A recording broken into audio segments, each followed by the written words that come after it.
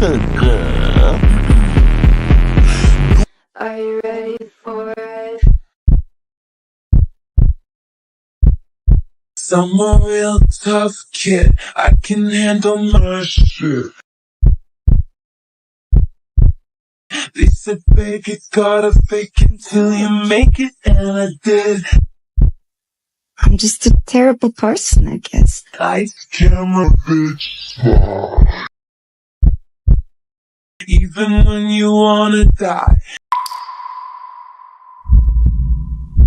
Breaking down, I hit the floor. All the pieces of me shattered as the crowd was chanting more.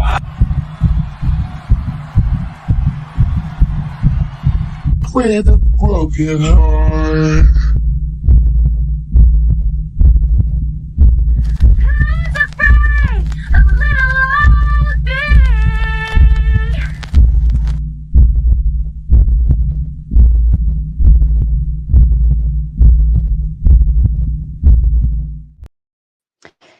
And good evening, ladies and gentlemen. Welcome back. I am Sarah, the Raging Tomato. Many of you joined me last night. We had ourselves a little mater time.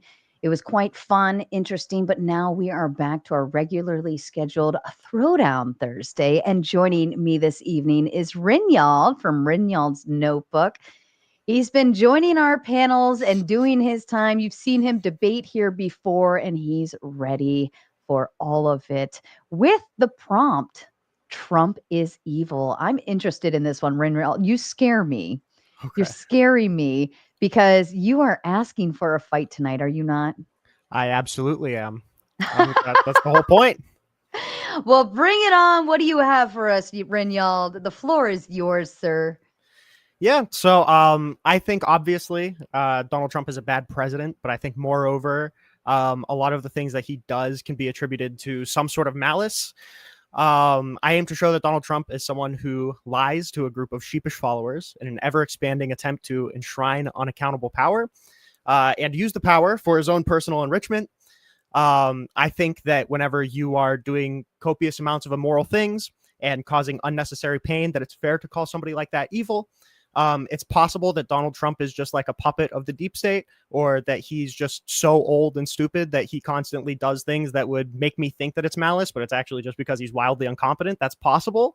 But I don't think that's the case. I think he's probably malicious. I think somebody who like appoints a race realist to a senior advisor role is probably evil. I think somebody who's like paying El Salvador to keep people in their prisons with no due process, when we have reports showing that El Salvador tortures their inmates, is probably evil. I think now that we have claims of torture from prisons within the U.S. Or migrant storing facilities within the U.S., I think that may also contribute to that. I think somebody who tried to pressure the vice president to uproot democracy to install him as the president, probably evil. Somebody who fans the flames of sedition and then pardons all of his people who try to go through with the sedition for him, probably evil. Someone who plays, cover up for Jeffrey Epstein and himself and his own ties to Jeffrey Epstein, pretty evil.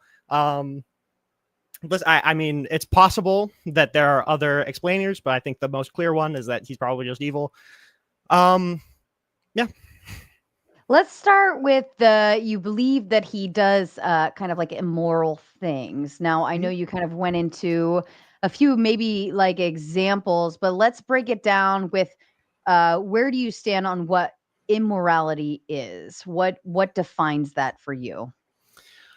Generally, I don't have a whole ton of ethical grounding or I don't have like a huge philosophical vocabulary. I feel like it's something that we can vibe out for the majority of things. So like if I'm saying, I'm going to, torture people, you would say, oh, wow, that's probably not good. I don't know if we need like a giant moral conversation there. I feel like on almost anybody's definition of evil, these things would pretty neatly fit in, and you'd just be attacking my characterization of it, basically, which I look forward for. I'm a utilitarian personally, so I mean, we can have the conversation if anybody wants to. I think that doing this kind of stuff does not benefit, does not result in net utility. But I feel like this is the kind of conversation that we could have using almost anybody's definition of evil. let me break that down then. You mentioned, I think if we said torturing people, like we could probably be like, that's a little wrong. But then also you're claiming utilitarianism, right? Mhm. And I may be wrong, but I think utilitarianism is like we find net benefit overall for things, unless you have some kind of different. Give me your definition of utilitarianism so I make sure I'm understanding it right. Yeah, it's like a consequentialist thing where I Mhm. believe that we should do whatever benefits or results in the most positive consequences. Mhm. Positive is something that kind of, or like utility units are something that's kind of up for debate. Okay. But I mean, I feel like we can probably arbitrate, we can have conversations and be like, okay, do you think this is going to have the best results for the most amount of people? That's how I Mhm. kind of feel out ethical questions. Okay, so let's go back to the torture concept then. For instance, for national security, if we know somebody, a particular group is doing harm, and maybe there is a explosive device in a Mhm. particular arena, and we're close in quarters on maintaining or getting that information, and we maneuver into torture. um what's the word? Things we maneuver into torturing them, Mhm. right? Tactics, that's the word I was looking for. You didn't find the word for me, Rinyald. Most people give me the word that they're supposed to read my mind and know what My I'm.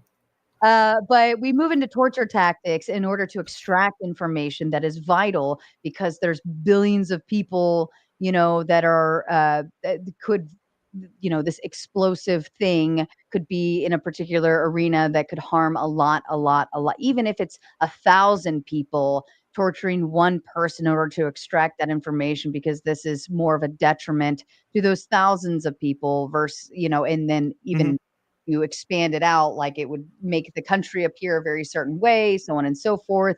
Would you still agree that that torture is immoral? So, I mean, in that specific instance, if we're presupposing that torture is an effective way of getting information out of people, then yeah, I would probably support it. But the problem is that whenever, I'm pretty sure this is a studied thing, whenever people are being tortured, they're not really incentivized to give accurate information. They're incentivized to give whatever information prevents the people from torturing them more. So there's a lot of false positives whenever we torture information out of people. So I would say that that's probably a big consideration. If we're Mhm. torturing one person and it's like a 1% chance that it results in any useful information, I would say that's probably not great. But also, as it relates back to what is happening right now, what the US is doing, we're not even trying to get information out of people. It's basically just a strictly retaliatory thing. In El Salvadorian prisons, they're torturing them because they're gang members, not necessarily because they have any pertinent information that they want out of them. Mhm. Do you think, setting an example, for, like, let's say gang members that are assumingly doing terrible things and causing a lot of harm to overall society, communities, children, people, neighborhoods, drugs obviously make their Mhm. way into the wrong hands, and we see a lot of teenagers dying. The fentanyl especially is like a really bad one. Are these gang members a part of like drug rings? Are they part of uh like what are these gang members gangs of? Let me ask that. So the problem is that as far as the U.S. is concerned, the people that we sent to CCOT and the people that are in Alligator Alcatraz, a lot of the times don't even have criminal records. It's based Mhm. off of like an allegation that they're a part of a gang without any actual chance for the person who's being accused to arbitrate that determination, to actually push back against the government's accusation. So Mhm. it's really hard to tell what kind of people are in these facilities or what kind of people are facing what treatment, because the government is very, very sparse with the information that they're willing to give the courts and give the media, and B, because they're not being given due process. They're not actually being given the ability to challenge whether or not they're a part of a gang, and we're basically just going based off of the government's word.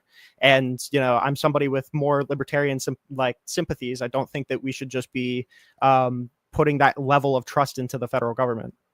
I mean, does anybody? I would hope not, but I mean, we live in a crazy world right now. That's true. But you did mention there were gang members and there was Mhm. torture involved, correct? Yeah, so that's in regard to the prison in El Salvador, CCOT. And that's where the El Salvadorian government basically rounded up a bunch of members of this gang called MS-13, and they are in the holding cells of CCOT. There is another. It's kind of complicated because El Salvador, prior to Bukele, did have a really bad violent crime problem, and it was largely perpetrated by gang members. So there's way more of an argument for the kind of treatment these people are getting under Bukele. But as it regards to us paying $6 million to store people with no due process there, I think there's absolutely no argument for that. I don't think that there's some sort of national emergency that justifies it. In El Salvador, there's different conditions, and I'm not from El Salvador. I'm not an expert, so I don't know how comfortable I am to comment on the conditions there. But as far as us sending people there, I think that that's a very clear moral failure. Okay, but then we haven't really. Your morality is established on utilitarianism, though, right? Mm-hmm. So wouldn't we kind of view that as a utilitarian, like? How many people are being sent to El Salvador? How many people went there? I think it was 200 people through 3 flights before it was stopped by the courts. Okay, so 200 altogether, or 200 times 3? 200 altogether, but there were more planned flights, but the courts put a stop to them. Okay, so we got 200 people that are dealing with what we would consider a crappy situation, right? Mm-hmm. I mean, 200 out of how many people live in the United States? Good amount. Pretty hefty chunk. The large chunk. I mean, it's a situation. It sucks. Would I want to be a part of that 200? No, but I also don't put myself in positions to be there either. But from a utilitarian perspective, I would view that as still a net positive if they truly are gang members or affiliated or have some information. I would find that to still be a net positive to society, not a net negative, right? Theoretically, but those conditions aren't here. But there wasn't a very stringent process by which we determined whether or not they were gang members. It seems in retrospect, a lot of them had no criminal record when we sent them over. And it doesn't seem like there's any pertinent information that we're trying to get out of these people if we didn't even confirm that they were a member of the gang. Mm-hmm.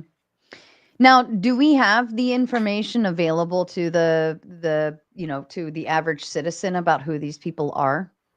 In a lot of cases, yes. So, for example, I believe Kilmar Abrego Garcia was among those flights, but he wasn't subject to the same kind of removal, but he was on that flight. So, I mean, again, it's hard to parse out because the government has been purposefully sparse with the information that it's willing to give to the courts. But based off of what we know in the reporting of their criminal records, I don't think we have all like 200, 300 names, but I know we have a lot of the names. And I mean, the specific cases, I don't even think hold as much significance to me, knowing that they don't have criminal records. There's been people. But how do we know that we don't have? How do we know that they don't have criminal records if we don't know who they are? I think a large amount of the names are public. Okay. And have we investigated who they are and what they do? The media has, yeah. And what have they come up with? That I think it's 75% of them had no identifiable criminal record. Now, are we 100% that these are their real names, or are they like I'm going to get a fake social security number and utilize this new name? I mean, that's always a theoretical possibility. I'd have no reason to, think that is the case. I don't think that any sort of investigation has found that was the case for any of these people. I would imagine if they stole a social security number for someone who was like, an 80-year-old white grandma, and it was, a 30-year-old, Venezuelan immigrant, they would probably think that, maybe that's not the right guy. But it doesn't seem like there's any real evidence of a lot of these people engaging in fraud by any means. Okay. I mean, and I'm not pinning them for fraud. I'm just saying, whatever names were being given, like, are we sure these are the real names, or are they? I mean, if you already stated that we shouldn't really trust the government, right? Well, how do we know that they're even giving us the real names? I mean, what, like, that's just the same as having like somebody who what's the word? Oh, come on, that does they're like a mole, a narc, An right? informant? Yeah. An inform they see, we're There we getting go. there. I got it. I got it. We're on the flow.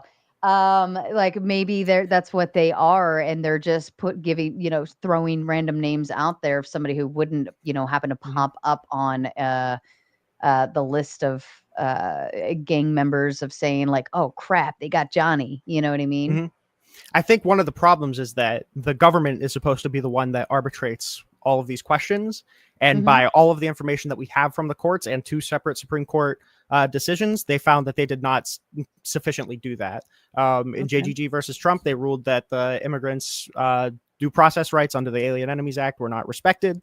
Again, in WMM versus Trump, the same class, basically, it ruled that they were, again, tried to be deported without reasonable notice for deportation.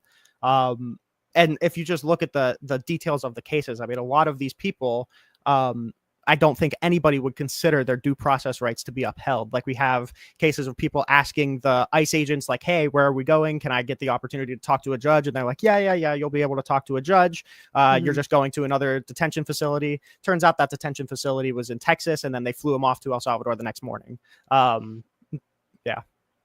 And that makes Trump evil because that's immoral, or because Trump is sending the directives to get these people out as quickly as possible, and he's not actually holding any of the people who did that accountable. Like, if Donald Trump, for instance, thought that the deportation of Kilmar Abrego Garcia was wrong, I don't think anybody contests that he could have facilitated his return. It was just a question of whether or not the courts could compel him to do it. But no one doubts that since he made that wrong, that he had the theoretical ability to bring him back, but he just didn't.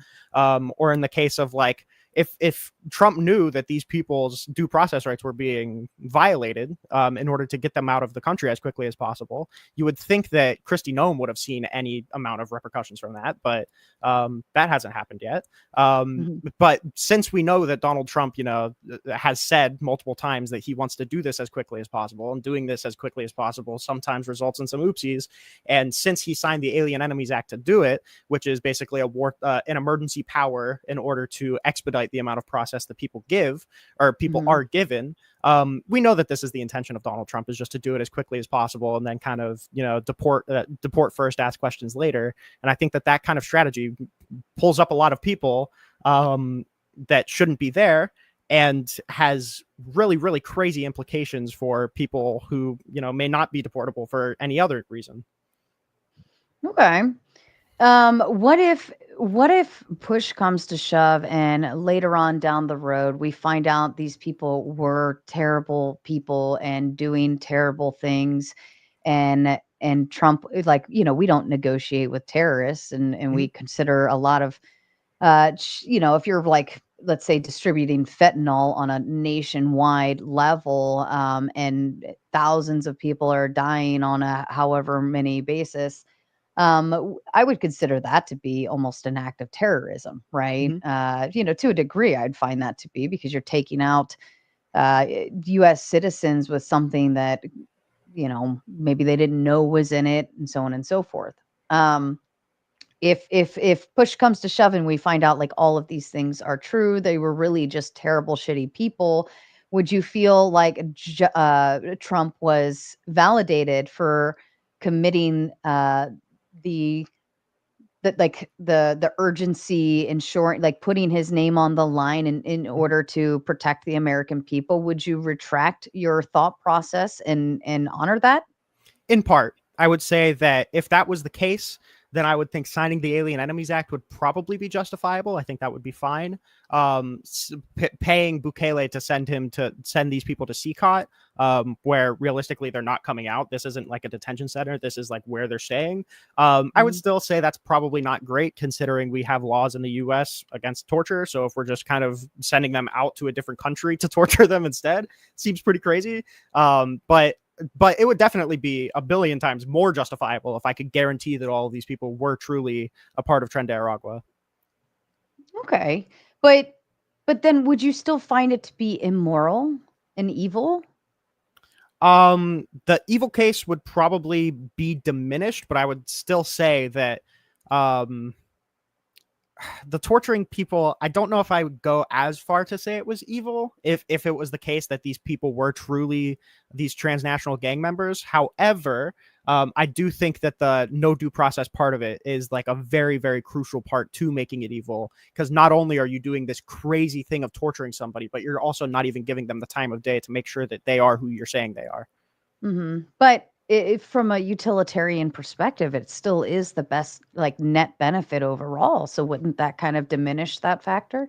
I would say any potential utility that we would gain from doing something like this would be lost by setting the precedent that the president can be able to torture people without having any arm to serve against him, basically, or any ability for any outside body to check him in that.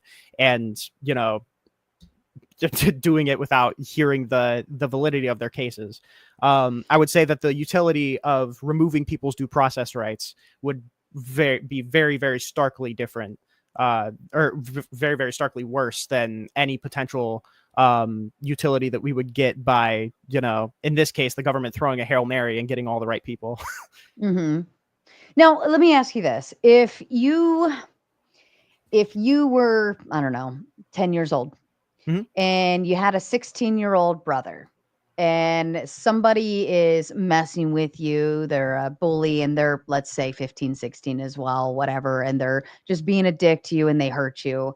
And your 16-year-old brother comes in and beats the living daylights out of this guy to the point where his face is, he can't even see. His Mhm. eyes are so bubbled up. He's like, can't even, out of it. He's laying on the ground, and everybody stood around and watched him do this. Mhm. And like, would you feel like, you in that situation, being the younger brother, would you be upset that your brother like beat the tar out of this guy to the point where he's going to be in the hospital for weeks upon weeks? Would you feel like he was evil for doing that, or would you feel validated because he went out of his way and put himself at risk, like the potential of being locked up or a Mhm. misunderstanding of how this happened? Would you feel still justified and validated to say he protected me?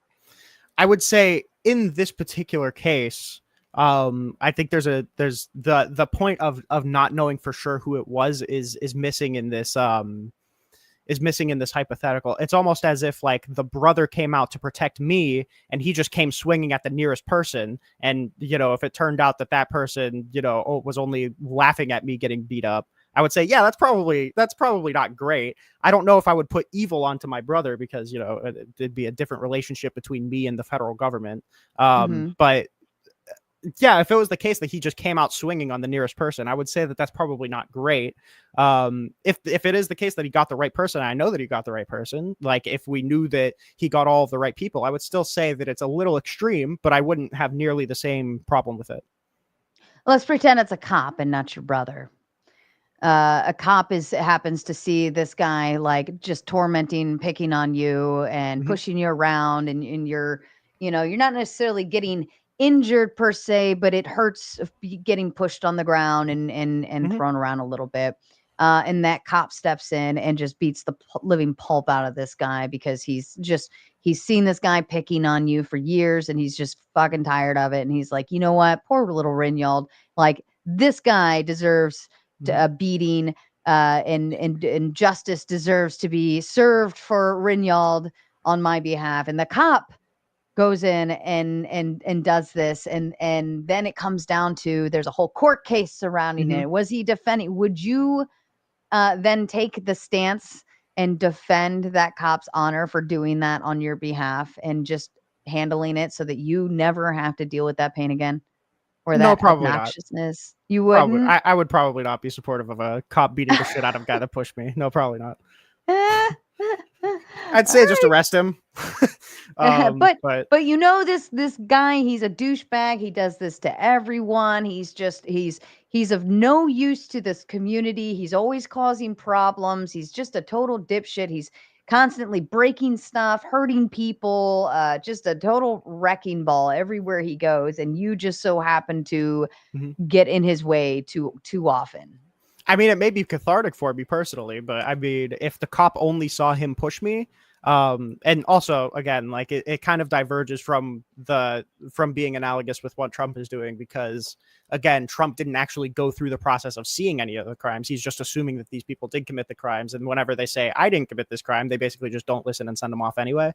But in this case where the cop just sees him push me, and that's all it takes for him to go fucking buck wild on this dude, I would say that that's probably not great. But the cop knows all of these things, that this guy, he's just a pain in the ass to the community. He knows the kid's got a rap sheet. He's just absolutely useless to the community.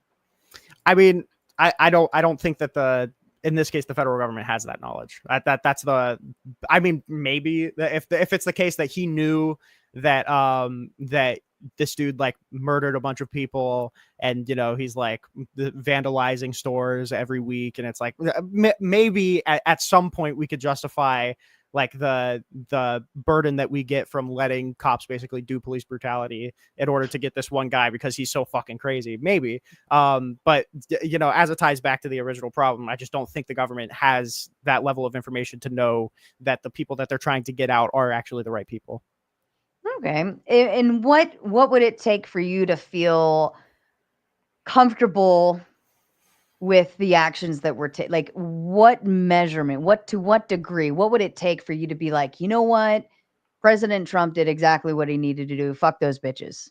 I think just giving these people the ability to actually challenge their designation as a gang member would have been perfectly fine. Like if you were, and this is the standard that the Supreme Court upheld, where it's like, as long as you give these people the ability to file for habeas corpus, which is basically a type of legal filing that you can do to challenge your, detention.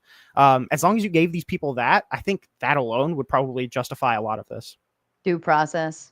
Yeah, just the ability to a hearing, even if it's not necessarily like a judicial hearing, just any sort of hearing where the migrant can come in and plead his case that he's actually not an alien enemy would have been perfectly fine for me. Aside from, sending him to CCOT's a different question, but it would have been like 70% fine with me. Okay, that's fair. All right, what's the next piece that you think makes him absolutely he's evil? Trump is evil.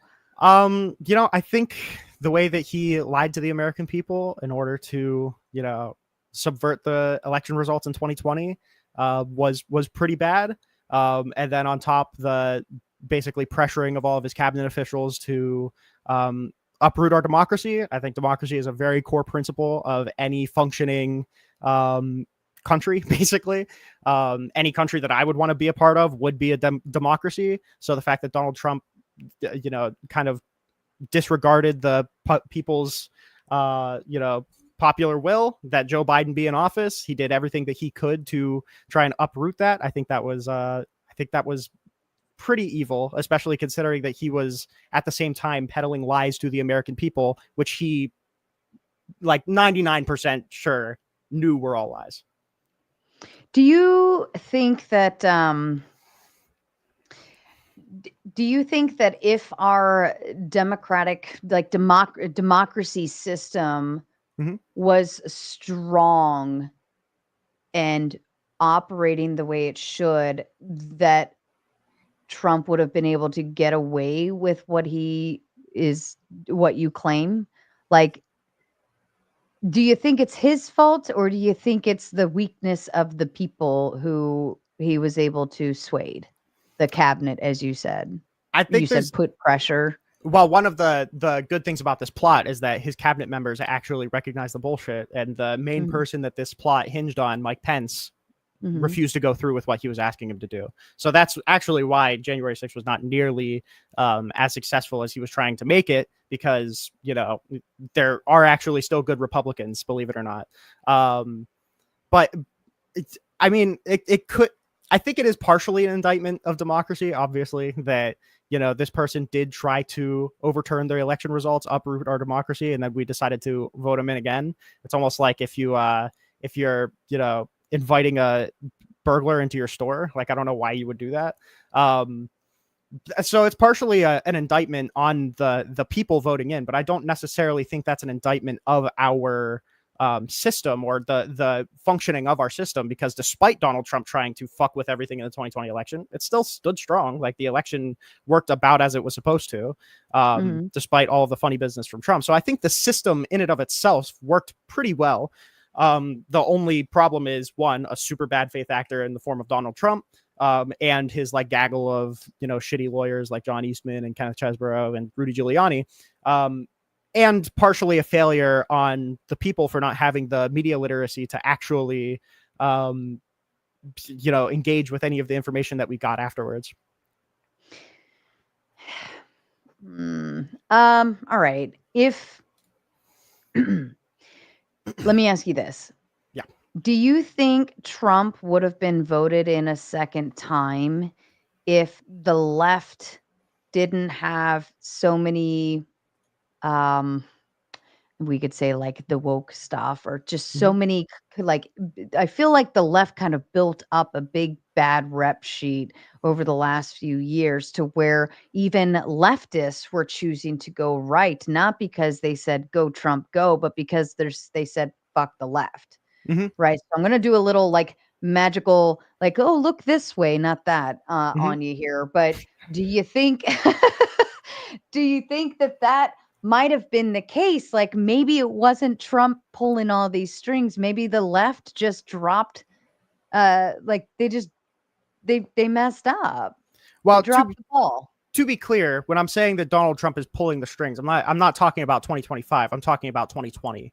The fact that he tried and failed to steal the election. Why Democrats lost the 2025 election, I think, is super explainable, in that people forgot how bad Donald Trump was. They kind of have nostalgia glasses. They were 4 years removed, and they would have taken, you know, 2018 over 2020. So they just, you know, had nostalgia glasses, wanted to go back to Donald Trump. The other one is because Democrats made it out like Donald Trump was Hitler right as soon as he came out the door. I don't know if I'm supposed to say that. I'm sorry. But that kind of person, right out the gates in 2015. So when he actually started doing a lot of the crazy shit that was against our institutions, the voters thought it was hyperbole because it was 5 years ago. And because inflation was really bad. Like, I'm pretty sure a lot of the governments around the world ended up losing their elections on the ground of inflation. I don't think the voters have a super good engagement with our political system. So they just see, oh, you know, inflation happened. Joe Biden was president. Joe Biden must have done the inflation. I want to get Joe Biden out. And then they voted for Donald Trump. And then they also viewed Kamala Harris as just a natural extension of Joe Biden, which I don't think she fought against. So they were just doing whatever they could to get the Democrats out of power because they saw inflation, didn't really have the, you know, critical thinking to associate it with COVID. And then that's just kind of how that unfolded. But I think the Democrat loss in 2020 or in 2024 was like absolutely, I don't think that was because of any wrongdoing from Donald Trump or because of any, like, you know, nefarious election interference. I think it was just a failure for the voters to actually critically engage with the information that they get. That's fair. That's fair. All right. What else? What else we got? I mean, there's the appointing Steve Miller for the senior advisor role. I think is pretty crazy. I don't even think a lot of right wingers push back against that either. Tell me about Steve Miller. Who is he? Stephen Miller is somebody who is way more extreme than a lot of people realize. And if you, as soon as you realize that how extreme he is, even if you're on the right, you're like, wow, that's weird that he got that high of a ranking place in the government. Steve Miller is the guy who wrote Donald Trump's January 6th address in front of the Capitol, which, you know, we all know how that went. Stephen Miller is somebody who organized with a bunch of white nationalists when he was in college in order to bring people like Peter Brimelow to speak on campus. He has close ties to Richard Spencer, who is like one of the most prominent, now reformed, allegedly, white nationalists that you could even think of. Like, when you think of white nationalism, you think of Richard Spencer. Richard Spencer even said about Stephen Miller, you know, I know him very well, but I didn't want to bring it up because I don't want to, you know, harm Trump's campaign. He's somebody that was informing Breitbart to frame a story about the Pope saying that we should be more charitable to refugees as getting rid of the border, and to compare it to a book called Camp of the Saints, which has a video about, or which has a section about a white woman being raped to death by a group of refugees, and it's about the death of the white world by the hands of brown refugees. It's like insane stuff that Stephen Miller is aligning himself with, and then Stephen Miller gets appointed to a senior advisor role in Trump's campaign. It's definitely and now Stephen Miller is in charge of a lot of the immigration legislation, and in charge of a lot of writing Donald Trump's speeches. So it kind of makes you go like, what the fuck is happening? Because I'm not somebody, I've always been somebody who is hesitant to use the racism word with Donald Trump, because I really don't think he's a racist per se. I think he's more of just like a nativist and a nationalist. But then, we see him aligning with people like Stephen Miller, and it's like, oh fuck, I mean, maybe he is racist. I don't know. Maybe, I mean, I always ask that question of, for instance, I get irritated watching people do shows, like YouTube shows, with other like hosts, co-hosts, people that they all agree with, and I'm like, enjoy that circle jerk, right? Because I'm like, there's no pushback, there's no polar opposite, there's no this, that, another, and I think sometimes, in order to find, not to say that that's the best type of balance with what you're telling me, but sometimes I find it to be fruitful to get multiple people on multiple levels of opinions, and you can kind of reel that in and really pick it apart, because they're gonna throw something out there, and you're gonna be like, the fuck, Yeah. And so it is a good reality check, I'd say, but not to say that is his intention. I'm just throwing that out there as like, that's how I look at things. I like to challenge myself and see, and listen to other people talk, and I'm like, I'm not so crazy. Okay. I mean, hey, that's why I do these debates and stuff. But yeah, I mean, I could understand if that was the kind of rationale that we were giving for a cabinet pick like, Tulsi Gabbard, or a cabinet pick like RFK Jr., who have like pretty at least non-MAGA views in some cases. Like RFK is a big climate change person, and like a lot of non-traditional views. I could understand that. But then when it starts to come to the, refugees are going to be the death of the white world kind of talk, it's like, I don't really know if you should be a super high ranking position in the White House. And I don't imagine that you're getting a whole ton of super valuable input from somebody like Stephen Miller. Well, break that down about like refugees being the death of the whatever. Tell me how that would look from your world based on what your understanding of it is. Yeah, I mean, it's just the great replacement idea that, we're bringing in a bunch of refugees, and that the white, genes are going to be breeded out in America, and we're going to no longer become a supermajority. And, the white world is something that needs protected because of some sort of heritage or whatever. It's just the idea that a lot of white nationalists sit at, that we're all the white people are going to be outbreeded, and we're going to fall into some sort of dystopian future where we go back to having tribes because of the warrior gene or some crazy shit like that. That's kind of comical. I mean, do you think it's even possible? No, probably probable not. Do you think it's even like remotely close that that's even a scenario that could happen? I mean, it's a scenario that white people become a non-majority in the US, but I mean, framing that as like the death of the white world, or saying that that's even necessarily a bad thing, I don't know if I buy onto that. So we're agreeable to say that it's least likely that that's even probable, correct? Yes. So, I mean, we've dealt with a lot of conspiracy theorists here, right? We've had to put our little tinfoil helmets on quite the many times for some what was that one guy talking about mushrooms and Jesus and eating the bread? It was really mushroom. I don't even fucking know sometimes, but he truly believed it. But we all just sat and were like, all right, tell me more. And, but we all know the likelihood of what this guy was talking about is probably not true. And so we're able to be like, all right, he's cool. We can still, that was Steelman, by the way. He's still cool. We can have the conversation, and his input to the panels are still fun. But Mhm. overall, like, there's just that little crazy part over there where we're like, probably not likely. But Mhm.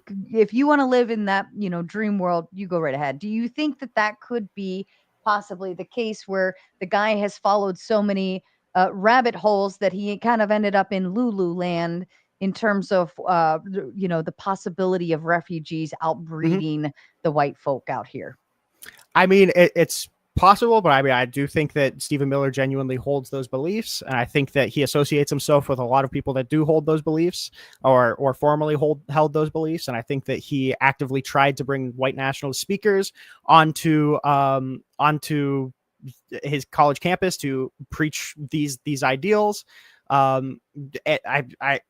mean, part of the story was that he was trying to get Breitbart to publicize these kind of fears, to say that, because the Pope wants to be more accepting of refugees, that we're opening the door to something like the Camp of the Saints, which is pretty wild. And it's possible that, Donald Trump just has this guy as like a clown in the corner to, entertain him. But I mean, once we are, crossing the threshold of him starting to write speeches, him starting to, like, dictate national conversation a whole ton, like Stephen Miller is the guy who proposed suspending habeas corpus in peacetime. It gets a little crazy. I think Donald Trump is probably taking a lot of pretty crazy shit from Stephen Miller that doesn't seem to align super well with just kind of using him as a idea launch Token board. white friend. Yeah. Token white nationalist friend. Yeah. Well, let me ask you this. If, let's just pretend this really happens. Let's just say refugees come in and they outbreed the white folk. Would you say that America is still America and we are exactly what we started as, and we still have the same value and principle system? Our democracy would be still intact the way it is? Do you think that we'd still be exactly the same with all of these different people with completely different backgrounds, morality systems, principles, values? Do you think that we'd still be the same?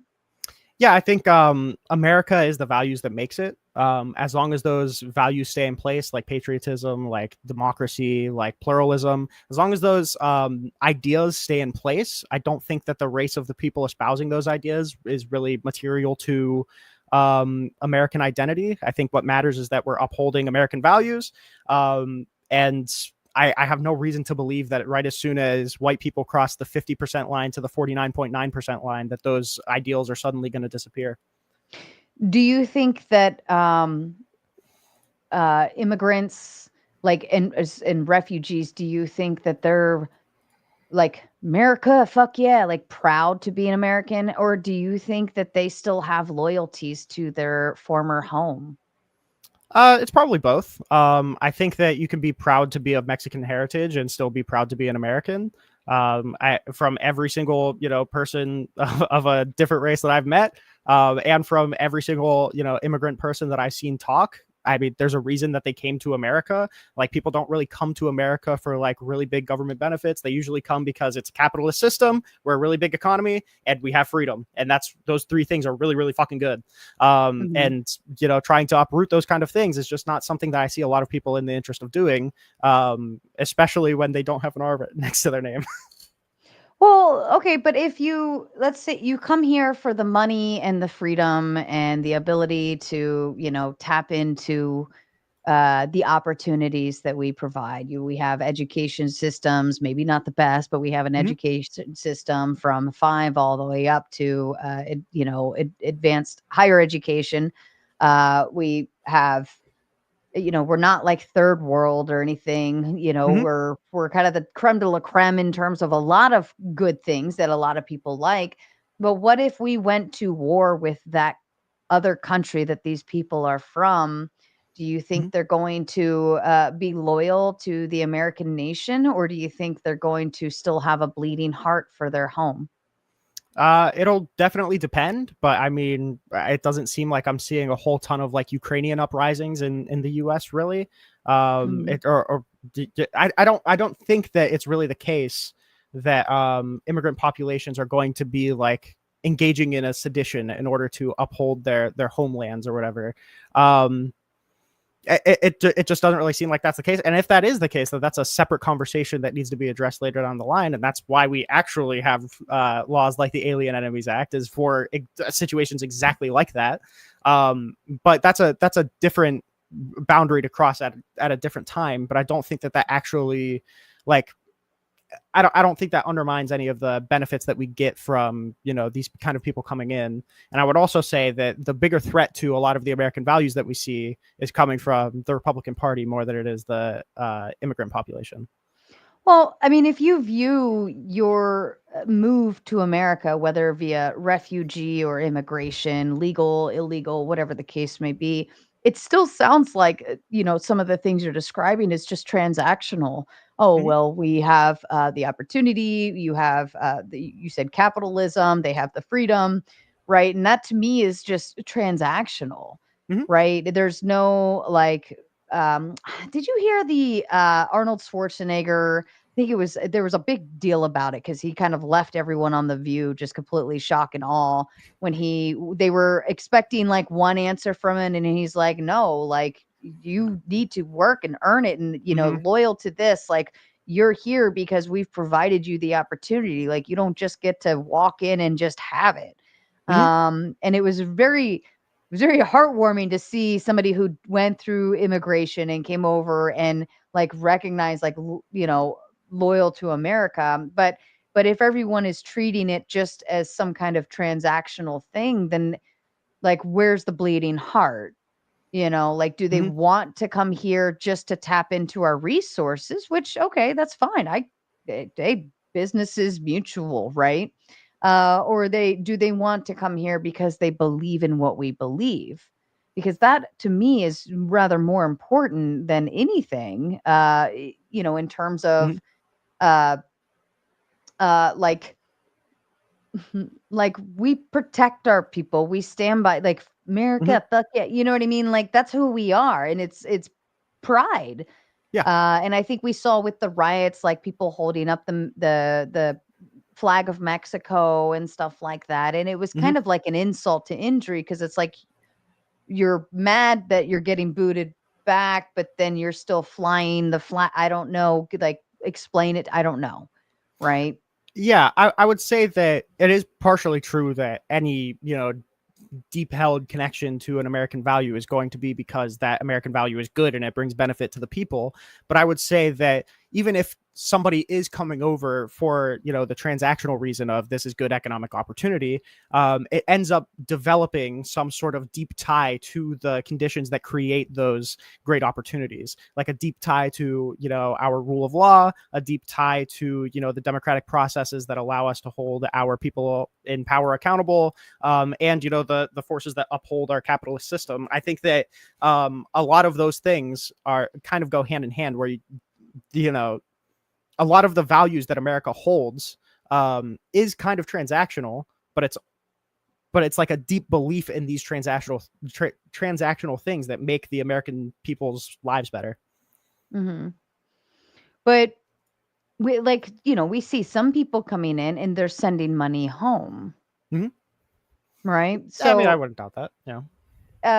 I mean, I don't know. I think that, yeah, business for hire, whatever, I get it. But at the same time, are you loyal? Are you dedicated? Are you ready to like take that commitment to be an American and, Mhm. follow our culture and our norms and our values and our principles? I don't Yeah, I know. mean, I agree, but I would say that like this archetype of somebody who is like fervently anti-democracy, pro-autocrat, somebody who is super unfaithful and doesn't actually adhere to a lot of the American culture, I would say that way more closely ties to somebody like Donald Trump than it does any immigrant that I've experienced. All right, fair enough. All right. Give me one more. Why else is Trump evil? I know you got another one in there. Yeah, got a lot of them. I don't know. I think his general rhetoric, I think, is a really big thing too. It shows like a pretty callous disregard for human right. It just feels like his heart is black. Like when he is making fun of Senator John McCain, say he's not a war hero because he got captured, and I like the ones that didn't get captured, or saying that Hillary's going to, come after the Second Amendment, but maybe the Second Amendment people can do something about it, or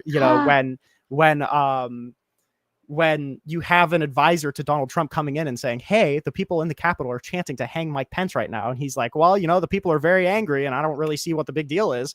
That speaks to me as somebody who doesn't have a whole ton of human empathy.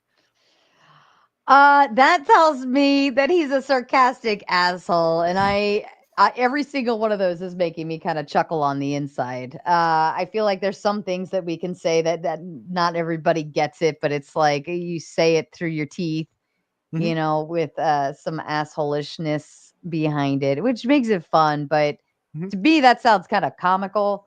But even let's just pretend it's true. I mean, is it illegal to say any of those things?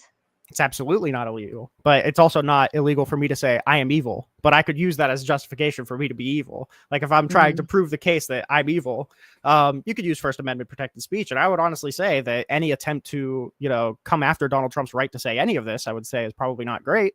I think that he should have the right to say it. That's an American value. But I think you could use it to demonstrate the kind of character that we're looking at right now. A sarcastic asshole.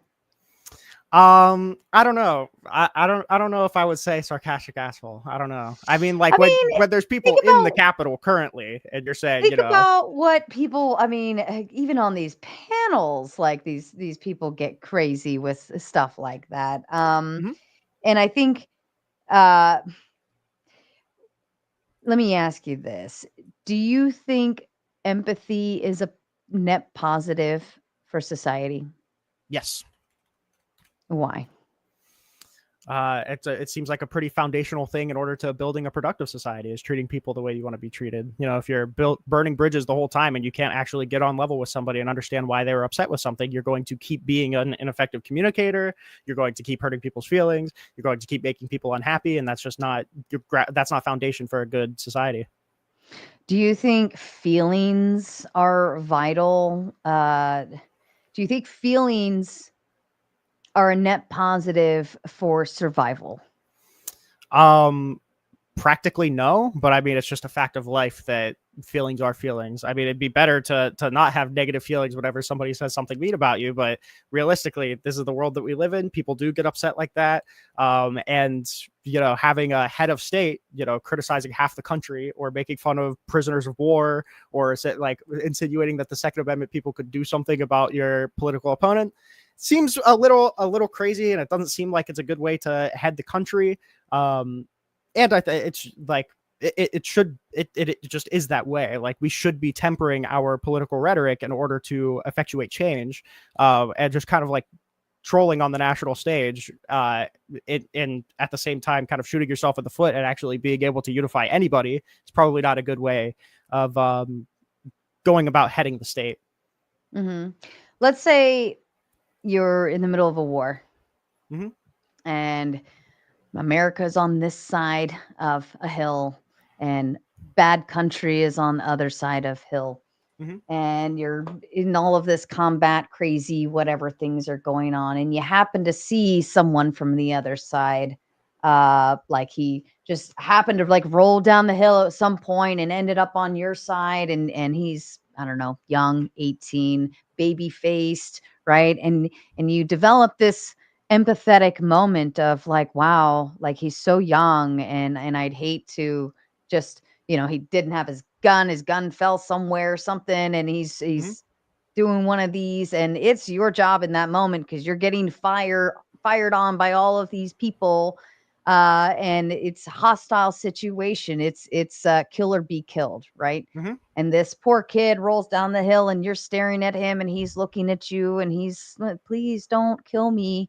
And your empathy kicks in and you're like, all right, listen, like get out of here, kid. Go that way, get out of here. Go, go back to your side and live to see another day.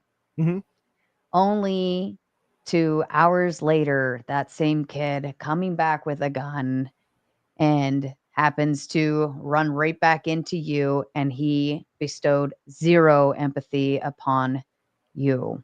Mhm. Do you agree that empathy is the best thing in the world and always a net positive with that scenario? I mean, I would say it depends on your realistic applications.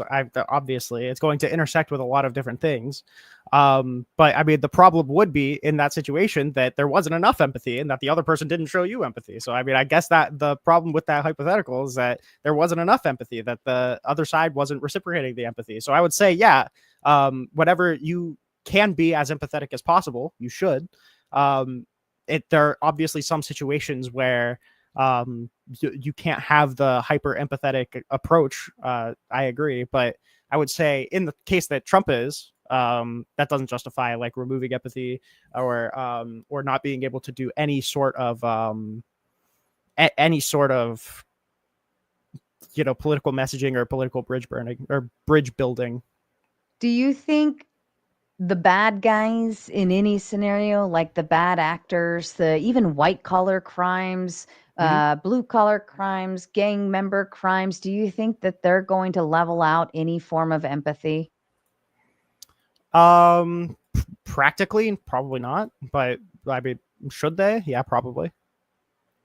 Well, I mean, should is one thing. We should all be empathetic, right? We should all be moral and on the virtuous side of things. But are we, right? In Yeah, that sure. aspect? Because, you know, if we as the nice people go around and we give sympathy and empathy and we're concerned how somebody feels because I said no, right? Mhm. Or because I felt uncomfortable and that called the cops or I don't know, whatever the case may be. Mhm. But if I show empathy, typically that's going to actually lead to more harm than good, inevitably, because the bad actors are tapping into empathy. They want you to Mhm. be empathetic. They want you to be weak and vulnerable and oh, have a heart for that like little doggy that's gonna like, nah, he's not gonna bite me as like shit's coming out of his mouth and he's like growling. He's not. Uh-huh. I feel. Let me pick him up and take him to the vet. No, shoot the fucking dog,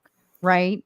Yeah. So I guess the question I would have is that like what did somebody like Mike Pence, who like faithfully served alongside Donald Trump for 4 years, what did Mike Pence do in order to get the empathy that Donald Trump would have for him robbed from him when an advisor came in to tell Trump that they were, chanting to hang him and that they invaded the Capitol to find him, and Donald Trump says something like, "So what?"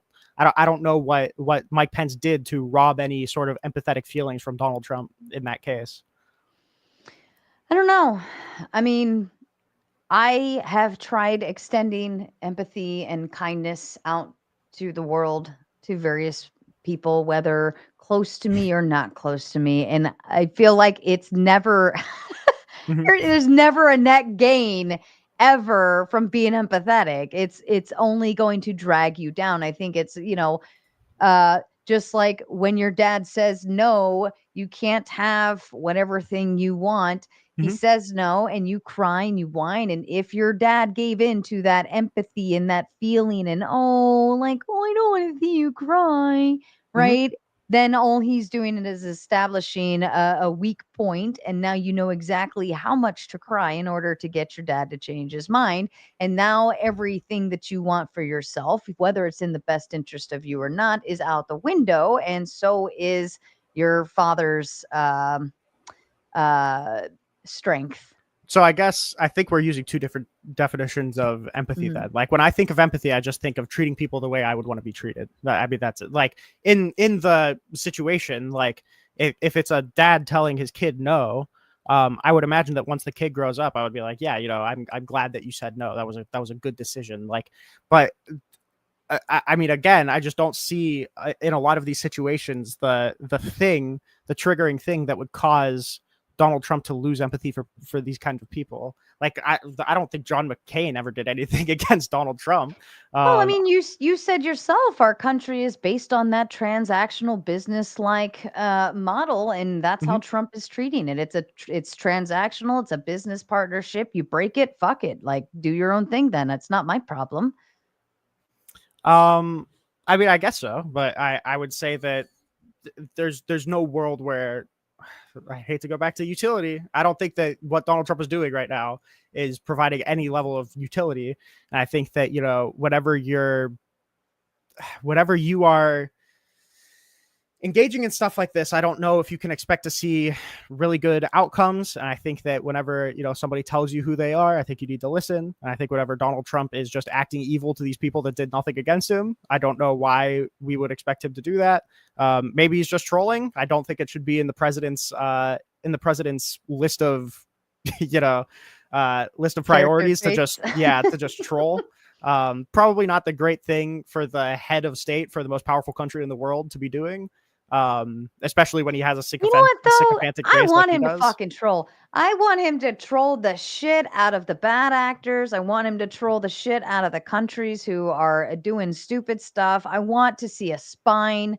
I want to see strength. I want to see him have the ability to not give a fuck about, you know, people who don't have the best interest of us involved. I want him to tell somebody to shove off. I want him to say, you know what? No. I want him to like put the smack down, daddy's home, foot down, up your ass kind of concept. And I'm okay with that. And if he's going to be a troll and a dick about it to be able to prove that ability, I'm kind of okay with it. I mean, I would say when it's deserved, yeah, sure. I would say in a lot of cases, Donald Trump does it to people who don't deserve it. Fair enough. All right. Are you ready? As ready as I can be. Get that panel locked in and have some fun. We'll read some super chats while the people are jumping backstage. I know they all like to have a good time with that. You know, I like to have fun with these because I can say whatever stupid shit I want, and the chat's they're not going to care. Mm-hmm. Oops, I wrote like the wrong thing. I don't even know what the hell I was typing there. Open panel dumpster fire. I could say anything like completely psychotic, and it just would. They're focused on you. I could be like, you know, I eat turds for breakfast, legit, with hair in it and everything, and they'd be like, "That guy's crazy." Like they wouldn't even think I'm here. They wouldn't even think I'm here. All right, the open panel dumpster fire is officially open for all of you. Please feel free to start jumping backstage. We'll read the super chats while you're hopping back there. And hopefully we can have some fun this evening. And I swear to God, if any of you say, I wasn't watching the first hour, but I'm here, I'm just going to knock you. That's like a horribly terrible thing to do. All right. SB enjoying his new membership. Sometimes I don't know the names and whether they're boys or girls. Medi enjoying theirs as well.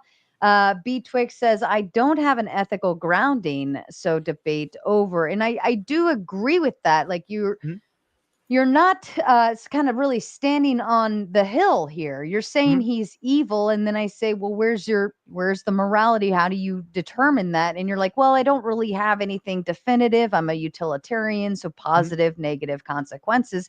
With that, I can run into all sorts of different things. Net positive would be like, this is going to sound unhinged. So don't take this as me standing on a hill for this. But if I said something along these lines, slavery would actually be a net positive for society and its economy. Here's why, right? Utilitarian speaking, that would actually make sense in terms of economy, the bottom dollar, your all of these crop jobs, the people who pick up trash for a living, like problems would be solved and for a very cheap amount, right? So from a utilitarian perspective, I could go in that direction if I wanted to, but my morality, like, would I throw my morality into that mix? So I would say that would not result in the most positive utility. So I would say that it's immoral because that is not likely to generate the most positive utility that we can get in society. Allowing something like slavery is just not going to generate net utility. So I would say that it's immoral. When I said I don't have a strong ethical grounding, what I meant is that I just didn't really, I'm not here to talk about my ethical worldview. I'm here to talk about the substance. And I think that in most situations, like if somebody gives me a definition of evil, Donald Trump is still probably going to fit in that definition of evil. So that's all I'm saying is that if you live in a world where it's not evil to basically not vet anybody and send them to a torture camp, If that's not evil to you, then I guess that is what it is. I feel like most people would view that as something that is evil. All right, fair enough. I will allow it. Carl says Trump's impact on the U.S. won't always be immediately apparent, as trade treaties, alliances, and future supply chains are at risk. Reap what you sow. Any thoughts to that? True. I agree. Fair enough. Thumping Weevil says, "When Sarah, Trump is protecting America. Do you think he's not protecting America by any chance?" It depends. Protecting America from what? I mean, it depends. I don't like whether or not he's doing a good job at it, or whether or not that's one of his aims, or whether or not America really needs protecting right now. I don't know. It depends on what kind of claim you're making.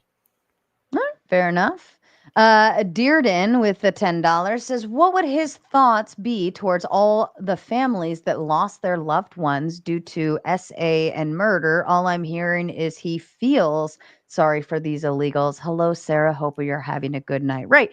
I mean, you gave me a list. You said 200 people are being had been sent, right? That's 200 people, but how many? I mean, could we count how many people have been murdered or SAR mugged, so on and so forth, victims of illegal immigrants in the last year? Do you know that number by chance? Not off the top of my head, no. I mean, I listen, if you need me to stand up here and say I don't approve of murder, I don't approve of SA, I could do that all day. I guess if I need to give a 20-minute preamble of all of the obviously bad things that I disapprove of before coming up and talking about any issues, I could give it.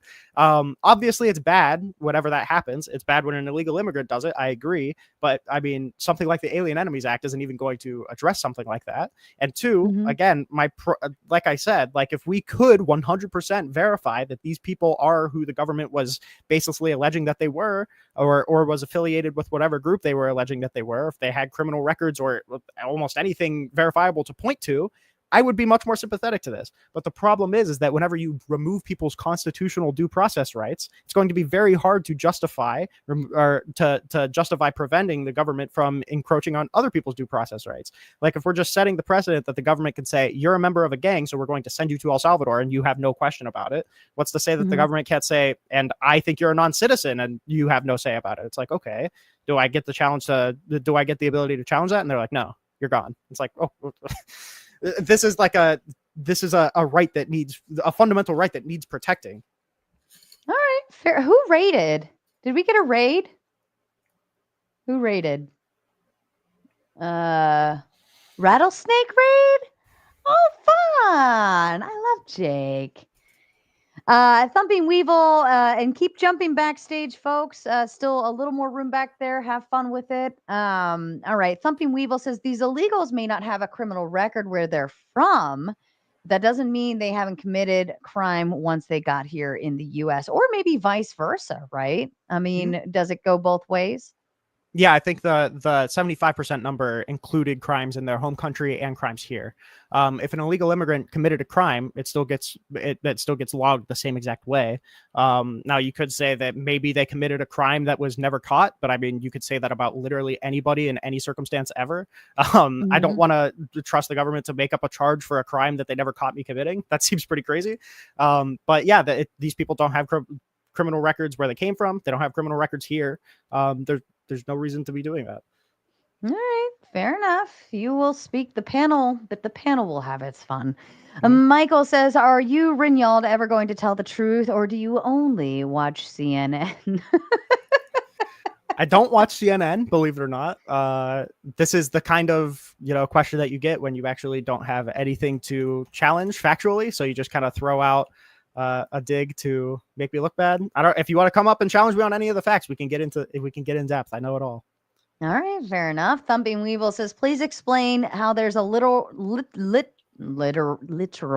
video proof of ballots being tossed out in 2020. Proof it was stolen. There's not.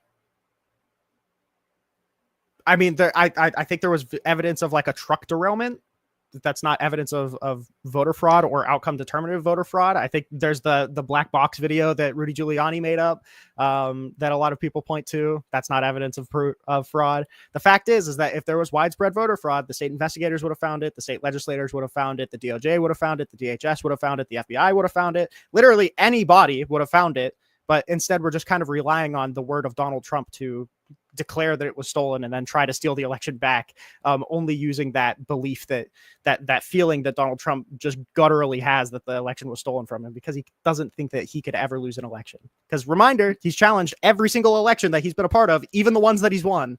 So, well, maybe that speaks more to it then, to even challenge the one that you won.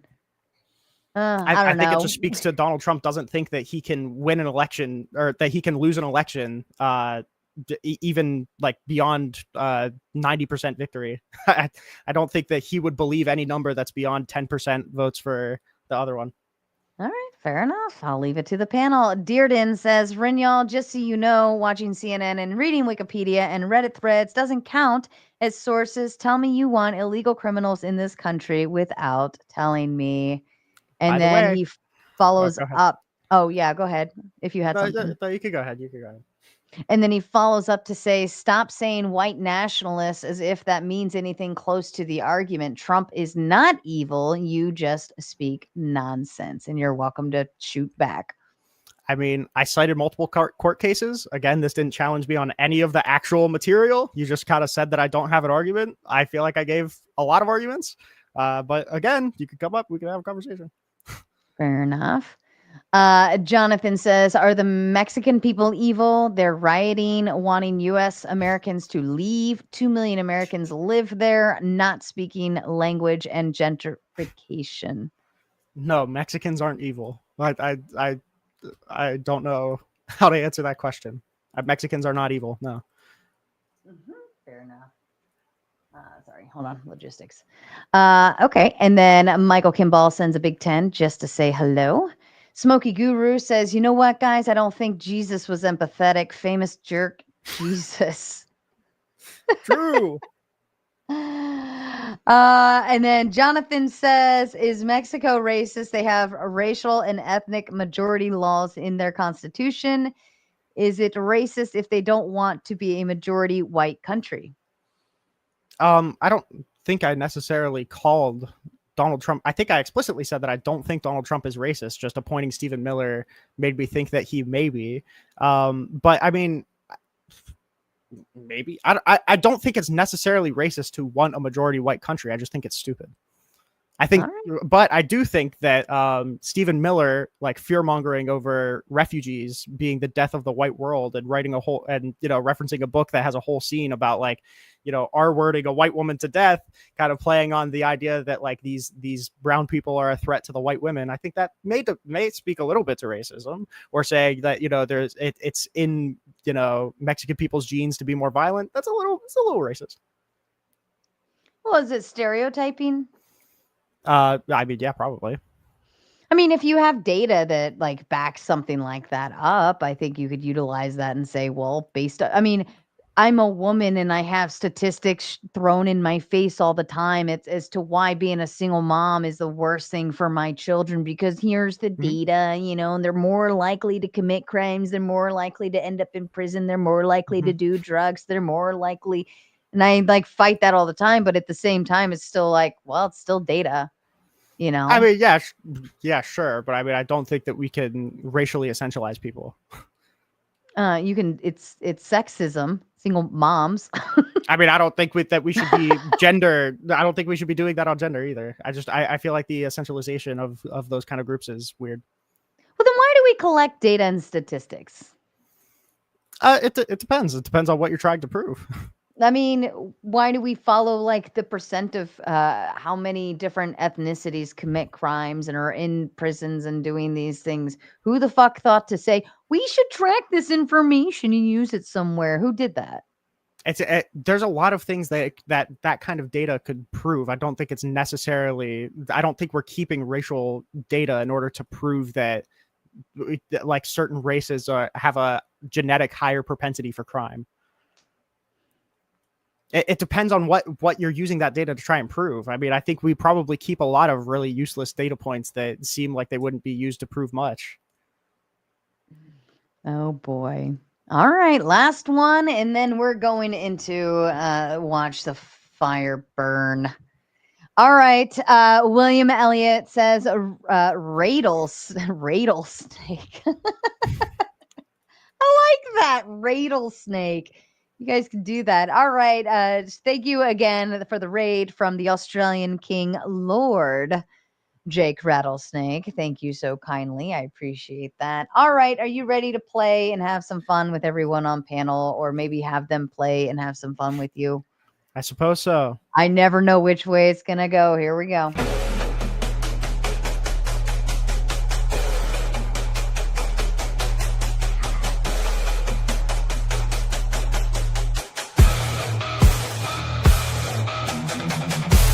What is this cheesy ass intro? Oh my god.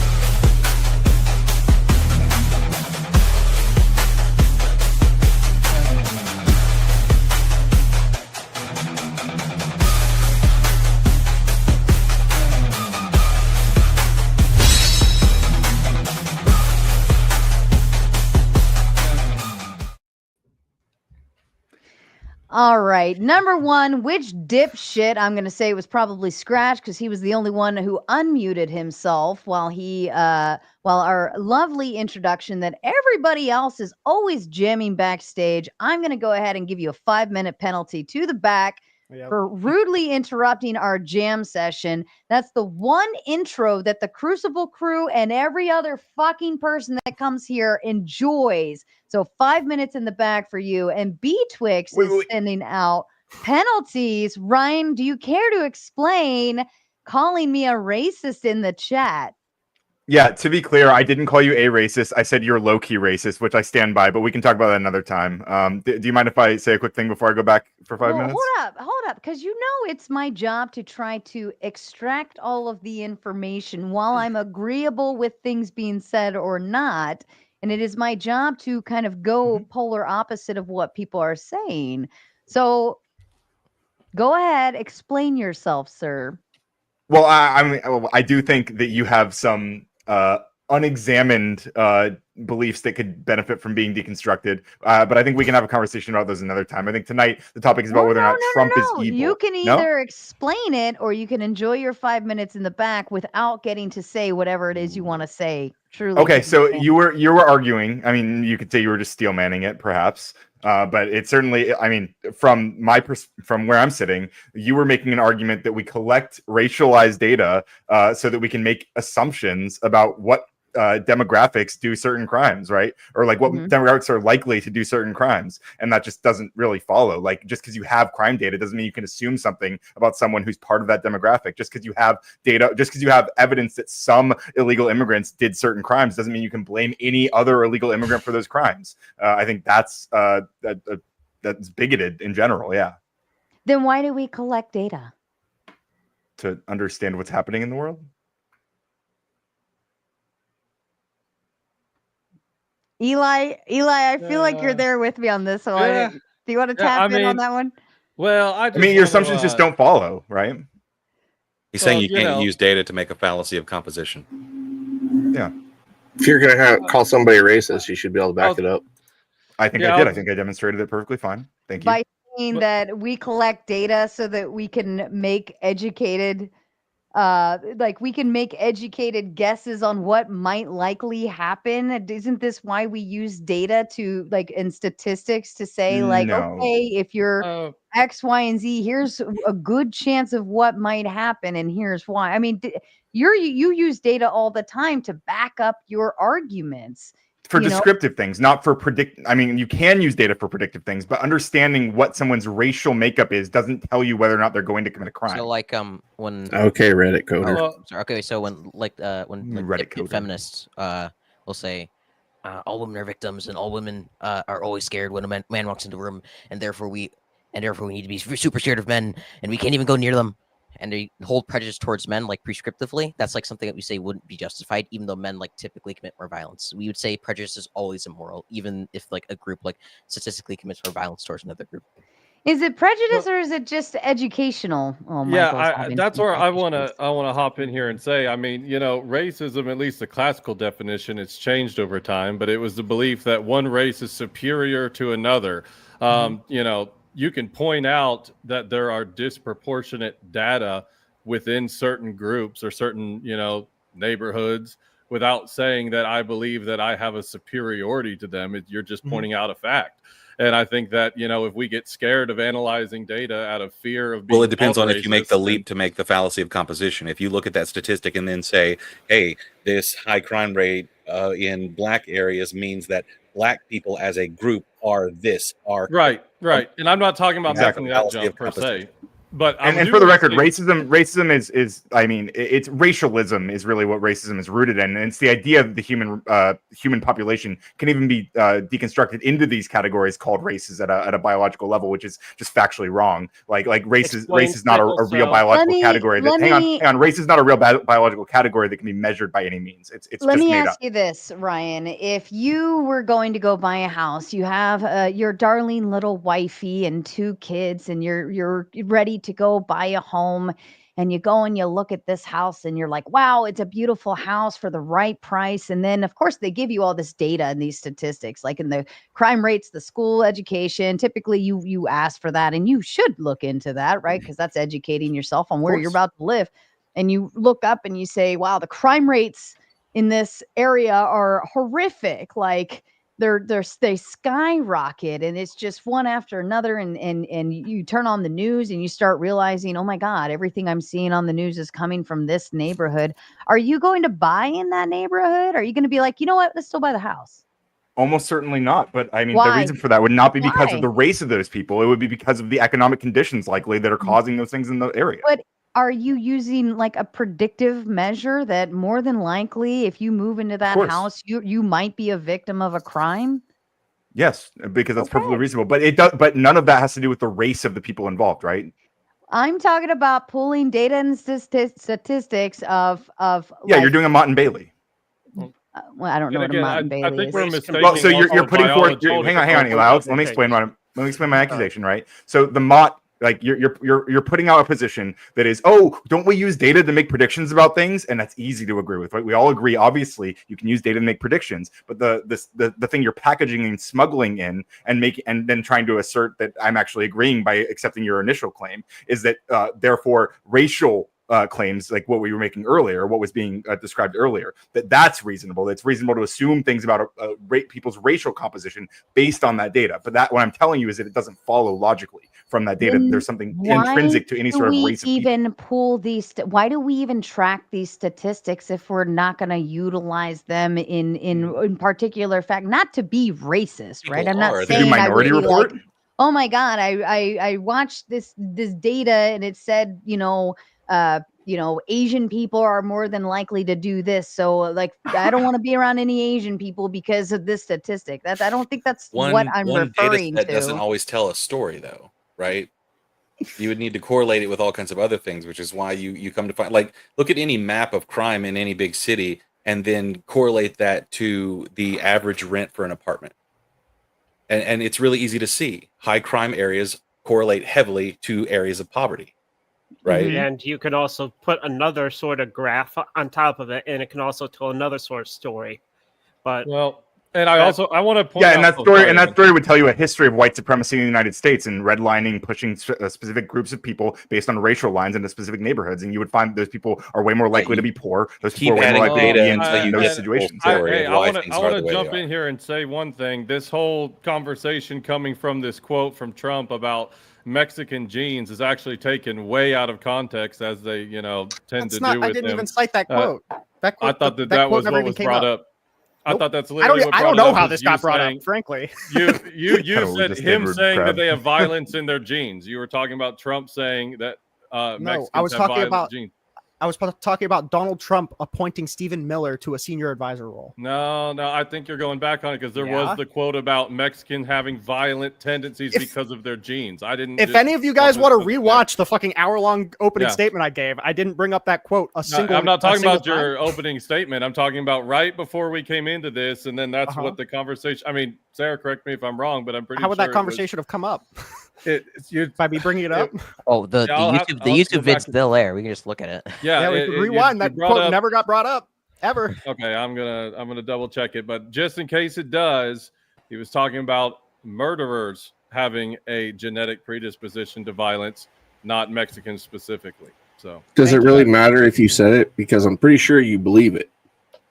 Does it matter if I said the thing that you're attacking me for saying? Yes, that does. No, that matters. I don't think I came up with this out of thin air. I'm gonna give me 1 second. I'll see if I can find it. You're essentializing me. I'm not. You're attacking a point that I never made. Like, why we opened up with a straw man? I never said any of this. And also point out the irony of having the conversation about illegal immigrants committing crime, and while also talking about statistics and never mentioning the statistic that an illegal immigrant once in the United States commits crime at a rate far, far less than both legal immigrants and citizens. True. Is coming into the country one of the tells. Wait, hang on. Are we talking about illegal immigrants that historically it's been a civil offense, which it wasn't even illegal until like the 1920s. So how far back do you want to go? Who's being here illegally is not a crime. Michael, is that entering your illegally mic? is? Yeah. Yes, ma'am. I think, I'm going to put you back. Maybe go, because I see you've been kind of having issues back there all night. I'm going to put you back, maybe go fix your stuff and then come back. I'm going to bring up Scratch. Yeah.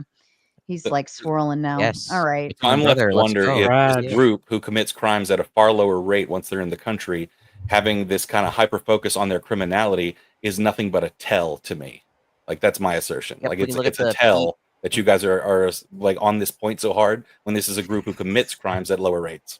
Yeah, we can look at the PNAS study, the Stanford study, and the Cambridge study, which all basically came to the same conclusion, which said illegal immigrants commit like far less crime than native citizens do. Hey, listen, I would love an engagement on any of the points that I brought up in the beginning. Yeah. So I really actually, I didn't mean to trigger you, Sarah. Like, I'm you're a friend of mine. The chat said it. Okay. The chat said. Okay, fair enough. Yeah. See, you're not even. I didn't mean to trigger the chat. Yeah, buddy, I got the quote from you right here. I think you need to come up with something a little stronger than the fact that I just said, why do we collect data then? If we're not, like, what are we using it for? Why even collect it?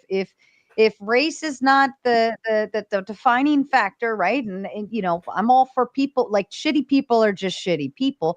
And why the fuck do we collect this data? Why do we care? Well, I'm not of the opinion that like people are like do crimes just because they're inherently like shitty people. I think there are likely other conditions that are inspiring people to commit crimes, and like opportunity, and the kinds of circumstances they grow up in, and many other millions of other things that we could dive into.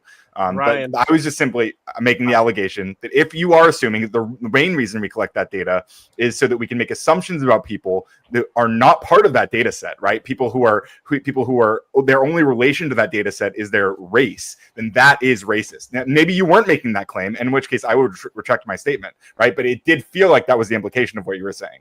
Ryan, I just want to say to you that people aren't just blank slates. There is certain genetic I don't think so either. Thanks, predispositions that are put into it, and certain environments can go and cause epigenetic changes that cannot be undone.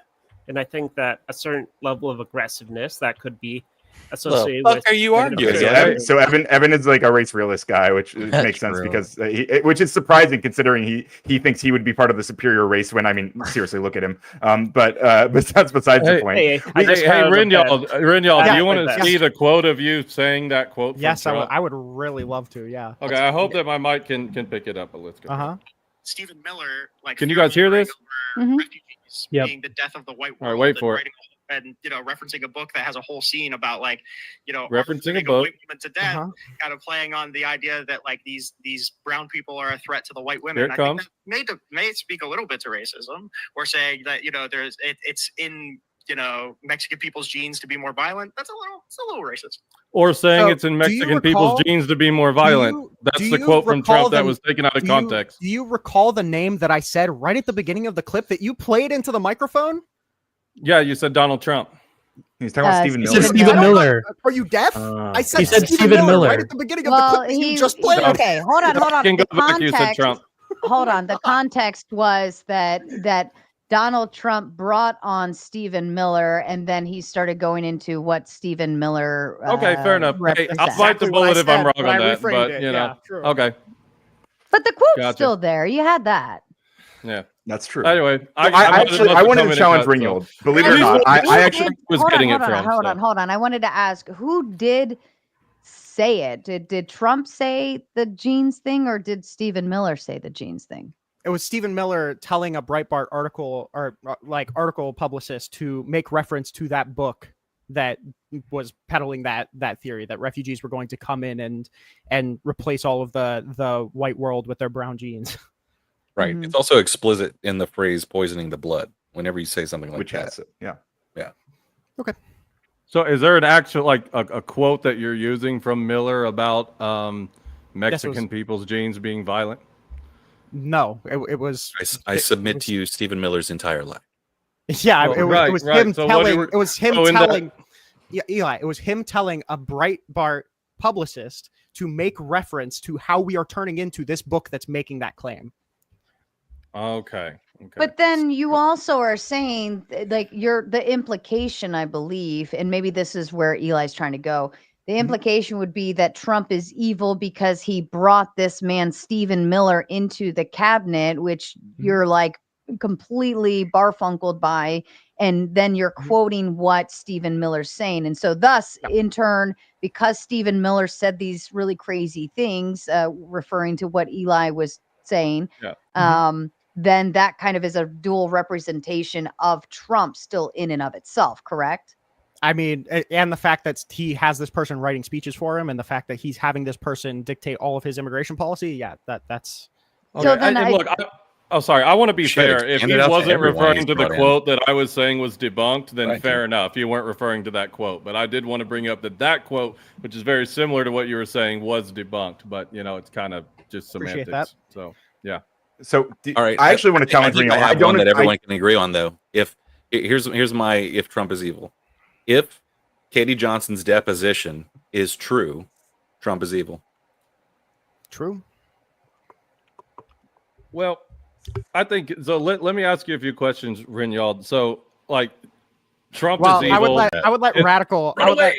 I would let Ryan go real quick first because he's been trying to get in for a long Oh, time. okay. Yeah, I want to challenge because I actually don't agree with the premise necessarily. I mean, I think that Trump does some evil things, but I think the framing here is what I have a real problem with. I think liberals do this a lot. As someone who's like left of many liberals, I think that we have us progressives, we have a better view of how this actually works. And I think that liberals they kind of cope and point to, you know, I agree that Orange Man is bad, but I don't think it's like all this stuff is happening just because we got a bad guy in office, right? Like Trump is very much incentivized to engage in the behaviors that he's doing. He is in many ways the ultimate liberal, the ultimate individualist, the ultimate person who seeks out only for his own benefit, right? And our liberal structures in our government, they allow for this and in fact encourage it. They incentivize all of his behaviors. He's not actively breaking the laws, right? Not necessarily. In some cases he is. But hang on. In some cases he is. But for the most part, what he's actually doing is playing with the absolute edges of our constitutional barriers, right? And that is working within the legal framework and trying to bend and break it,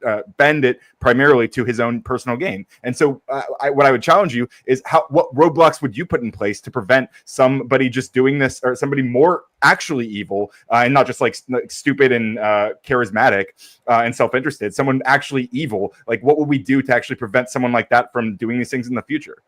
All the roadblocks are in place. It's just that no one is enforcing No more them. norms. Just SCOTUS I shot have a him question, down though. twice. SCOTUS shot him down twice. All of the challenges of the Eastman memo got struck down by the courts. Like this is the problem is that he's breaking the norms and he's breaking the laws. Well, That's he followed the whole he point. brought The back liberal Abrego structure is Garcia, not right? allowing it, He brought back Abrego. What other what else is he currently defying right now? Currently defying is separate than an already defied thing. Like if he broke the law, it doesn't matter if he's still currently breaking the law. The liberal system did not allow for that breaking of the law. There's only one thing that fixes the imperial presidency. There's only one thing, and it's the hardest fucking thing in this country to fix. We have to have a competent Congress that does its job. Ooh. And it's the hardest fucking thing. because it means we have to get hundreds of people to be competent at the same time. Rude Mud Crab wanted a 1v1 with Ryan on low-key racist. How I'm going to put this one in my back pocket for a little bit. I still don't think Ryan has really backed up his claim.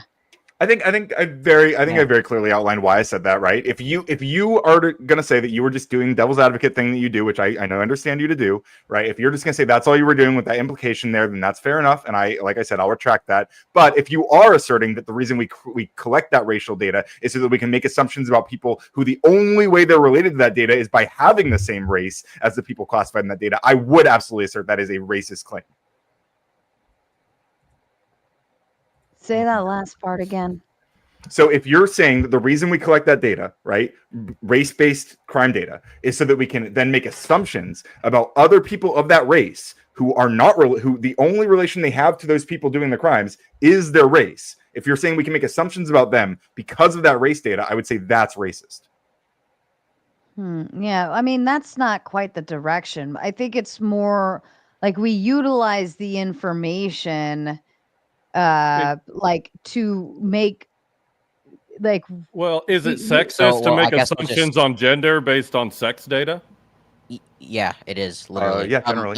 Like quite literally. So, like, I guess my question is, what prescriptions would you make for white people interacting with black people? I don't give prescription. Did I give a prescription? Well, you're saying we're going to utilize this data in our. Don't we utilize all of this data and information? Yeah. So, like, for what prescriptions you're going to make? Like, what prescriptions would you make? Like, this isn't crazy loophole. I think that's something that should be done between the races. Is I don't think one race should go and call another race a certain slur. I think that's not good for civilized society. I think that is societally enforced. Cracker mode activated. This is a low resolution conversation. I mean, if you jump off a bridge and you fall and die, do we need to write a prescription about it? You just observe reality and behave accordingly. Why give it a label? Goddamn. You would have to prove gravity. Would they use that towards funding? Yeah, gravity works. Would they use that type of stuff towards different types of funding or like in a government setting? Don't they do that?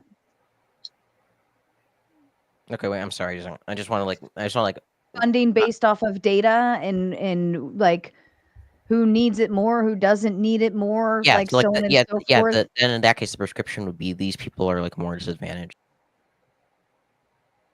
I didn't boot him. Disappear into the. Oh, okay. I thought you did. I was like, "What's wrong with that answer?" Probably bad.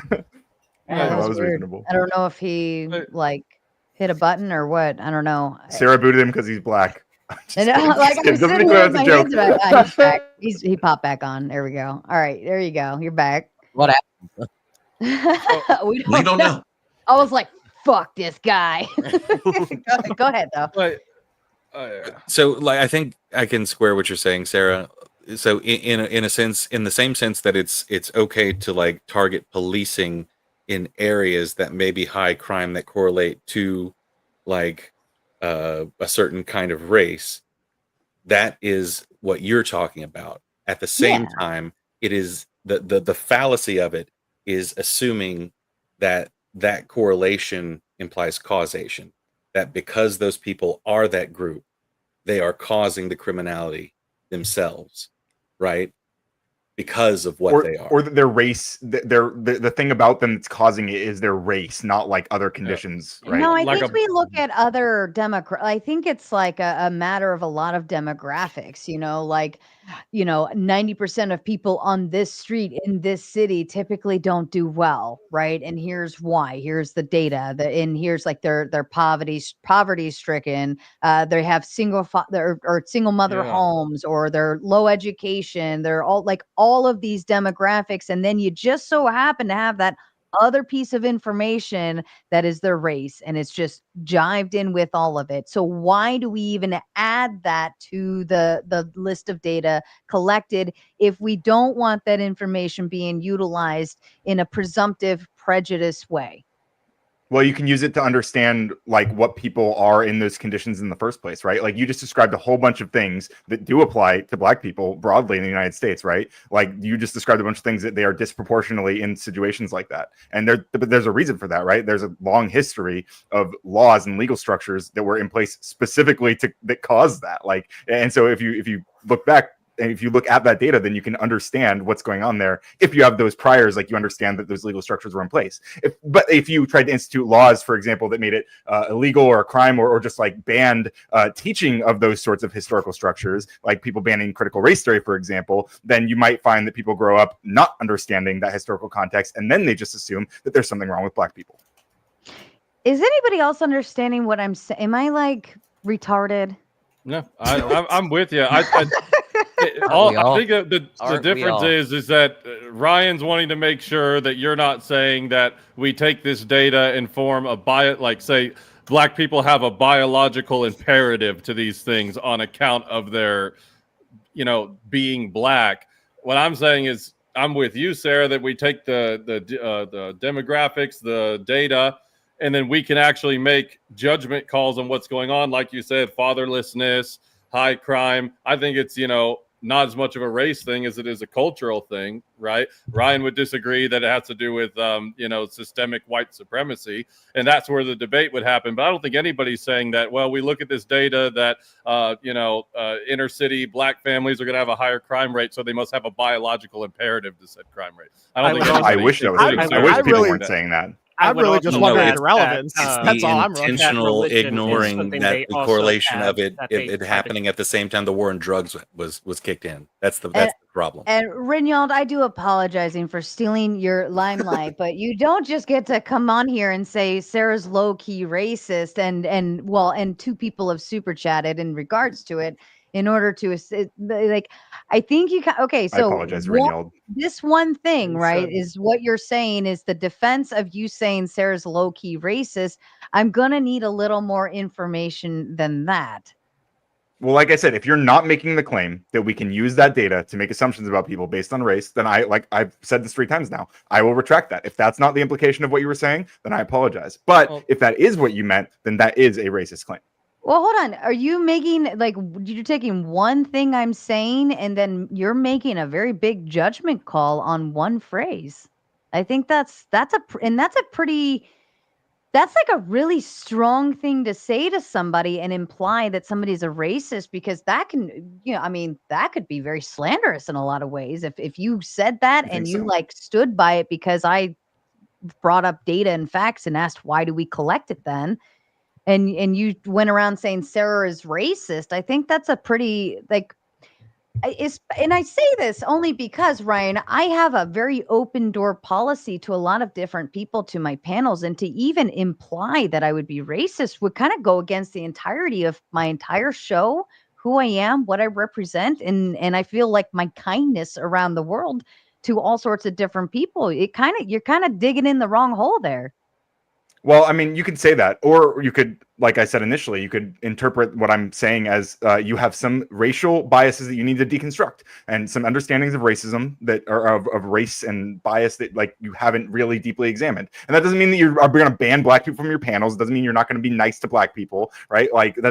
Those aren't the signs of any sort of fundamental racist ideals, right? I think most white people in America, if we grow up in America, we have some racist ideas in our he just thinks you would benefit from a re-education camp.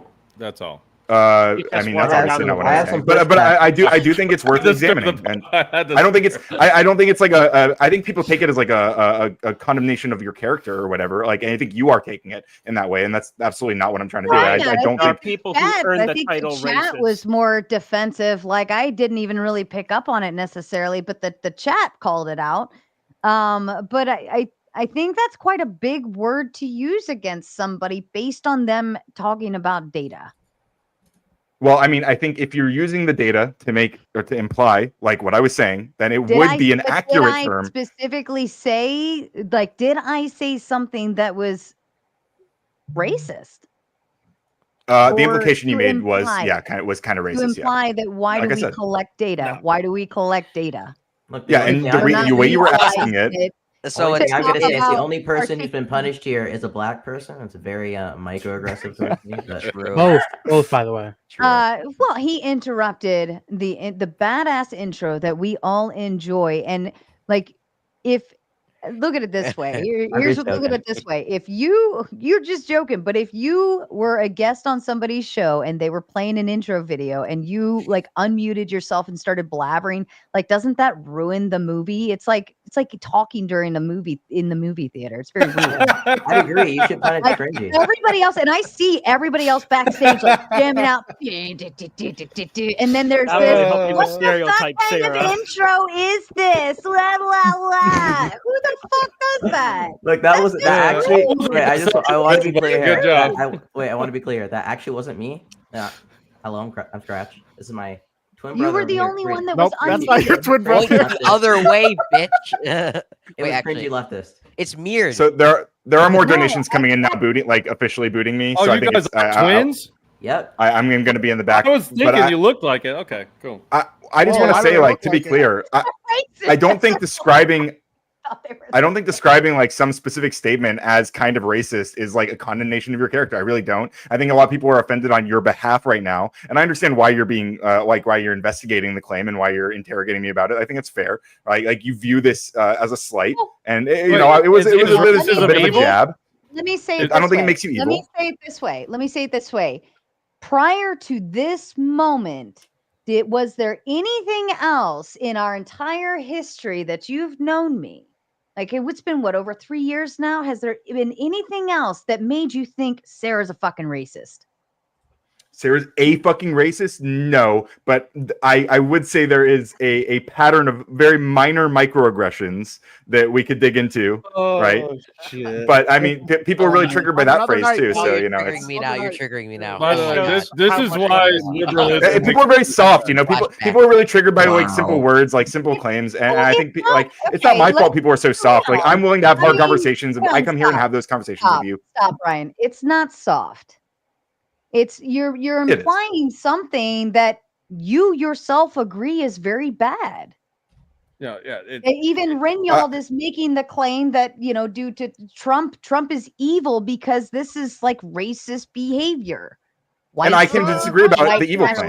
To be Right. completely But, fair, your okay. chat started whining about him calling you racist right after they were there arguing. Why is it wrong to be a white nationalist? Haven't you heard about Literally, yeah, like. Look, I've said it multiple times. I don't think Trump is racist. Trump is absolutely xenophobic, though. We had with the whole Trump University case, we literally had him saying the ruling was bad because the judge was Mexican. I think that's an absolute fact. And if you talk to Trump supporters, you'll see this all the time. I have Mexican Canadian friends who get kicked off of TikTok lives because, like, oh, you're not American, you can't talk about this. And I think that's a very common thing among Trump and his I supporters. think xenophobia is something good for the president of a democracy where they have to care about the citizens of that nation. So to go and help the people that voted you in is a sign of a good leader. Is there a difference between prioritizing citizens and hating people who are non-citizens? I think that from the outsider, they would see it as hatred, when in the inside, it's just showing the preference of those who are already here. And the thing is that you can choose to become a citizen given enough time or resources. Wait. But that's something Evan, that anyone Evan, can you don't- Internally, you don't we think see the having hatred. good I want to be very relations clear here. with your neighbors the helps judge your citizens? had Mexican heritage, but was a U.S. citizen. It was just xenophobia. He didn't make a claim like based on the merit of the actual case. He just said the judge is Mexican, therefore the ruling's bad. I mean, maybe we could get into some of the real substance. So, like, do you think it speaks to that at all when Donald Trump signs an order, a proclamation of the Alien Enemies Act to remove Venezuelans a part of Tren de Aragua, and then he never gives them the ability to challenge whether or not they're a part of Tren de Aragua?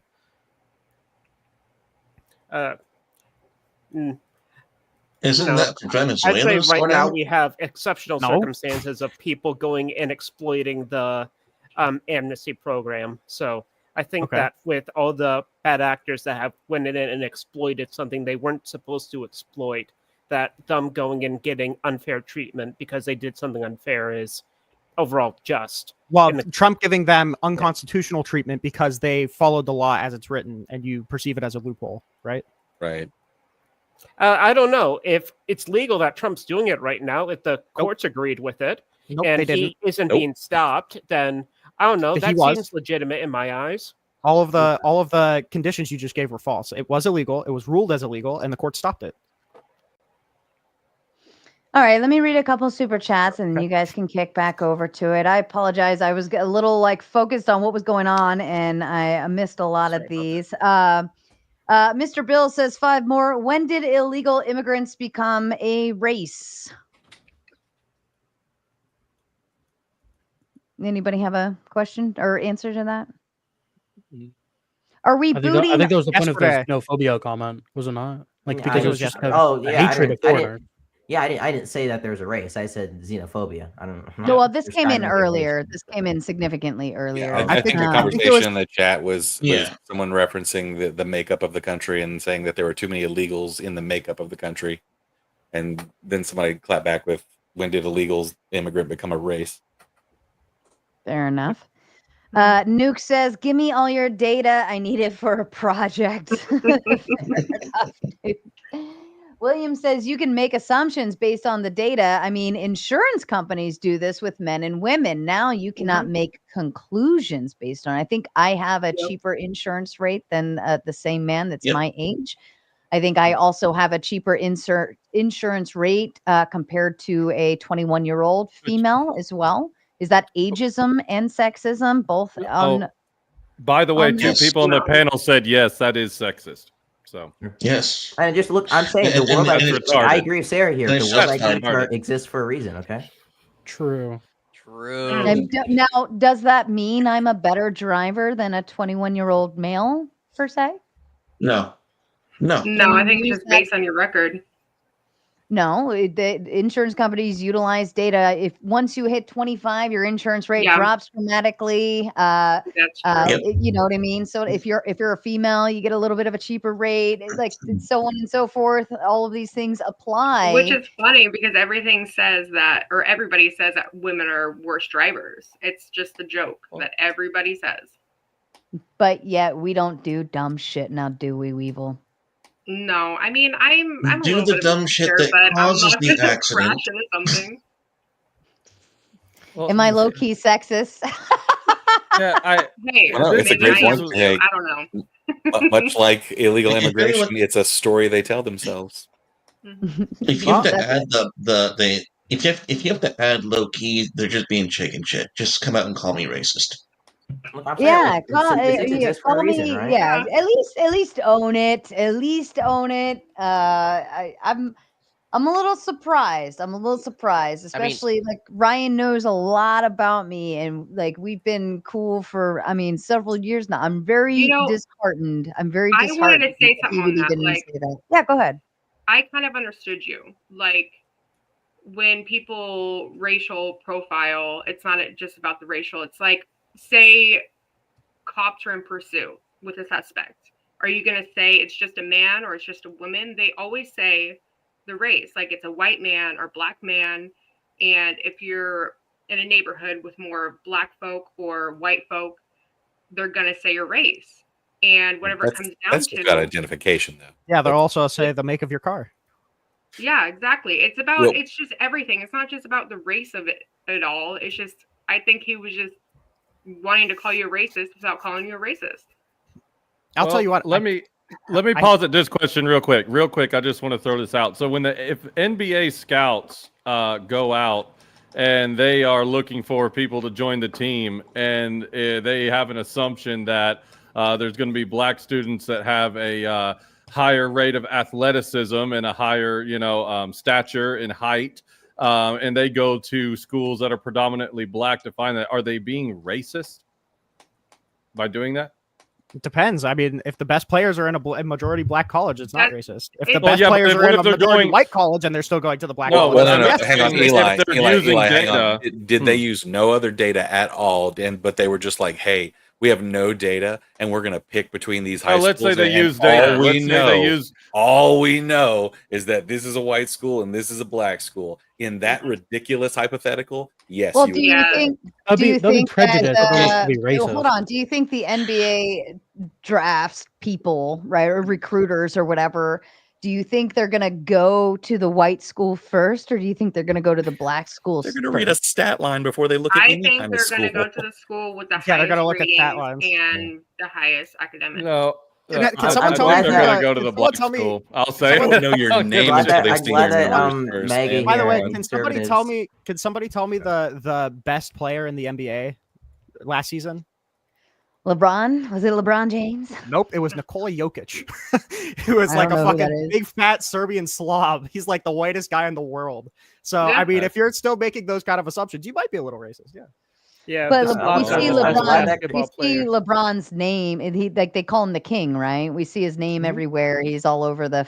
That's the influence portion that comes out to where you only see what they want to deliver to you on who the best is. But I don't follow sports at all. I just happen to see LeBron James everywhere. Yeah, no, I'm just. I'm Also, throwing can I it just out. I just need to jump in on that because if you're going to make an argument about like race and statistics and all of these correlations, the number one rule is it's not reduced down to the individual. There are going to be Right. individual exceptions. That is like the most common thing that is drilled in is the vast majority is going to be what it is. The average is going to be the average. The fact that you're going to pull out some random exception like Yao Ming for Number Asian one height player in the is league, by the way. But, it's exactly But also keep in is mind. exactly what it is. It's an exception. Keep in mind as well. It's not that the rule. NBA scouts aren't going to go to a college and say like, "Oh, well, I know there's a lot of blacks there," and that's going to be the only reason that they go to scout at that school. That's not. That's not When it, what I'm scouters sorry. do. When it comes Yeah. to It was a hypothetical, but when anyway. it comes to like interpersonal relationships and like how you interpersonally function within society, at almost no point in time is like being prejudiced towards any group of people or persons is like okay, like that's immoral. Like when it comes to like broader policy making levels or like maybe more macro decisions, like you might be able to justify some amount of prejudice or sexism or racism or whatever. But like when it comes to like interpersonal relationships or interpersonal actions, it's like almost never justified. Right, and that's where I said because Yeah. one of you asked what would I prescribe, and I'd say, well, the government would give particular funding to certain areas. They would, have very specific things in place, and like let's say I know a community is impoverished and they have a high crime rate and all of these issues, and they just so happen to be a Black community, right? I'm not going to send like something like I wouldn't do the same thing with them that I would do with some podunk nowhere in the country folk redneck, hickory doodah cowboy town, right? Because they have two very different cultures that would be cultivated best in different scenarios based on data and statistics. And we know that, right? We know how people engage and interact and what they want, what they don't want, what they want to do, so on and so forth, right? So if I were coming at it from a government standpoint, I wouldn't send like certain things into certain directions, just assuming it's going to be the best case scenario. I'll tell you what, my Fringy, opening not statement just- must or have been just really as- fucking good Kinda for the lost me whole at the panel end, to be have about to if admit. Sarah is racist. I think my True. opening panel was really fucking I love good. it. Base, I agree. Look, Evan, I'm promoting a Black episode, right? Just like Cringy here, but personally, I came here to shit on Trump. Okay. Yeah. Okay. Mhm. All right, fair enough. Let's get You're back promoting to the a super chat. what? What was that? He's joking. He's Who said lying. that? He's Oh, trolling. okay, Don't okay. fight. I Don't was fight. like, whoa. What the hell? Michael says, amazing. Ryan has no idea how politics works. Ryan explained the 14th Amendment without line. And when I do decide after this long line of people back here to bring Ryan back up, I feel like he needs to sit in the dunce cap for a little longer on that one. But when he comes back up, somebody remind me to ask that question. William says, question, should I disregard race when diagnosing conditions that may be more prevalent among certain demographics? William, you are a very intelligent man. Can somebody explain that to me, how prescriptively that would be bad? I thought a sign of intelligence was staying on subject, but okay. Oof. Oh, what? Christ. I didn't It hear was on that super chat was on subject because the whole subject has been whether or not Sarah is racist or not. We're here to talk about if Trump is evil. Yeah, well, I feel like there's a racist factor built into that, right? With Partially. Minorly. Minorly, yeah. Stephen Miller. With Stephen Miller, yeah. Yeah, The that open but white also, fascists running around. Yes. also with sending the folks down to was it El To El Salvador. Yeah, but that wasn't on Salvador? racial grounds. That was Well, just my concern was a due process violation. You I had could- nothing to do with the actual racial. racist argument for that is like if they weren't actually giving these people due process, and these people haven't been convicted of any crimes, like by what process are they picking out people to send over to these El Salvadorian prison camps, and why do they all happen to be Hispanic men? There you go. I think Well, tattoos. to be fair, the Alien Enemies Act was signed on behalf of them being Venezuelan. So all of the people who we sent over, unless it wasn't under the AEA, were Venezuelans. But that was a legal order. Well, Rinyal, does the Supreme Court say that we also just illegal really immigrants quickly, are to have the same due process that citizens have? Nope. Yes. Exactly. So You have the same due But process. they do have any at all. It says They all have people have due process. Yeah, they yeah, have but it's due not. process But at all. yeah, but your complaint is based off them not having the same kind as citizens. No. The Constitution is very clear when it says people and very clear when it says citizens. Yeah, When it my says complaint. people, it means every human being touching soil in the United States. My complaint wasn't but- that they don't have the same process as citizens are being afforded. My complaint is that they're not being afforded the process that they're legally afforded under the Alien Enemies Act. Oh, so you think that the judges in these situations are bypassing this thing that they're supposed to be afforded? Well, first they're of not all, even- they're not even the being Alien put before Enemies Act judges. is not even supposed to be used unless we are under an actual invasion. True. Yeah, that's true. Not But this also, fake racist invasion that everyone is fucking talking about. Because we're not in any kind of invasion. the problem isn't that there's biased judges. The problem is that there's no judges. They're saying that they're going to be put before an immigration judge, and then they just never do and put them on a plane and fly them out. That's the problem. And these people never saw an immigration judge at any point during their being deemed illegal in the country? Not between them, not between the signing of the Alien Enemies Act and them being deported, no. Oh, you know that for every case? That none of these For- people ever at any time saw an immigration judge? Or It's did not- they just not? It's not a matter of never seeing an immigration judge. Some people can be. But that's the illegally claim you here- just made. No, Yeah. it's not never. looks It's, like, it's looks like that they didn't radical get the ability. coder. Hold on, Scratch, please. No, don't derail. Okay. The point is that you're deportable under a piece of legislation depending on what the legislation is. So if you sign the Alien Enemies Act, you're only deportable under the Alien Enemies Act, given that you meet all of the qualifications to be deportable under the Alien Enemies Act. But being deportable under the Alien Enemies Act is a more specific thing than being deportable in general. Because if you're deportable in general, you have a lot more rights than you're afforded under the Alien Enemies Act. So if they said you're an alien enemy, so we can deport you expeditedly within a couple days, and they don't get the ability to challenge whether or not they're an alien enemy, then that further expedites their process. So if you didn't get to see a judge between that, then that is a really big deal. And SCOTUS agreed with me, and JGG versus Trump and WMM versus Trump. Okay, so what I've just learned is that the system is broken. If someone who is illegal without papers comes to the border, if it is illegal or improper for us to simply, with a gun, turn them back the other direction, that it's illegal for us to do so, that's a broken system. That's not proper immigration. That's not a border. No, That's also not. I don't care. That's I also not the system. don't version of care what's happening. what your ideal is. I'm not talking about an If you ideal. cannot turn someone away from the border after having crossed without papers, then I'm sorry. The You system guys are is broken. losing your minds Believe it or mostly not- over people who came here legally. The asylum yeah, hold system on. was a legal process. Also, what you're describing we can't do is, first of all, not what I'm talking about, and second of all, we can do. It's called expedited process, and you can remove people within a certain mile vicinity of the I think it's border 25. with no due process. Yeah, or without a chance to hear that. So what you're complaining about, the system being broken on, is something that we actually can do, but it's unrelated to what Donald Trump is doing right now.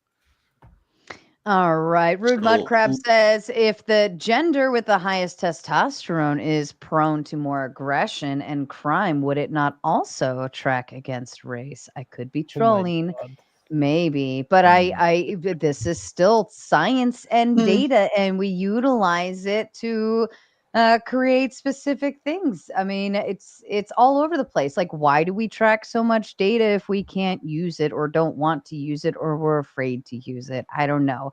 And I do believe there are always exceptions to every rule, but the general statements are typically what we speak in.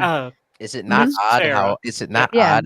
odd? Oh, Just I think like the whole system is just a relic of when America used to be a majority white nation, where some of these minor like things could be more useful in explaining like in certain areas, because some of those crimes could just be exclusive to those types of people during that time. Like, for example, like the Italians with the mob and what have you, and how the local communities tend to go and protect them because they also had a mutual beneficial with the organized crime. But So I wish I could go is into it just debate, open is it, statement, and went and just like have the opponents talk about something else all the time. okay? Well, is it just me, or is it not odd how the majority of Fortune 500 companies are controlled Stop. by one ethnic group? No. I'm sorry. Yes, Oh, it's don't the agree. Irish. The Irish control everything. Cringy, you can't The do Irish that and here the because they'll Scottish. agree with you. Oh no! Oh no! I mean, I don't know what to tell you there. It is what it is, right? Oh no! Well, getting back to the, is Trump Does that evil make it thing, wrong? Does it make it? Sorry, does that make it wrong? Is it bad? Well, no, it Tell explains me the why. flailing, like by a lot of people, though, because things are changing in America, and a lot of people don't like it, and that's really the heart of the whole thing: is that things are changing. People don't like. We are becoming a more and more multi-ethnic country. The largest demographic group or not the largest, but the quickest growing demographic group is people with multi-ethnicities. Like that's our largest group, and that's what America is going to be made up. And there's some people who do not fucking like that idea. I thought There were people at the beginning of the 1900s who didn't like that idea for white people. I come from a demographic of people who are physically white, and we weren't considered white until the late 1900s. So, like, this is it's just happening again, and people are fighting it just like they did last time. I thought the whole point of like desegregation was that groups couldn't go together to go and strengthen their group at the expense of all others. So if minority groups can go ahead and do that to go and promote their own like individual cultures and populations, I think it's like a bit hypocritical with like the whole things that were fought in like the 60s, 70s, and 80s to go and just remove that for like the greater American culture, or like with the greater all those things we succeeded over in the 60s that you guys are trying to destroy. Wait, I wonder. Wait, is jazz a greater American culture? Part of greater American culture? Just real quick, Evan. I would say that it was something that was appreciated by everyone, but I'd say that most of it was created and was done the best by specifically the American blacks. Okay, I think that you familiar with Frank Sinatra? Yes, Oh, okay. Yeah, the Italian. You familiar with Chet Baker? No, very famous trumpet and vocalist who was white. Okay, so just be clear here, like white people are very involved in jazz during the 1960s and going forward. Jazz is an American staple that originated from the black community, from black people, and now everybody in America shares, including white people.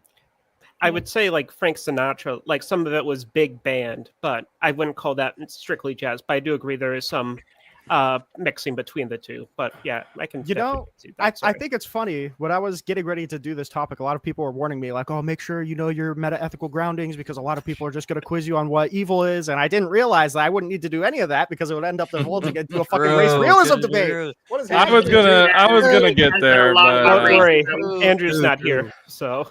Okay, so actually, here's the. You guys think Trump's mass deportation efforts are justified? Hey, I've got a question for the right wingers in that same vein of his mass deportation. If I hurt your children to stop people like you from doing something, would I be evil? Say that again. Yeah. If I hurt your children to stop people like you from doing something, would I be evil? From doing something what? Like, what? Crossing a border. The thing matters. Yeah, you're hurting I wouldn't children say so. for the sins of their parents. Yeah, that'd be evil. All right, cool. Then we agree Trump is evil. Nope, that's retarded. You just agreed with me. You just agreed with me. You didn't talk about punishing me. You talked about punishing explicitly my kid and not me.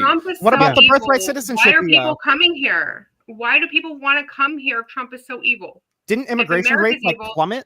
Immigration rates down by 95%. Immigration rates legal plummeted and as soon as illegal. Donald Trump came in, so Yes. that makes sense. Boundaries are boundaries are down. That's why they come on a Democrats in office. Immigration Trump's is gonna hurt at their an children. all-time high, and immigration is down to an all-time low. People don't want to be coming here. Yep. True. We are on a Look, travel warning by Human Rights International. But also, no okay, one so wants to come here. to Eli, so you agreed that punishing people's children off the sins of the parents is evil. I would probably agree. How would you justify the birthright citizenship EO? The birthright citizenship EO. So that's where if they come in and the two parents are not citizens, but the It's child's strict born in citizenship America. of the child, yeah. Right. I don't see like how is that punishing the child? Stripping its like if I citizenship? don't give yeah. Is it? It's better- if because Donald nothing Trump is revokes your given. citizenship Well, right now. Hold on. What is what happens? Like, said kid born in America, mom and dad are illegal. Kid is now 7 years old. Mom and dad get caught. What happens there? I don't know if it would retroactively strip citizenship, but it would prevent people who are supposed to be naturalized citizenship or naturalized citizens under the 14th Amendment to no longer be citizens. I don't understand how that's not punishing the child. The Well, 14th so Amendment was it's a for punishment foundational to not Americans live in only. America? Huh? Is it a Sorry. punishment to not live in America? If you have all of the constitutional protections to be a citizen and Donald Trump does not feel the need to grant you citizenship, then I would argue that that is a punishment. Yes. Oh, okay. Well, and I also thought that this place was all like systemically racist and stuff. So I don't know. Okay, I don't know how that why engages that would with be. anything. Yeah, no, because I mean, I thought if these people are going to be living in a subjugated state, in this country, it might actually benefit them to not be a citizen here. But Okay, so memeing aside, here's do you what I have any think. answer No, for that? I think it's justified in the sense that, like, I don't think a pregnant woman who's like about to give birth should be able to sprint across the Rio Grande, and because she gets to the other side of the line and she plops out a baby, that baby should have immediate citizenship. I think that's wrong. Do pregnant women typically sprint? It's a hypothetical. Yeah. Don't dodge. Don't Well, dodge the point I'm I'm making. not dodging. This is the 14th Amendment. I mean, if you want to seek an amendment, you can. But I mean, I don't understand why we would remove. Maybe we should. I don't know. Rights for no We can reason. talk about it. It's part of it's part of Western. No, it's part of the culture of the New World. Most of the countries have preferred citizenship. solely, You'd have to give me a very strong justification for like the removal of it. And right now, I just do not see that like in any. Well, again, do you not think that people abuse that system so that they can come over, have a people baby, abuse and then free have this speech? connection to the country? Why don't we You think? talk Wait, about wait, the wait. Do you think parents people abuse first? free speech? Can I ask? No. Can I ask? Why don't we talk about the parents? Because it's not targeting the parents. It's targeting the children. Hold on. I have a question. And who's giving birth to the children? Hold on. Does any other country like acknowledge this type of naturalized citizenship if the parents are Almost none. illegally there? Almost none. Hold You on. got it from Hold on. Britain. Hold the fuck on. If the parents are both illegally there, it has to be illegal. And mom happens to give birth in that border, and 7 years later it's found out mom and dad are living here illegally. Does the child still have U.S. citizenship? No, or not U.S., but whatever country citizenship, no matter what. Yes, we got it from British common law. But didn't That's where it came from. Let's. Let me look it up. I want to look it up. But okay, that's one country though. If I go to Mexico, me and Eli get married. He's married. This is You just a guys get joke. that there's a difference between the U.S. and other countries, though, right? We do not have an ethnicity to America. America is not for a specific ethnicity. I'm as not much as a lot of talking people would about like it to be. ethnicity. I'm talking about. I know, Evan. We're not talking I about can tell. ethnicity. I'm talking about if Evan and I we're gonna run off. We're deeply in love. His mother gave us our blessing, and we're like, you know what? I just want to go to Mexico, but I don't think we can get it legally. Like, let's just sneak over the border, right? They do it this way. I can go the other way. I'm gonna sneak over that border, and Evan and I we're gonna go. We got married, and we're having babies, and 7 years later, the Mexican government finds us on a beach somewhere deeply in love. And we have children who were born there, and we have birth certificates to prove it, or whatever they have. I don't know. And what will Mexico do to us and our children after finding out that we are illegally residing there? So I mean, pretty frankly, what should I don't- America care what no. ethno-states do? Yeah, I don't really care. I don't want to be. I don't want to be Mexico. Look, I want a why measure should of we follow- relativity. I want a measure of relativity here. Like why is why is it so important that we let everyone else come in and you just have a baby here, so therefore, but here's your blessing, you're granted, Well, you're an actually, American. it does say Mexico does have birthright citizenship. most if New they're World born, countries have but Mexico's a shithole, so I Point don't of it really is- take them Well, as a I standard. just Point of read it that is- Ireland. I just said Ireland because I'm Irish, but I'm born and raised here. My whole family is.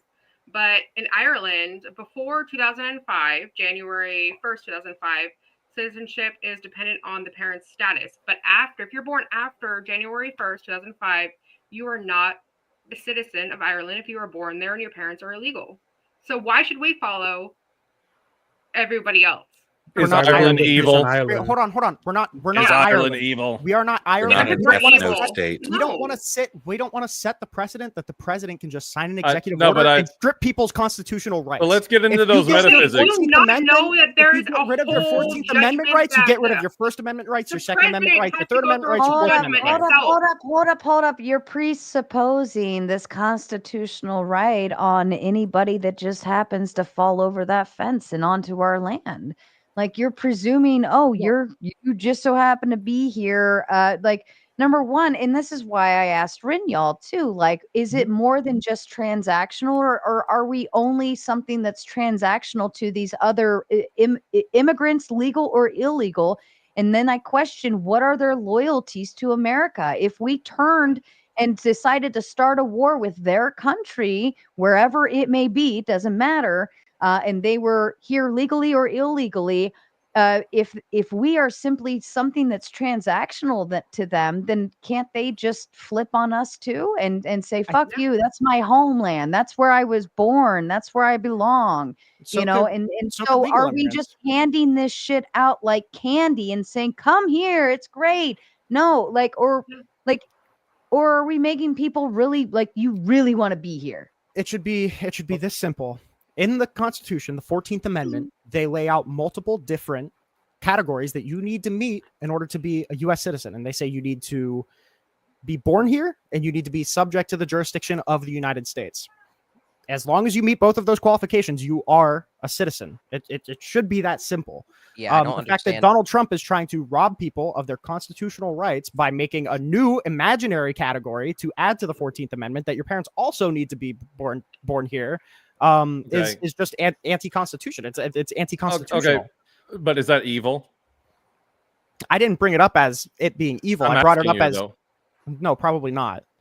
But the reason that I brought it up is because you said, should we be punishing the children of this is the parents? problem And I'm with saying, why would we FG's be dog shit stripping- hypotheticals is I he would said really, I harm. would really love to finish the point first. You Okay. asked, should we be yeah, I could prove punishing? harm. I could do that Should in we 5 be seconds, punishing the child for the sins of the parents? And I said, how do you feel about the birthright citizenship, EO? Because he's literally stripping constitutional rights from the children of illegal immigrants with no legal standing to do so. It could essentially, directly or indirectly, a child whose parent goes to prison, could that child inevitably still be facing some kind of consequence of their parent doing wrong? Not by the state, but I mean, But isn't it indirect? It's an indirect consequence, right? Sure, there are going to be indirect consequences for a lot of things. Exactly. That's I wouldn't argue that that's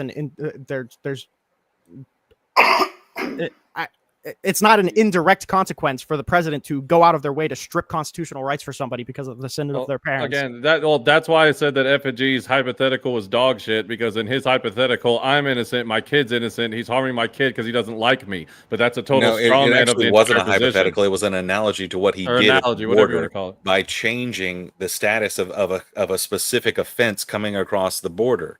If you I know. came across the border and you committed a higher offense, yeah, your kids are taken away just like it's always been. But he made it to where every crossing was done that, intentionally knowing that it would take children away. And that's why the kids with cages thing happened on his watch. And he harmed those children. He stuck them in cages with other children who were pissing and shitting themselves and having panic Obama attacks did and that medical first. shit. That was debunked, my dude. I just Like, said literally, that those every cages still, you're the group one who's had making a higher the federal crime has had their kids taken away. But you're he the one did it making for the everyone presupposition that as he's an doing it just because he intentional doesn't like measure. them, and that's a total straw No, man. he's doing it as a deterrent. He's doing it as a deterrent. No, but in your He thinks analogy, you harming their said kids will because I deter just people don't from like coming. you. You said because I just don't like you. That was in No, I your just said analogy. it's evil. I just said it's evil. Hurting someone's kids. No, yeah, you're stopping dodging parents your own from the doing kids in something cages. is evil. The kids in cages was Fine. under Obama.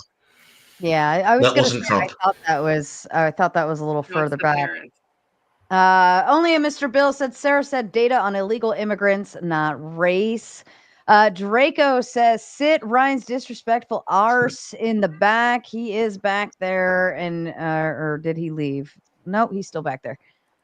Jessica Jane said, "Put the shovel down, Ryan. You're in deep enough." Dearden says, "I'm only as popular as I am because of Raging Tomato, yet I'm going to claim she's low-key racist. You should be more grateful for all she's done for you." Wow, shots fired. That's kind of funny. Yeah, go ahead. I do have a question. Do you guys think Trump's mass deportation efforts are justified? Yeah, we have a bit of a problem with our current immigration system, and before it can be fixed, we have to go in, remove all the people that have, I'd say, exploit the system, but rather have overflowed the system to such a point where trying to readjust it now would go and take far too much time and would be very inefficient. Okay, and is that solely on the basis that they've broken the U.S. law? No, actually, and I'll go back to what the OP has actually brought up. He said that there were two requirements for citizenship: that they were either born on U.S. soil or that they were under the jurisdiction of the United States. Well, if you're not only illegal, but if you are waving a Mexican flag in favor of the United States government, then yeah, you need to go. Wait, no, It's I justified. was asking. Wait, You are saying that your loyalty and your recognition of the United States is not valid. Just That out of you don't curiosity- recognize the state as Wait, hold on, legitimate. So Trinity, you please, need to please, go. Let me respond to that. Oh, go ahead. How many newborns do you know that wave Mexican flags? Just out of curiosity. I wasn't saying newborns. Okay, He's so if asking it's were applying mass to the deportation if it's applying- justified. Well, you were talking about the 14th Amendment. No, we were talking about the mass deportations happening now. They're not happening to newborns. Please, You said the Well, 14th I'm Amendment. answering his in question. order to get citizenship under the 14th Amendment, you need to be here. You have to be born here and be subject to the jurisdiction, right? Yes. Okay. What So can I ask? Sorry, So- I know you're going back and forth. Can I ask what you mean? sorry. Hold on.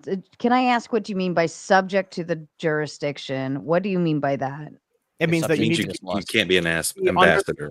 It means you Hold need to on. be under the U.S. jurisdiction. It means you need to be summonable in court. It means our justice system needs to be able to get to you. You can't be an ambassador. You can't be. I think at the time there was an exception for wild Indians, but that's not really In a foreign army. Yeah, or as a So, part of the foreign. if you- encouragement.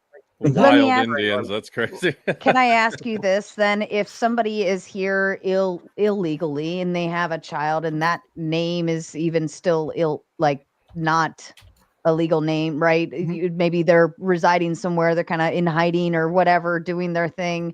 Are they still subject to jurisdiction? Yes. Yes. In fact, How do illegal you- immigrants are how subject do to you- jurisdiction. how do you find Tried in them? court. How by process are they under jurisdiction? Do they what is it just something as opaque Yes. as a mailing address? No. You need no, to be they have to reachable be by the justice documented. They have system. If you can be That caveat summonable is in court, carved out specifically for documentation. people with diplomatic immunity and foreign invasions so that invading armies can't have babies and make citizens. That's specifically what in the jurisdiction of means. Wait. I'm sorry. People trying to stretch this to mean like, oh, they're here illegally, therefore they're not in the jurisdiction of. It's not what it means. The Supreme Court has never held it to that. I just want to be clear here. I was asking what the justification for mass deportation is. If there's an illegal immigrant who hasn't waved any Mexican flags, should they still be deported? Are they? Do you think they should still be deported?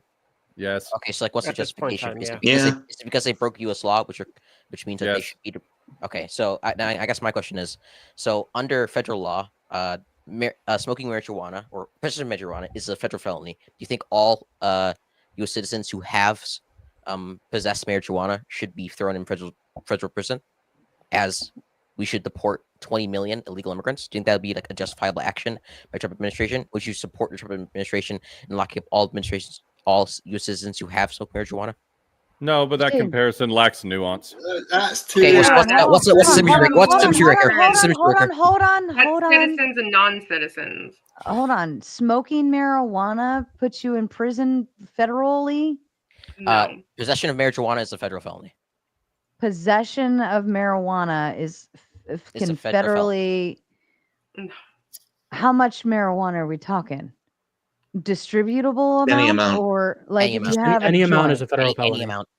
It's a federal felony. Federal offense. Yes. Yeah, you can Okay. be put in prison. Should we prosecute smoking them isn't before illegal. under the law? Selling is a Oh, crime. he's pretty much saying, why are we punishing people for committing this federal crime but not that federal crime? Yeah. Okay. So do you think people who break federal law should be punished under the full extent of that federal law? Not in the case of If the they're marijuana caught. smokers. No. No. So you're okay with not enforcing some federal laws? Yeah, I said there's nuance. Okay, so you wouldn't be okay with enforcing federal laws that would like overall harm the country? Well, again, I think that there's a lot bound up in what that means. It's a super generalized. Define harm. Yeah. Harm, like just like economic harm in this case, because like obviously Economic harm. that'd be like the main. The That'd be whole like, point of legalizing weed was to make economic positive. yeah. And No, so it was to stop Wait, harming wait, people I'm for sorry, doing wait, a harmless wait, thing. I'm sorry. Yeah, there's no victim in And- smoking marijuana. The whole point. And frankly, I'm just gonna and I'm not a super politics guy. It's funny. Rinyal said that he needs to be prepared for the metaphysical analysis. I want to get to that with evil soon. I'm sure. I'm highly critical of Trump and everybody in politics in general. I would say that like when it comes to the marijuana thing, there was a lot of state pushback, right? There was a lot of states that said, actually, we're going to do this. Our system's built up to have states having that kind of autonomy. If California wanted to open up tomorrow and say, hey, we'll take all the illegals, you all come here and you're safe. You know what I'm going to do? Not fucking move to California, and that's fine. They can do that if they want, but we're not seeing that kind of response. Okay, wait. So consider. I do have to ask. So considering that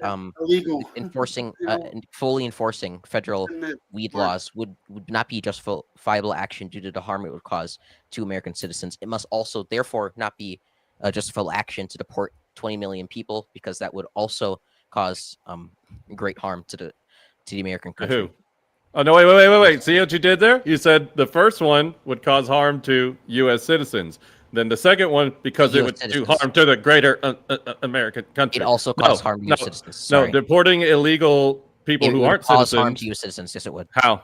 Do you think if we just erase 20 million illegal immigrants, that would harm the economy? Yes or no? No. Again, this is why a definition of harm comes in. Do you think if we turned ourselves into a police state with the sole purpose of having to find a shitload of illegal people, it would harm the country? Effigy, we're already a police state. Yeah. Do you think that if we turn into a police state to make sure nobody harms anybody ever, that would be, this is really bound up in your definition of harm. Happened 30 years ago. So illegal immigrants make up 3% of private sector GDP. Illegal immigrants have loans. Right. Illegal immigrants have houses and leases. If we just deport all of them, they're going to have rents that aren't going to be paid. We're going to have loans that aren't going to be paid. We're going to have businesses that don't have workers. Is GDP the highest standard to a good society? Do you think GDP? Do you think a low GDP harms society greatly? Maybe to some degree, but again, depends what we mean by harm. Really? So a society with a very low GDP. I don't think it means a damn thing. Do you think a society with a very, very low No. GDP is a good one? Really? So, Wait, I didn't go that far. Hold on. I read a little more. Stop for a second, because I want to make sure this gets corrective. Stop for a second, please. Penalties for federal marijuana possession, and it could be to any amount, right? Any amount. There's a first offense is $1,000 or up to a year in prison. Second offense is $2,500 and 15 days to 2 years in prison. The third offense or subsequent offense, fourth, fifth, sixth, is maximum fine of $5,000 and 90 to 3 years in prison. What are you talking about? 10 years in prison? I never said 10. I just said, do you think it would be justifiable to throw every single American who's ever smoked marijuana into federal prison? So well, look at harm versus okay, well, if we're just talking about harm, then illegal immigrants. Hold on. And this is, I'm going to take it back to, because this is Rinald's utilitarianism. Base. Right? Well, no, let me ask you this. Do you think that we need... Oh, sorry. Hold on. Rinald claims the utilitarian perspective in his argument. So I'm going to use that, and I'm going to say utilitarian, speaking, is it good for society and the positive consequences, potential of, net gain if we take, how many people did you say? I said 20 million. 20 million. We take, or for American citizens, 15% of American citizens have in fact smoked marijuana. Well, smoked it, right? In order to smoke something, you must have possession of it. Okay, but unless you're Bill Clinton with it, but fair enough. Right. So in any case, is it good for society if I happen to get a joint and smoke it, and that's the one time I've ever smoked it, is it worth that a max of $1,000 fine or up to a 1 year in prison? Is it worth it for the government to go tracking down every single one of those people that have possession of one joint? Nope, it is not. Which is why, again, which I would agree with you. Just like it wouldn't be good or it wouldn't be justifiable to fully enforce federal marijuana laws, it would also not be justifiable to deport 20 million people because of the harm that would have on American citizens. For example, again, we just to economic harm, which I've already fully fleshed out the position. To that position, I mean, do you think that this country needs poor, brown, desperate people to do the low-paying jobs nobody wants to do, and we better make sure we always have poor, brown, desperate people in order to do those jobs?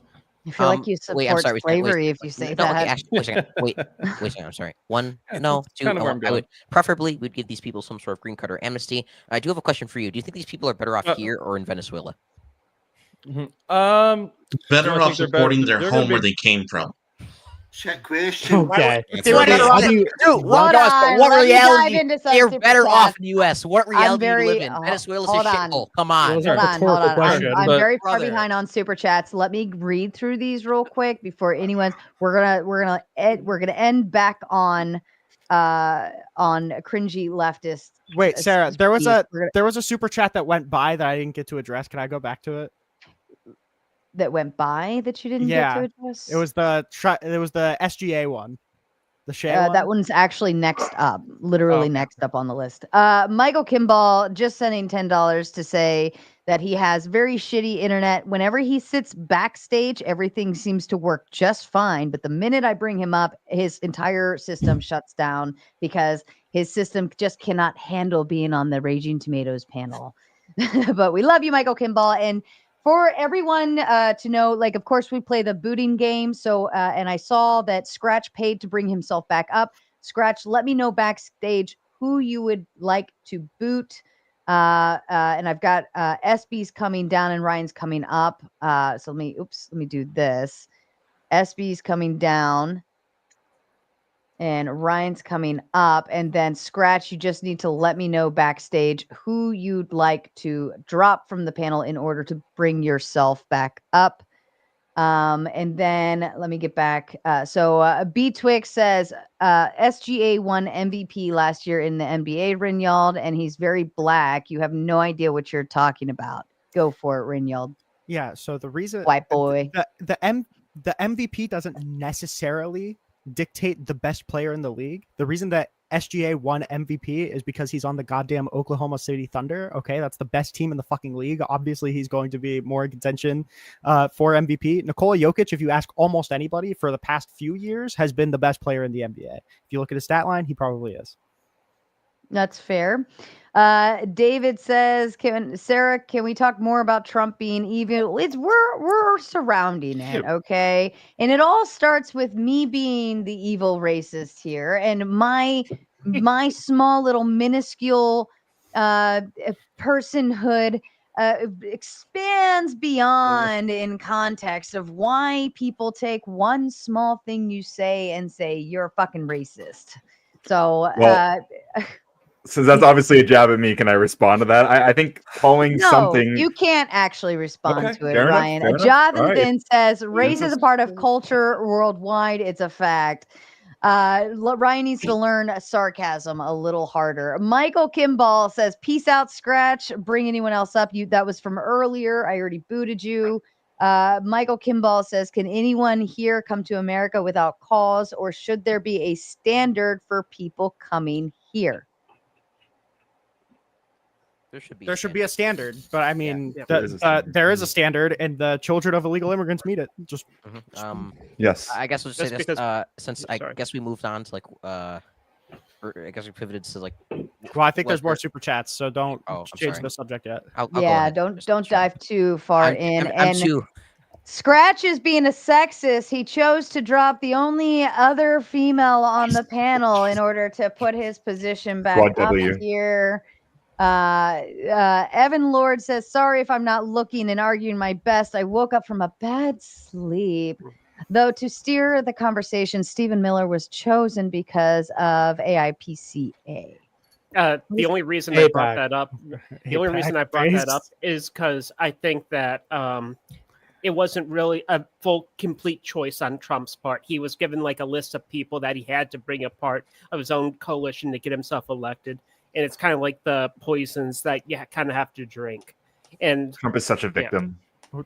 I feel like every politician is a victim, except for the New York mayor candidate. He has found a way to break the curse, which God willing. Are you telling me that Donald Trump didn't willingly pick his cabinet? That he was being like coerced into doing it? I think whenever there's money with politics, there's a certain level of mutual sort of like tug and push and pull. So Do you I think there would was say like a whole ton of huge money interest behind RFK Jr.? Honestly, I wouldn't doubt it. I feel like every major I guess it's politician has non-falsifiable money. then. That's fair. I'm not saying like I have a 100% knowledge or anything. I just do know that if you look at like one of his major donors, like they gave him a lot of money and they are very, very, very pro-Israel. And I know a lot about Stephen Miller, and he's also very much pro-Israel. And Do you think that Trump's more influenced by AIPAC or by direct donations from Elon Musk during the election? I would say definitely Elon Musk, and I think that's why he put up with him for so long. Not saying Elon Musk is completely eccentric, I'll put it kindly, but yeah, I think that's why he was able to go and be there for so long and to do what he did.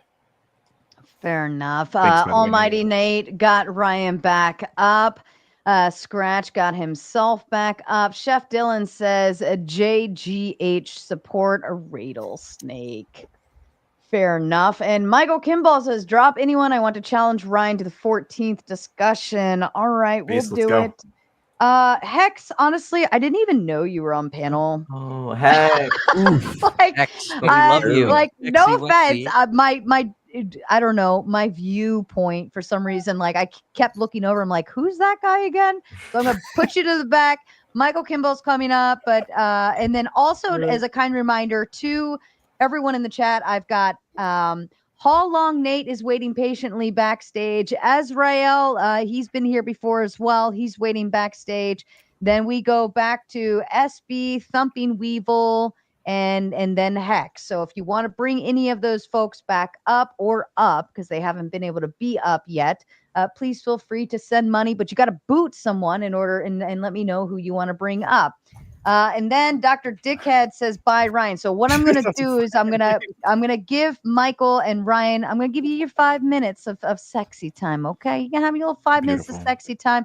I'm going to go make a sandwich in those 5 minutes. Everybody else can take a little potty break or something. And then after those 5 minutes, Ryan, then you get the boot, unless, of course, somebody decides to counter it.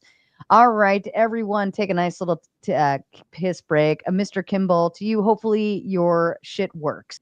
I hope so. Is it working? You're a little quiet, but I think we can hear you. Turn your volume up, please, on your end. Let's see. Where are you at? Let me gotta find you back here for a second. Hold on. Can you talk for me?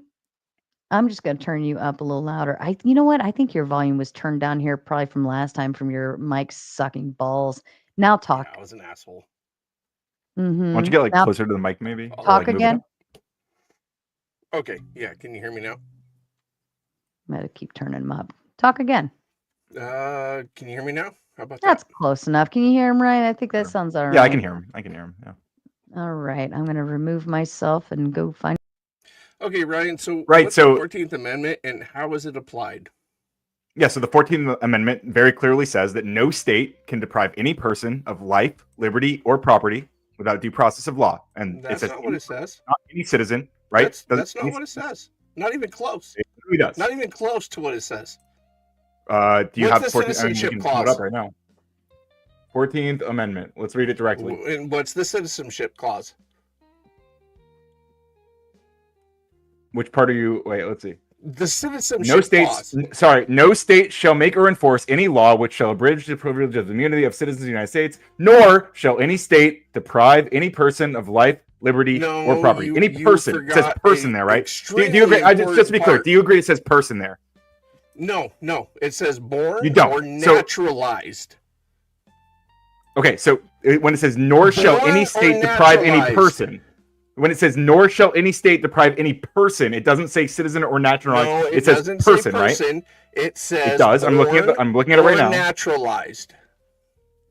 Why don't you go ahead and look up the amendment? I'm that literally you looking at the think 14th that Amendment you right now. know. Nor shall any state deprive any person of life, liberty, or property. Do you disagree? You're just lying if you're gonna pretend it doesn't say that.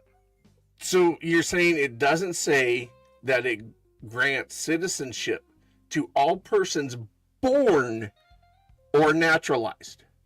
I'm not saying it doesn't say that. What I am saying is that when it says that no person shall be deprived of any life, liberty, or property without due process, it says person, not citizen. It clarifies citizen in the context you're talking about. It absolutely describes citizen, but in the specific context of who gets due process, it does not say citizen. It says person. Do you agree? Great. I'm so glad you agree with that. Do you agree, move yes or no? down to the privileges of immunities clause. Why? Relevance? Yeah, because it explains Explains what? Relevance to what I'm saying? the entire 14th Amendment. You have privileges and immunity clause, and there's also the due process clause. So which one of those do you know? Do you know either one, or are you just following So I'm looking at Section 1 of the 14th Amendment, and it says, "Nor shall any state deprive privileges any and person." immunity clause. Nor shall any state deprive any person of life, liberty, or property. I thought we just agreed that it says no person, right? No, that's not. No, you read the exact same thing that I just asked you, but now I'm asking you about the privileges and immunity clause.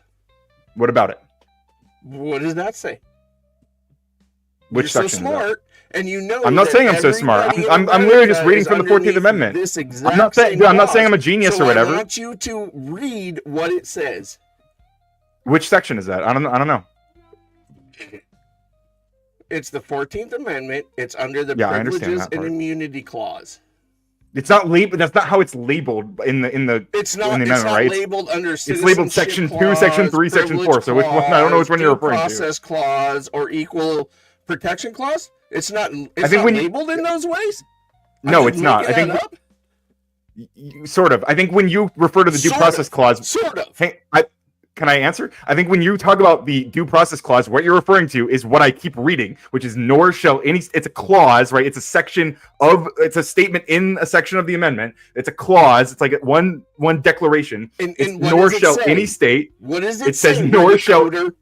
I'm telling you, it says nor shall any state deprive any person of life, liberty, or property without due process of law. That's the first under citizenship clause. What does it say under privileges and immunity clause? I'm If you don't looking know how at to the read amendment. that, then you should really stop debating.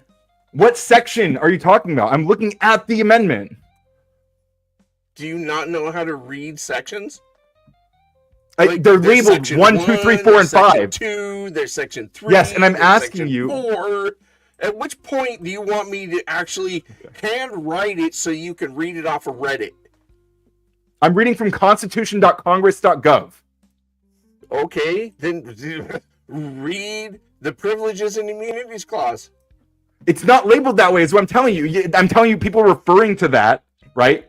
But when I sit here and look at the 14th Amendment, wow, it's the fucking constitution.congress.gov. That people are looking for the clause that you're talking about, but you're able to just go ahead and find the clause that you're talking about, but nobody else can find the clause that I'm talking about, right?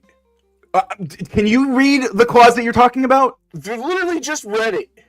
Privileges and immunities. Wait, so I am so we are referring to the same thing. From abridging the privileges or immunities of U.S. citizens through this clause has narrowly interpreted by courts. Right. So no state shall make or enforce any law which shall abridge the privileges or immunities of citizens of the United States. That's what you're referring to. Yeah. Okay, and so right after that it says nor, right? Nor, as in a separate thing. It says, nor shall any state deprive any person, not citizen, person of life, liberty, or property without due process of law. That thing that I've said like 18 times in this discussion so far. Do you agree with that? Okay, now move down to the process clause. Wait, that is the due process clause. Process clause is either. Jesus. That is the due process clause. What are you talking about? That is the due process clause. Is it not? The due process says it ensures no state can deprive any persons of life, liberty, or property without due process of law. Extending. Yes, that's what I just read like 20 times now. What are you talking about? Are you gonna let me finish it, or do you just want what you like as part of it? Finish it, I guess. What's the part we're missing? Thanks, bro.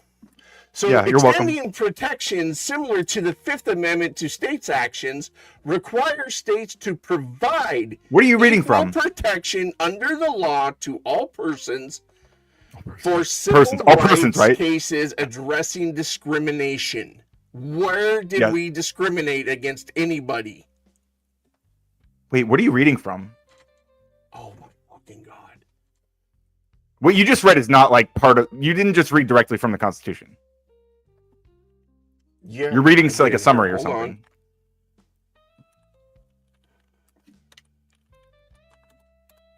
Like I'm literally reading from constitution.congress.gov / constitution / amendment 14. Like I don't know what you're reading. Or are you only reading what applies to... I'm gonna post it in the chat too, just so everyone else has access to the same thing I've been reading, because this is ridiculous right now.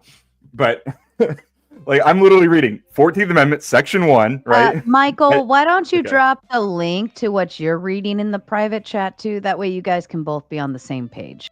That's a great idea, Sarah. I don't know if it all fit in here or not. Are you reading? Is it from ChatGPT? It should be just a link. It's not from ChatGPT. Unfortunately, Ryan, unlike you, I use actual legitimate sources. Michael, whatever the link is, just copy the URL and paste it in the private chat. It'll pop up just fine. Yeah, so when you say unlike me, you use legitimate sources. I literally posted a link to the source I'm using, which is constitution.congress.gov /constitution /amendment 14 / amendment 14 section 1. That's directly what I've been reading from this whole time. You are reading a summary from something else, and you are like now trying to weave around and like I don't know why you don't just post the link you're reading from. If it's actually from a respected source, then you would happily do that, like I did. I don't know, like this is just cope. Sorry, Ryan. Unfortunately, unlike you, who is of younger age, I'm a little bit older, and I'm how old are you? Just trying to figure out how to post shit. All right. How old are you?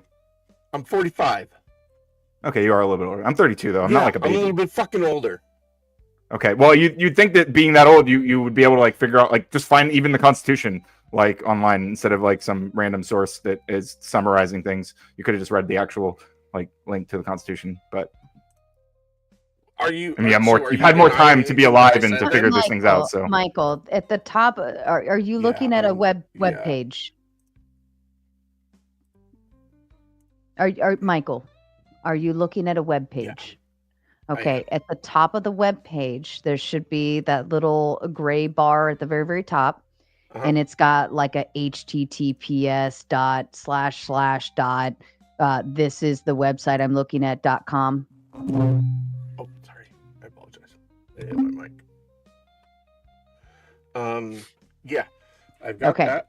Okay, so I want you to double click on that URL. Or like highlight it if you can do that. You know how to highlight it, all right? And then hit Control-C on your keyboard after it's highlighted. Okay, you tap that. Now go over to the private chat. Click into the private chat where you're going to type. And then hit Control-V. And it should populate that URL. My stupid original post. I gotta delete it all. I'm sorry. The 14th Amendment. Sorry. I'm just trying to delete it. Okay. Post comment.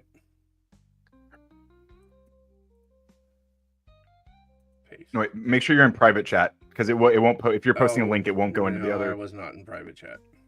He just posted whitehouse.gov.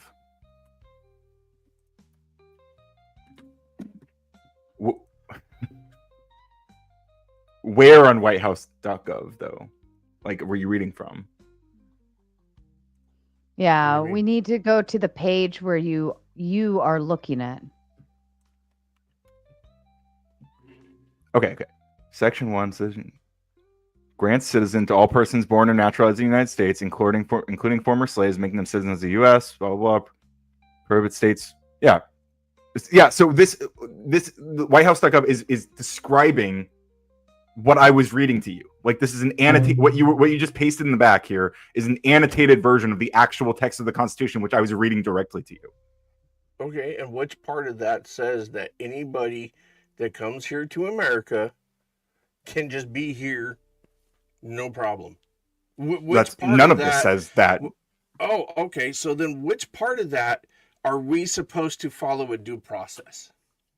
Right. So the part that I'm talking about. So it says due process clause.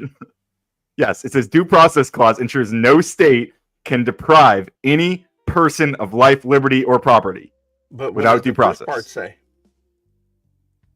It's a separate thing. The immunities clause. The citizenship clause. Oh, it's separate now. Now that it's in the 14th Amendment, and it should. No. Making okay. So there's a clause. There's a clause that I'm sorry. There's a clause that establishes citizenship. Right. Mm-hmm.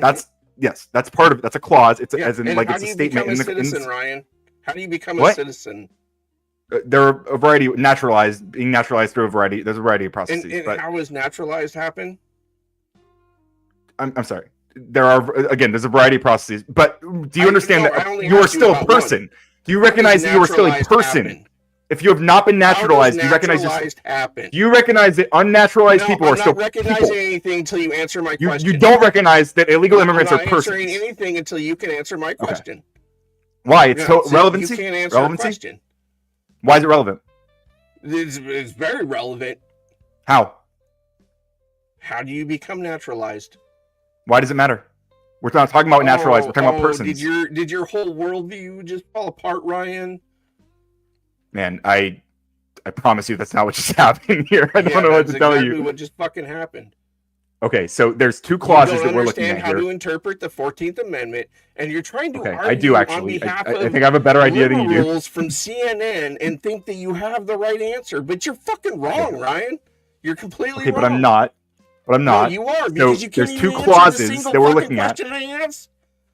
So there's two clauses. There's a clause. There's a clause that says. There's a clause that says no state shall make or enforce any law, I asked, how do you which shall become abridge. Well, you did a naturalized? bunch of times earlier, but How do you become naturalized, Ryan? There's a variety of processes. What do you mean?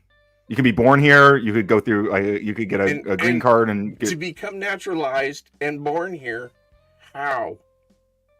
What do you get a social security number? You get citizenship. Do your parents have to be citizens, Ryan? No, you can just be born here. Oh, no. Oh, that's right. Because if they're citizens, then that means that they actually have a right to be here. Except for when they're illegal and they just come across the border and they decide to go ahead and have a child and then move back Yes, to Mexico. that child would still be a U.S. citizen, even if you don't like it, even if Trump doesn't like it. You don't understand the Okay. 14th Amendment. Okay. How does the 14th Amendment apply to that? So that's not what I was arguing about. Jesus Oh Christ! my Is like 14th God, Amendment Campbell, you fucking This has moron. been 5 minutes crazy. of Michael trying to shove the fucking square peg into the square, or the Yeah, that circle was peg very into the square hole. painful. I don't understand how you learned how to use fucking Hello. StreamYard, but you don't know how to I'm copy happy. paste the link. It's Naturalization is for people who are already fucking alive. Yeah, They're from just- other countries. Just to be And clear, how do they become naturalized? Do the parents have to be citizens or not? Go through a fucking process, you moron. Oh, It's why there's an Ryan. order. Ryan's gotta Michael, go, exactly. and Michael's You guys don't know gotta how the go. fucking 14th Amendment works. just out of curiosity, I don't know. Do you know what "or" okay. means? No, Born he's or gotta naturalized, go. or He's is gotta that- go. can I just- Let's Jesus see Christ. who was next in line. I said Hall. It's like a fucking Then retard it off. was back to Weevil. Oh. Weevil, then Hex, then Kay, I did then pay 10 to bring Ryan, Hex up. then Michael. Wait, I did Okay. I did pay 10 to bring Hex up before. Oh, my before you Who do you? kicked all of us off the Did panel. Didn't. Oh, okay. Can I just Who say are something you? really quick? Who are you booting? Who might boot? Jesus. Ooh, that's a tough one. You get this out of your way. That's so the you guy, can the find only person names. who isn't cammed up. I will be booting. See ya. Aw, we love effigy. I do love effigy. I'm sorry. Can I All make right, sure and that you're bringing Hex back up. Can I make sure that we agree on Hello. this fact? Can we agree that in JGG versus Trump, the Supreme Court ruled that people were not being given adequate due process under the Alien Enemies Act? Do we all I agree to agree. that? Yep. All right. No. Hold on. No, Let you don't me. agree? If everyone could just let me do some super chats. Roman King says, "What little they think of hard workers when they call it slavery. Harvesting food for a nation is honorable, honest day's work. They work willingly." They had okay. children working on a marijuana farm. Doubt. I also worked on these farms as a kid in between the ages of 9 and 12 illegally. So, I mean, I got paid under the table. Are we saying paying individuals under the table unfair labor wages is good for our economy? And if so, how is that not slavery? What do you think slavery is? Okay, one thing. I don't think the majority of people who are working on these farms are children. Most of them are adults. If you look at like No, the, I'm saying I worked on these farms as well. Like I worked on talking farms about a growing systemic up. issue. I'm not talking about your own individual experience. So systemically, I think the average age of an immigrant is like 35 years old. Even if they are getting paid below wages, that's still not slavery. They're willingly do it. They willingly came across the border illegally. So if they're getting willingly paid decided below to minimum wage, get paid here, and the reason they're doing that is because it's better. So they for them willingly. here. so if they get paid You mean- under you the mean- So they minimum willingly wage, committed under the. Do I have the bad lag again? Yeah, you got the bad lag. Go fix it. Yeah. Sorry, buddy. Hey, I also want to address the issue that you guys completely curved the fact that the law was passed after the end of the U.S. Civil War, and it was a way to affirm rights to Black Americans who were formerly enslaved. This was primarily intended to address the legacy of slavery and was to ensure that formerly enslaved people were granted citizenship. This does not entail anyone who comes across the border and drops an anchor baby should automatically be granted citizenship. It was a way to affirm slaves' citizenship. So you guys are completely curbing the entire point of the amendment in the first place. As a black, as a Please. Black American and Black voice on this panel, I affirm and uphold the current interpretation. Who cares? Okay. Do you acknowledge? No, do you you're know not what- the child do you know of what- slaves. please, Of Do you know what? slaves. Do you know what Wong Kim Ark is? Enlighten me. Okay, it's a Supreme Court.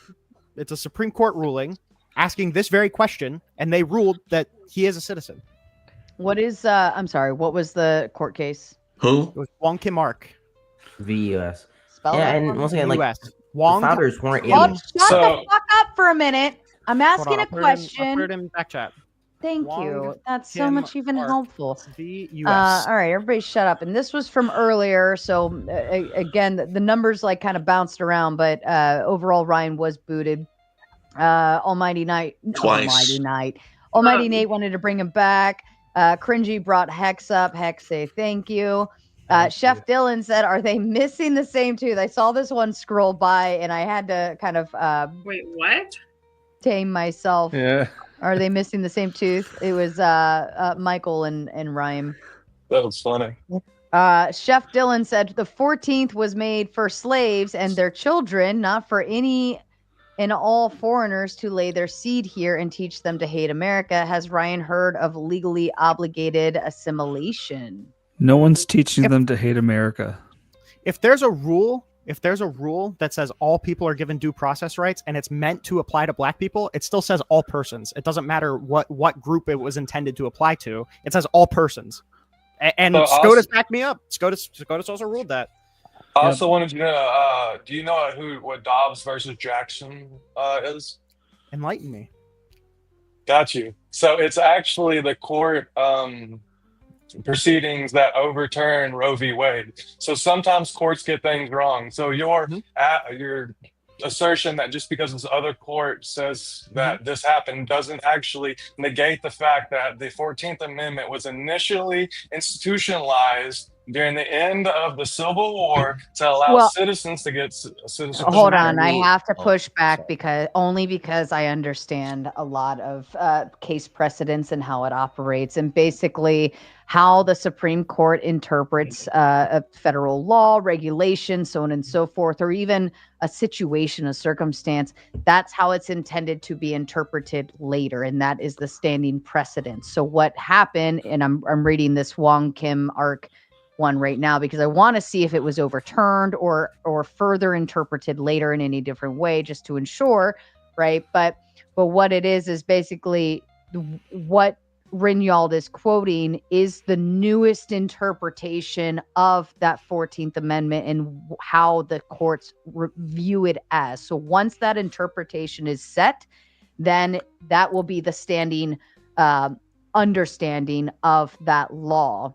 In the same thing happened with Roe v. Wade. We saw how Roe v. Wade went one way first, but then later was overturned by the Supreme Court. Now that will be the presiding law going forward.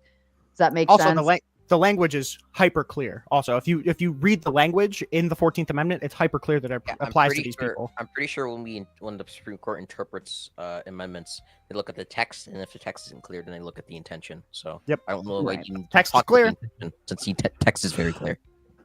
Just real quick, somebody has their mic a little too close and is breathing to it. I think it's the guy who just joined with the Blue Yeti mic.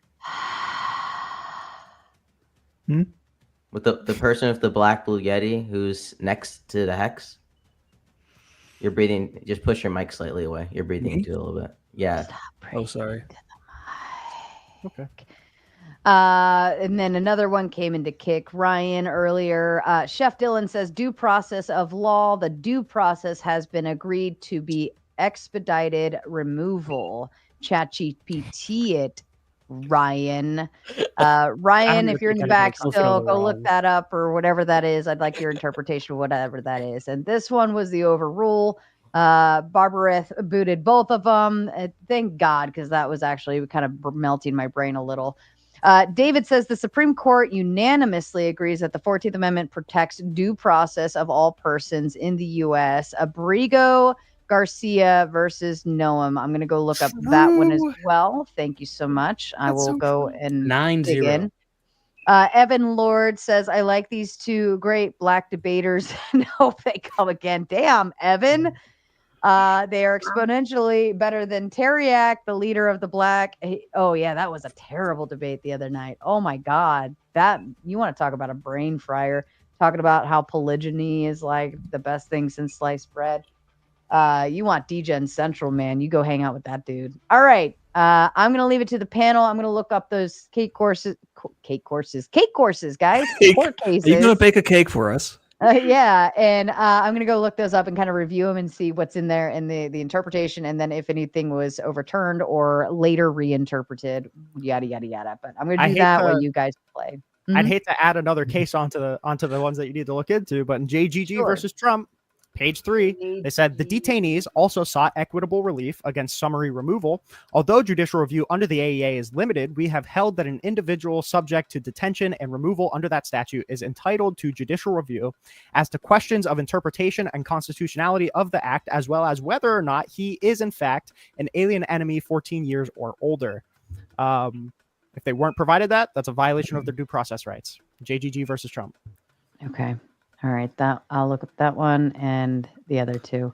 All right, back to you guys. Racism or evil or something. So Arizal, I'd love to hear your response. I'm still reading the court case right now. It's Azrael, by the way. Oh, I'm sorry. No, Azrael. I just want to know, does do any of the conservatives on here disagree with any of the facts that I laid out in the opening, or like any of them at all? Like Donald Trump trying to uproot democracy, Donald Trump sending people to a torture camp with no due process, Donald Trump appointing white nationalist Stephen Miller to senior advisor, Donald Trump saying maybe the Second Amendment people could do something about Hillary Clinton. Any of that? I definitely disagree with you standing on the word evil.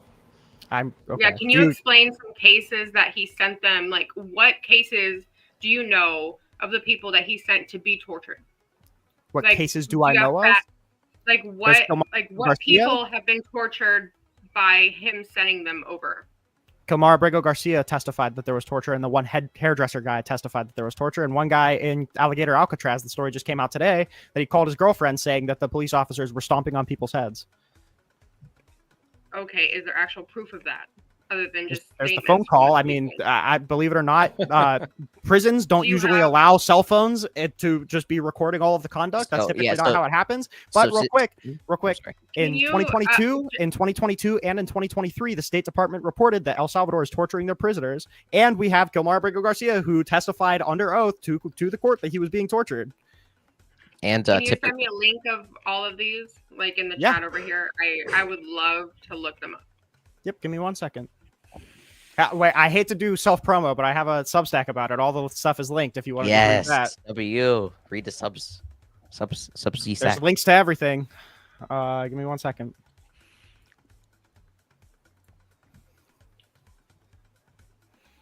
But so, is that a no? Like on the material thing, there's not really much disagreement, and it's whether or not we would call that evil.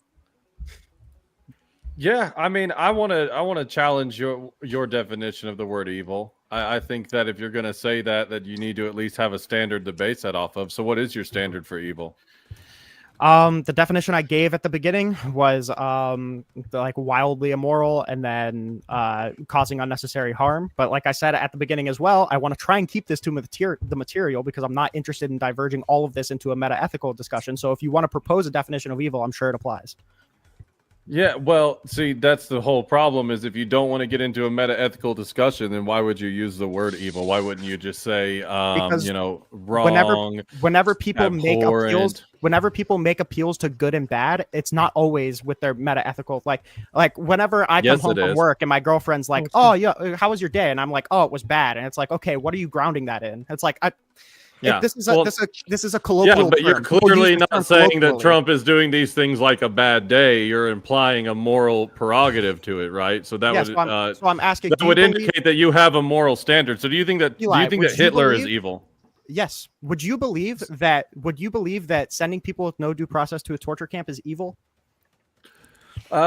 Sending people with no due process to a torture camp in the way that you're framing it, yeah. But like I think we've determined in this debate that there's a lot of different stipulations to that. Reject any of that framing? Yeah, but the difference is that I have a standard by which to apply this that's different. Yeah, I'm than saying yours. under your standard, do you believe that that's evil? Because we can work under your standard as long as all of the facts of the case is the same. If you agree that that's evil and I can prove that the facts of the case substantiate my framing, then my framing would tell you that he's evil too. So we don't even need to talk about I don't think it's the same. I don't actually think that the way you're describing it is evil in the way that you're describing it, actually. Okay. Okay. What's your standard? Yeah, because first of all, do you know number one, whenever you make a claim like this, like, do you know that Trump knew that they were being sent to torture camps when it happened? And two, did he have any way, if he did know, to change it or do anything about it? We paid $6 million to Bukele in order to store them in CCOT, so I would say that that's a tacit endorsement. And Donald Trump in the White House had Bukele in a meeting talking about like praising him for the way that he's treated his gang population, which includes these torture camps.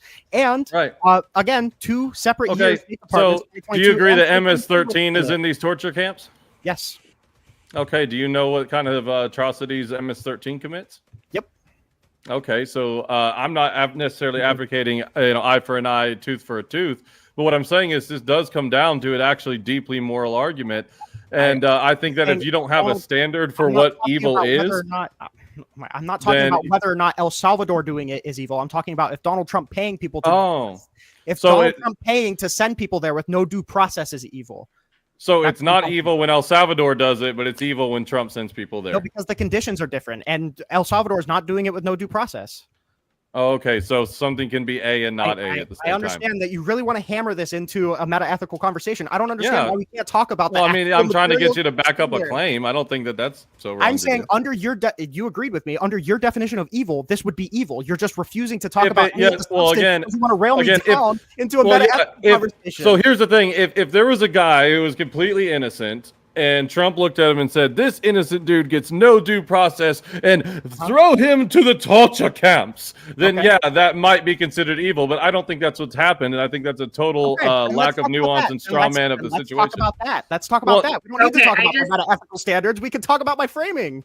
Oh yeah, you want to run away from ethical standards because you can't back them up. It's not relevant. I can prove it to you under your worldview. It's not relevant. Well, if it's not. No, I just told you in my worldview that I may disagree with you. So I think that no, you don't disagree with me on a worldview level. You disagree with my framing. I want to talk. No, about I disagree with you on a worldview level. I promise you that. My framing. Do you disagree with my framing? Do I disagree with your framing? Yes, and your worldview level and your use of moral terms. Where do you disagree with my framing? Like I said, I think that you're implying that Trump, one, knew it was a torture camp, wanted them to go to a torture camp. Knew that they were innocent and wanted to put them in a torture camp anyway. That's the implication when you say Trump is evil because he's throwing people in torture camps. When I say no due process, does that mean they know he was innocent, or does that mean they didn't check? Well, again, I think that this is all highly debatable. I have one for you. Yes, hold on. I dove. Hold on. I dove in a little bit on the Wong Kim arc, and it led me down a path. The enemy combatants you gave me for the born on natural or born and then also not subject to U.S. jurisdiction, and you specifically said that includes like enemy combatants, someone like warfare. I think it's enemy combatants, diplomats, and people on ship. At the time was a little inappropriate, but wild Indians. That's wild Indians, but also people that are on public ships. Sure, yeah. Right. So one of the things I dove into was enemy combatants, and the concept of enemy combatants emerged prominently following September 11th, 2001, terrorist attacks leading to significant legal and ethical debates regarding their treatment. An enemy combatant is defined by the U.S. government as a fighter not affiliated with a recognized national military, which can include both U.S. citizens and foreign nationals. They are classified into lawful and unlawful categories, with unlawful enemy combatants being captured and held without due process, raising serious concerns among human rights. I think that in some degree, because that was defined earlier on and so on and so forth, you could in aspect, and I even kind of I didn't realize this kind of connected later, but you could bring up the idea of, are these enemy combatants of the U.S., are they a national threat? Is there some type of terrorist piece into it? Now, we may not know that, and we may say, well, they had no, hold on just a second. Sorry. We had no crime sheet, rap sheet, whatever, crime record, whatever, but maybe they are connected to other, actual enemies of America or so on and so forth, and therefore their rights to due process are being withheld. Now, in that same breath, that also Whoa. Hello? Whoa. Wasn't me. Am I still here? Yeah, now you're back. Welcome to the Great Reset. No, my whole everything just went dumbfounded. But with that also plays in tow of the children born of these people as well, and that follows right in. So if you utilized that exception exactly as it's been interpreted and lawed into it, then essentially that negates your concept of why are we deporting them to El Salvador and torturing, or why aren't we giving them due process, so on and so forth. But also, what about the children? If they are deemed as, enemy combatants, then that would roll into that as well. So that's the only thing I'm finding so far. That's only I'm real sorry. quick. Yeah, I don't think it's the way that it works that you could just classify anybody as an enemy combatant and then that's just what it is. If that was the case, then the president could just remove due process from literally anybody by classifying them as an enemy combatant. That's just not how our legal system works. And that's a great legal argument, but that's not even the legal argument Trump administration made, and the Supreme Court still said that the Trump administration was not giving these people enough due process. No, it specifically said that it was pulled into January 20th, 25 executive order. That was the argument that he had. That was what was pulled into that. Yeah, because MS-13 is now considered a terrorist organization. I'm sorry. I thought that maybe I'm Reniel, maybe you're a bit more educated than I am, but I thought the Trump's legal argument during that for executive order was that MS-13 was affiliated with Venezuela. We were at war with Venezuela, and therefore I can kind of. Venezuelans. And that's exactly not the argument fully. I'm giving. So the argument that Trump gave is that there was top-down coordination from Maduro to Tren de Aragua. And since that is happening, Tren de Aragua is perpetuating a predatory incursion into the country. And it has top-down directive from Venezuela. So it can be classified as a predatory incursion. And the Alien Enemies Act is basically invocable in times of predatory incursion. The main problem with that is that Donald Trump's own intelligence undermined that by saying that there's no evidence of coordination between Maduro and Venezuela because it's going to be really hard to coordinate with a decentralized gang. So, I mean, Trump's own intelligence undermined him on that. So I would say unless Donald Trump has somehow better intelligence than the FBI, the DHS, and the DOJ, I would say probably not. But I mean, yeah. Enemy combatants, though. That isn't enemy combatants, though, right? Yeah. No, yeah, it wouldn't be enemy. Yeah, combatants. just to be clear here, the Supreme Court has ruled that people who are deported under the Alien Enemies Act have a right to file habeas corpus and a right to a notice of deportation. They have that due process. 2 times. Okay. So, Reniel, I really do, just out of my curiosity, want to know. So, do you think that Trump, when you say Trump is throwing people into torture camps with no due process, do you think that that was his goal and his intention, that he knew they were going to a torture camp, that he didn't want them to have due process because he wanted them to go to a torture camp, regardless of whether they were innocent or not?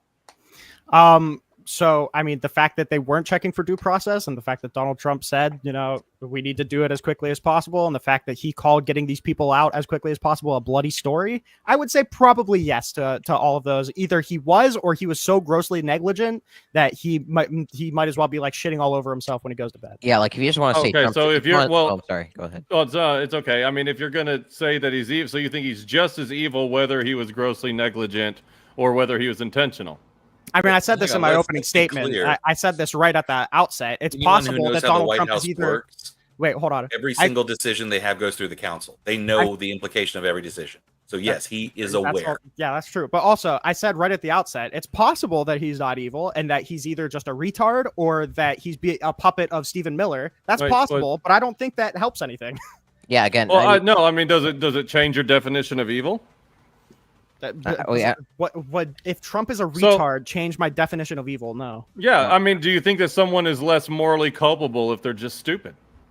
Yeah, probably. It's a fair question. Oh, yeah. Okay.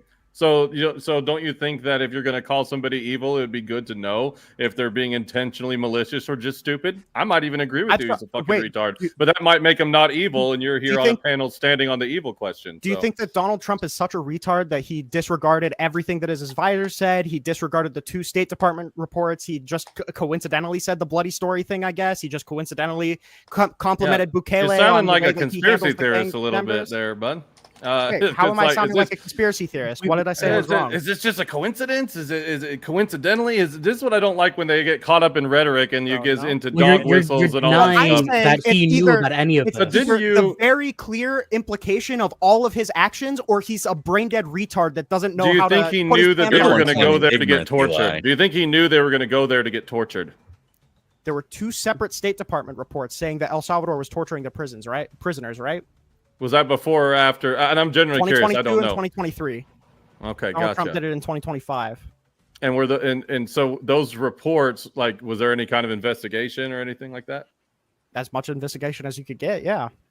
And I mean, are we talking an article? Was there a man, you are splitting hairs so much. Come on. No, because Department report.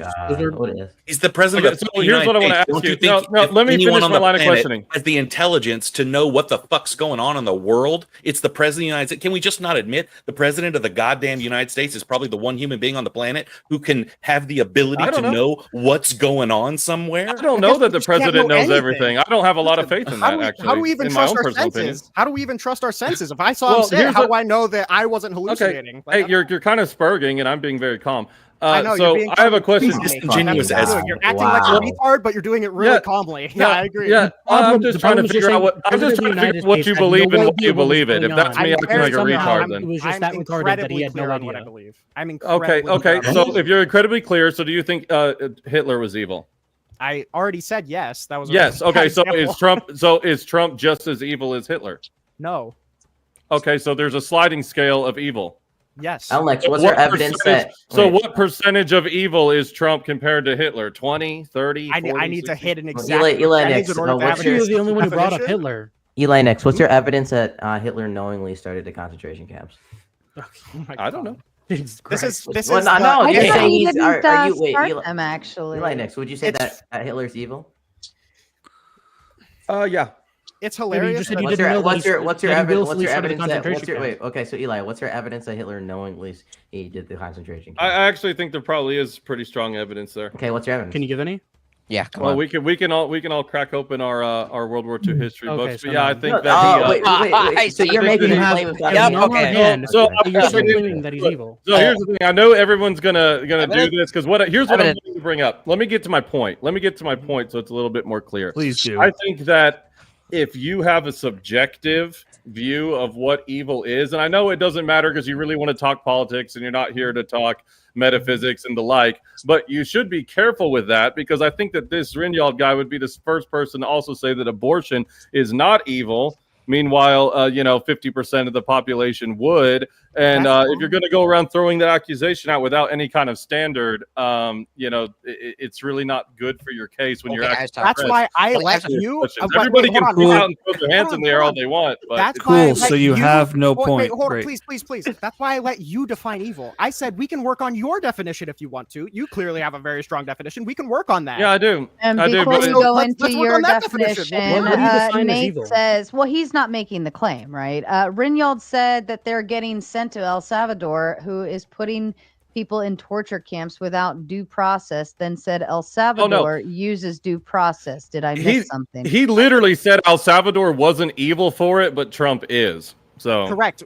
Do you know why? Do you want to give the straw man as because to of why? the means that we used to get them there. Was it because prisoners one at a time? I can't hear all of you. Go ahead, Rinjald, because it's being shot at you. Yeah. So the reason I said that is because Donald Trump was not giving the people an ability to challenge any accusation, and it seems like Bukele was for the most part. That's the difference. I don't know that was super clear. Torture is not inherently evil. What? So torture is not inherently evil then. So you can use We're not talking about torture. We're talking about the due process. Jesus Christ. Hold on. Whoa. I already said to Sarah that it's not. I already said to Sarah it was not in the first hour. Hang on. So the people that Bukele gave due process to, then threw in a prison with alleged torture, should stay in the United States because why?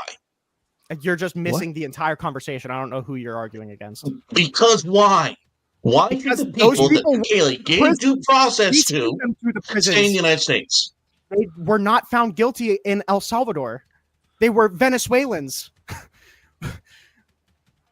Look, my whole point is that like I wouldn't even be saying any of this if you just worded the prompt and claim differently. You shouldn't appropriate highly philosophical and theological terms. Can I ask a question, Reynald? What is the relationship between Venezuela and El Salvador? There's not. It was that Donald Trump found El Salvador was willing to take their prisoners, and they sent their prisoners there. That's it. But also, to be clear, I highly doubt that it's just my verbiage, because I remember, I don't know if you remember this, Sarah, it was a very, very good debate between Andrew Wilson and RTP. And I recall that debate going down a very similar line, and it was just Trump is bad, or it was just illegal immigration. What was it? Does more harm than good. I have a very hard time saying that I would be able to find any topic that you guys wouldn't inevitably try to avoid all of the substance of and just go down to metaethics. There's not a real topic that I could have chosen. It's and look, I know some of us like Eli like to dwell on the left side of the bell curve for the most of our lives, but getting in reality here, certain people who are in certain positions of power, we have an expectation that they know certain things. I have an expectation that my manager knows the fucking schedule. I have an expectation that the president of the United States, it's going to be briefed on like the conditions of the prisons he's literally paying $6 million to send people to, and holding a press conference with the president and who's controlling those prisons. I think this is very simple. So, I like your analogy, you bringing up the bell curve too, because it does seem like you guys are accounting for like 200 people who were deported out of El Salvador, not the 140,000 who were willfully deported back to their place of residence. So yeah, I've been looking at no due process. I don't know if you need to be like diagnosed with schizophrenia. I don't know, like what. I don't know who you're arguing with. Yeah, bro. Yeah, the problem isn't deportation. Well, wait. So you said 140,000 people willingly deported themselves. Self-deported. Yeah. Self-deported. Go for it. So they just left. And that's then not even relevant to the conversation. Yeah, it is, because I mean that to me says that the United States said, "Hey, you should probably leave." That's a warning, right? We're talking about due process. If people are getting denied a fundamental human right granted by the Constitution, that's different than people choosing to want to leave the country. Hold on a second. If a warning shot was fired and they said, "You know what? All right, we'll just leave," and they self-deported, right? That's giving them more than maybe what they could have had, right? And it's not what. Stop for a second. Stop, boys. That's basically saying, hey, we're not gonna put you in jail right now. We're not gonna detain you and fuck your whole life up. We're giving you ample opportunity to fix and mitigate the situation on your own. And 140,000 of them took advantage of that. And we're like, to me, that speaks volumes. For them. That's good for them. Not for them. That doesn't have to do with the no due process part. Oh my God. What I'm saying is that speaks volumes to that. Reynald, you were all about empathy and utilizing that piece. And this is an empathetic portion of the United States government being empathetic and saying, hey, look, you fucked up, kid, but I'm gonna give you a little bit of mercy here and let you freely choose to do the right thing before daddy has to lay the smack down. And you can do it by taking your money, selling your house, sell your car or whatever you need to do. I paid for them. Well, and this guy literally just said torture is okay as long as you give them due process. I paid for their ticket, but my Look, point and is, I agree. you guys evil. That was addressed to me.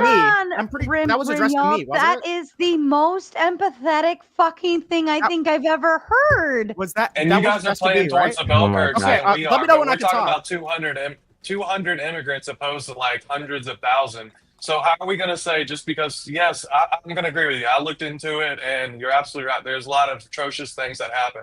But how is Trump supposed to know out of like hundreds of thousands of cases what happened with 200 people? Yes, it is very bad that that happened. However, it's not the majority and it's not his intention and it was not the main practice of how people work. You can report. Well, and I want to touch on him saying that it wasn't evil when El Salvador did it. So pile on the points. Fuck it. I mean, yeah, just if everyone wants to make their point against me, I'll respond and take 2 hours. That's fine. Sorry. Go ahead. My bad.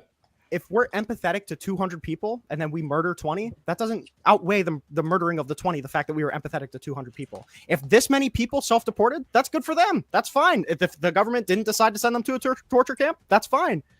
Why did they send the 200? And the answer is that they signed the Alien Enemies Act. So to remove agency from Donald Trump when he signed the order to do it is ridiculous. He signed the Alien Enemies Act. He declared that it's a state of a predatory incursion. He paid Bukele $6 million in order to get them to hold them in CCOT. I don't know if these State Department reports were just hidden for the whole the entire fucking presidency. What are we like? Look, doing a good thing doesn't mitigate doing a bad thing. I don't. Okay, but what about this? Look, I actually agree with Sarah here, right? Hitler gave the Jews plenty of time to immigrate out of Europe before he started the Holocaust. And personally, I think that shows a lot of his empathy that he had towards them. I heard there were swimming pools. He's a racist. I heard there were swimming pools and just wooden doors as well. True. Michael coming in with the Big Ten and said, asses.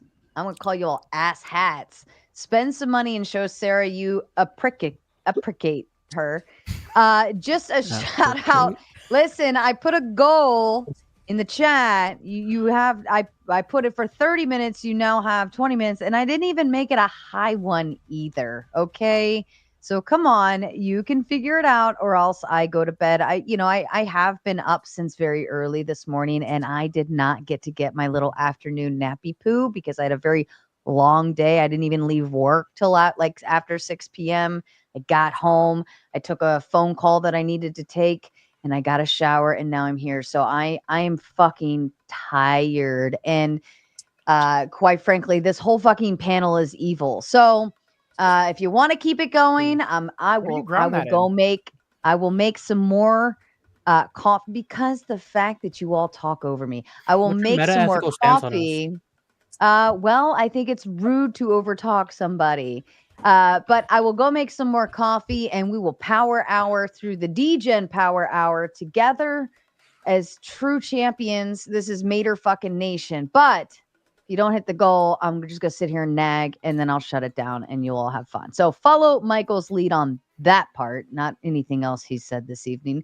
But that part, I think that's a hefty statement, and we can all get behind it. Thank you. All right. Rinyald, back to you, sir. Yeah, I'm just really glad that I could lay out that Donald Trump does want to uproot democracy, did successfully send people with no due process to a torture camp, did appoint a race realist to his senior advisor role, did show callous disrespect to Vice President Pence whenever the advisor came into the office and said, "Hey, they just ushered Mike Pence into evacuation, and your supporters are chanting to hang him." And he was like, "So what?" Okay, we all agree that happened. We just want to focus on my metaethics. There's no engagement on any of the actual material. We don't want to talk about anything real. We just want to talk about how I feel about it. That's fine. We can do that another time. I don't know if maybe the title got mistranslated. If Trump is evil in a different language means grill me about utilitarianism for 3 hours. I don't know if that was the topic. I want to talk about the material. Everyone has some reason has a aversion from doing that. Yeah, well, I mean, why is it not evil if El Salvador tortures people, but they give them due process first? I said I don't know if I would call it evil. I don't know. No, you said it's not evil. And I know we can go back and say that. I said, is it evil when they do it? And you said no. From me, buddy. You're really good at pulling quotes. This one I'm more certain of. I asked you, is it evil when they do it? And you said no. It was a clear answer.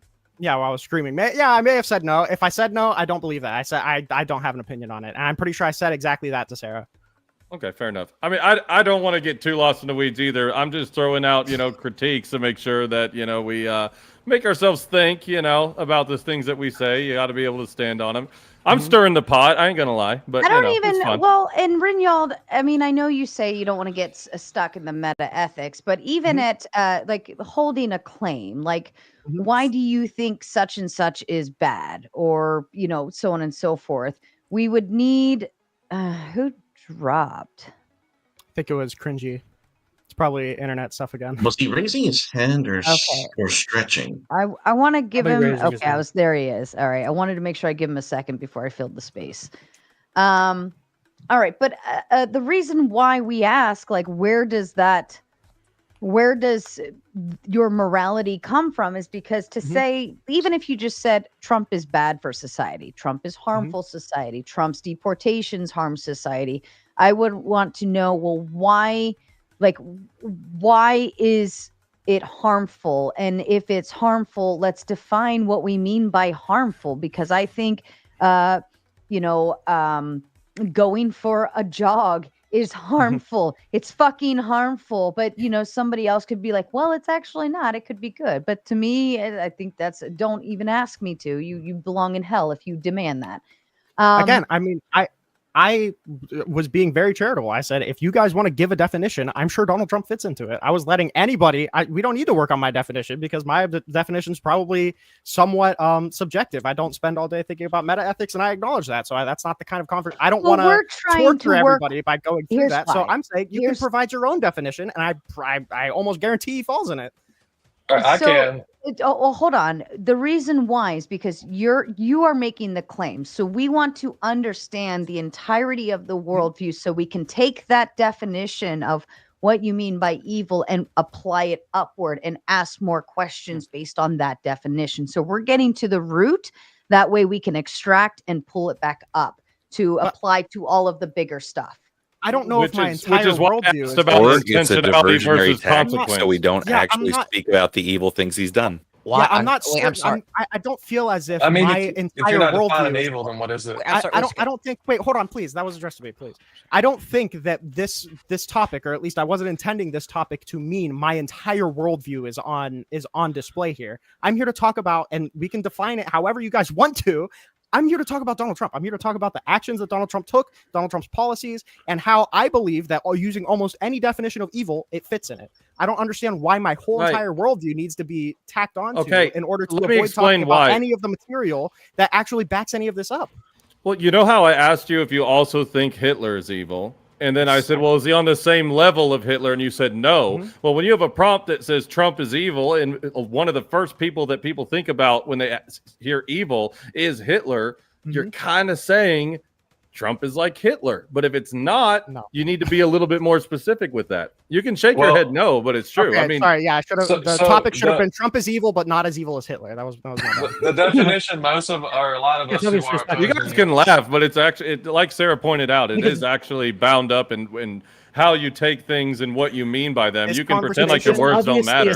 This entire conversation Not would have been everybody is diverted maximalist if we just went off of your definition. I asked you for a definition right at the get go. It's not our avoided definition, all of this. though. It's not. and that's why I asked you about. Hold on.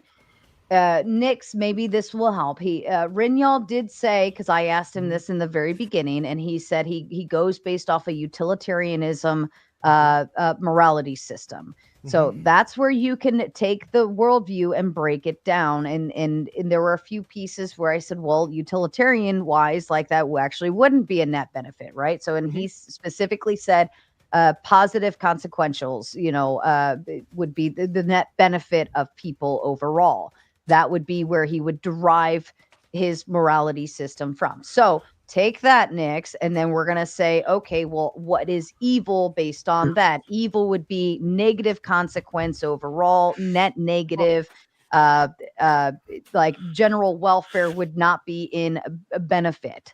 On top of that, that's how he's defining evil versus good, is it has to be a net benefit for you to consider it to be good. I also feel like I don't know what the point of the first hour is if we're just going to go based off of the 3-word topic that I gave and not give any of the context that I gave prior. I feel like I said pretty clearly in the hour opening that we gave with nobody here that I'm not going to stick super hard to my metaethics. I don't have a super strong metaethical grounding, and we could probably define Trump as evil using almost any definition of evil. I said that right at the very beginning. If that's not the kind of conversation you want to engage in, that's a huge accusation and a huge. You're acting like we all just kind of would agree on this, and I'm calling that into question. I'm not saying that we all agree Trump is evil. I'm saying that's why he was asking you to define so he could show it to you. Trump can be evil using that any definition that you could give of evil. That's what I'm saying. So if you want to give a definition, we can fit it in. That's fine. Well, let's go into the 200 people who got sent to El Salvador. I would right, love to. and we're gonna utilize your utilitarian viewpoint. And is it a net gain for overall of society for 200 people to be sent to El Salvador with the presumptions that they don't have a criminal record and they are being tortured? Eli, I'll leave it to you. Okay. Yeah, I mean, again, so I would say that if 200 people are being tortured innocently, what you get into with the problem of what you're bringing up is if there is an objective morality and this is an atrocity, right, then you could say, okay, this is a crime against humanity per se. Again, we'd have to nail down the facts and what all this means. But if your moral standard is just a benefit of society and just what benefits and makes everything, happy and good GDP and all of that, then you don't really have a basis to call it evil if that's what you're basing it on. I'm sorry. You said we can nail down the facts. Can we nail down the facts? We can do that. Well, I know. I think, and that's another point. You're complaining about whenever we bring up the metaphysics and saying that you didn't want to talk about any of that. But I'd say that the biggest bulk of this open panel had nothing to do with that, and we're just now getting to this point. But you don't want to talk about it. Yeah, the biggest bulk of this panel had to do with Ryan calling Sarah racist. I haven't gotten to talk about any material shit at all. Fair enough. But you can't act like like this is all that we're sticking on. And I'm trying to find a place where this works into what you're. I think that really you're just using evil as kind of like I think he's evil because I really don't like him. Well, then deal with his definition instead of going, you don't believe my religion, therefore you can't make moral claims. It's a fucking broken record, man. Man, everybody gets so hold on, triggered Eli so easily. can It's work. crazy. Hold on, Eli, you can work within Rinyald's worldview. So that's a utilitarianism perspective. You could utilize that. Consequentialism is the morality of actions that are judged solely by its outcomes and not by intentions or means to use, which I would flip that and say, Rinyald, you're saying that Trump is doing this with ill intent, and you're actually ignoring the fact that there's an overall positive consequence, that an outcome that comes from this. And I would say the overall outcome is that the precedence is being standardized across the board to let other illegals know that jumping our borders, coming into our country, utilizing our resources and all of these other things is bad. Get the fuck out. We're not fucking around, right? And if you want a little fuck aund, you can find out. I think that's an overall good. And then also utilitarianism is based on happiness. I think we could go and look at a worldview or not a worldview, a societal standpoint and ask, are you happy right now that, 200 people, are you sad right now that 200 people, I think most people would probably be like, I don't really give a fuck. I ain't even mad. Whatever, shit happens. Not me, not my problem. I would reject that having a society where the government can just make an accusation against you and then torture you for it is a better society. I don't think that results in net benefit utility. I would also like to especially under any form, and especially under any form of rule utilitarianism, breaking rules under rule utilitarianism. Rule utilitarianism is retarded. It just falls into. Let me interrupt for just one moment, chat. You still have 7 minutes to get that goal. You need you got 7 minutes and 7 more goals to hit, or else I'm going to be hitting the pillow with my head happily, mind you, or I can go be hitting the coffee pot. Your choice, whether you want to continue this conversation or not. Choose wisely. All right, back to you, Rennie. It's been such a great conversation. Eli, do you think that things can be morally can I good go? or I've been trying bad? to say something for a little bit there. Oh, sorry, it was Azrael that was talking. I do apologize. Give me a second, dog. Heck does not talk at all. Your claim is under utilitarianism, which is good versus bad. Could something be good and evil at the same time? So good for the community, good for the consensus. Could everyone agree it's good and still be evil at the same time? Good under consensus isn't the bar that I use. It'd just be net utility for the most amount of people. Yeah, exactly. So could something be good but evil at the same time? Well, you're judging one of the goods as like morally neutral, like societal consensus. That's not one of the bars that I use. Well, what is good then? What is good? You is just what said what's the best. what What results in the most maximizes utility. What maximizes the most utility? Let's say like how we believe right now, like abortion is good because it maximizes utility. However, under my definition, it's evil. So it's both good and evil. So you're saying that Trump is evil. Therefore, you want to work under utilitarianism framework. However, utilitarianism does not work under an evil framework because things can be good and evil. One of the least productive conversations we could have. We can work under your definition. This is literally what I've been saying the entire time. I don't want to talk. This my worldview is not. Let me get my definition. Don't spurg out. Calm down. Hold on. Not only that, Rinyald, you have to root it before you can extract upwards. You have to. If you're telling me upwards in this debate, okay, it's because you made the claim. Because dude. it comes down to the root of your base level of what you're saying.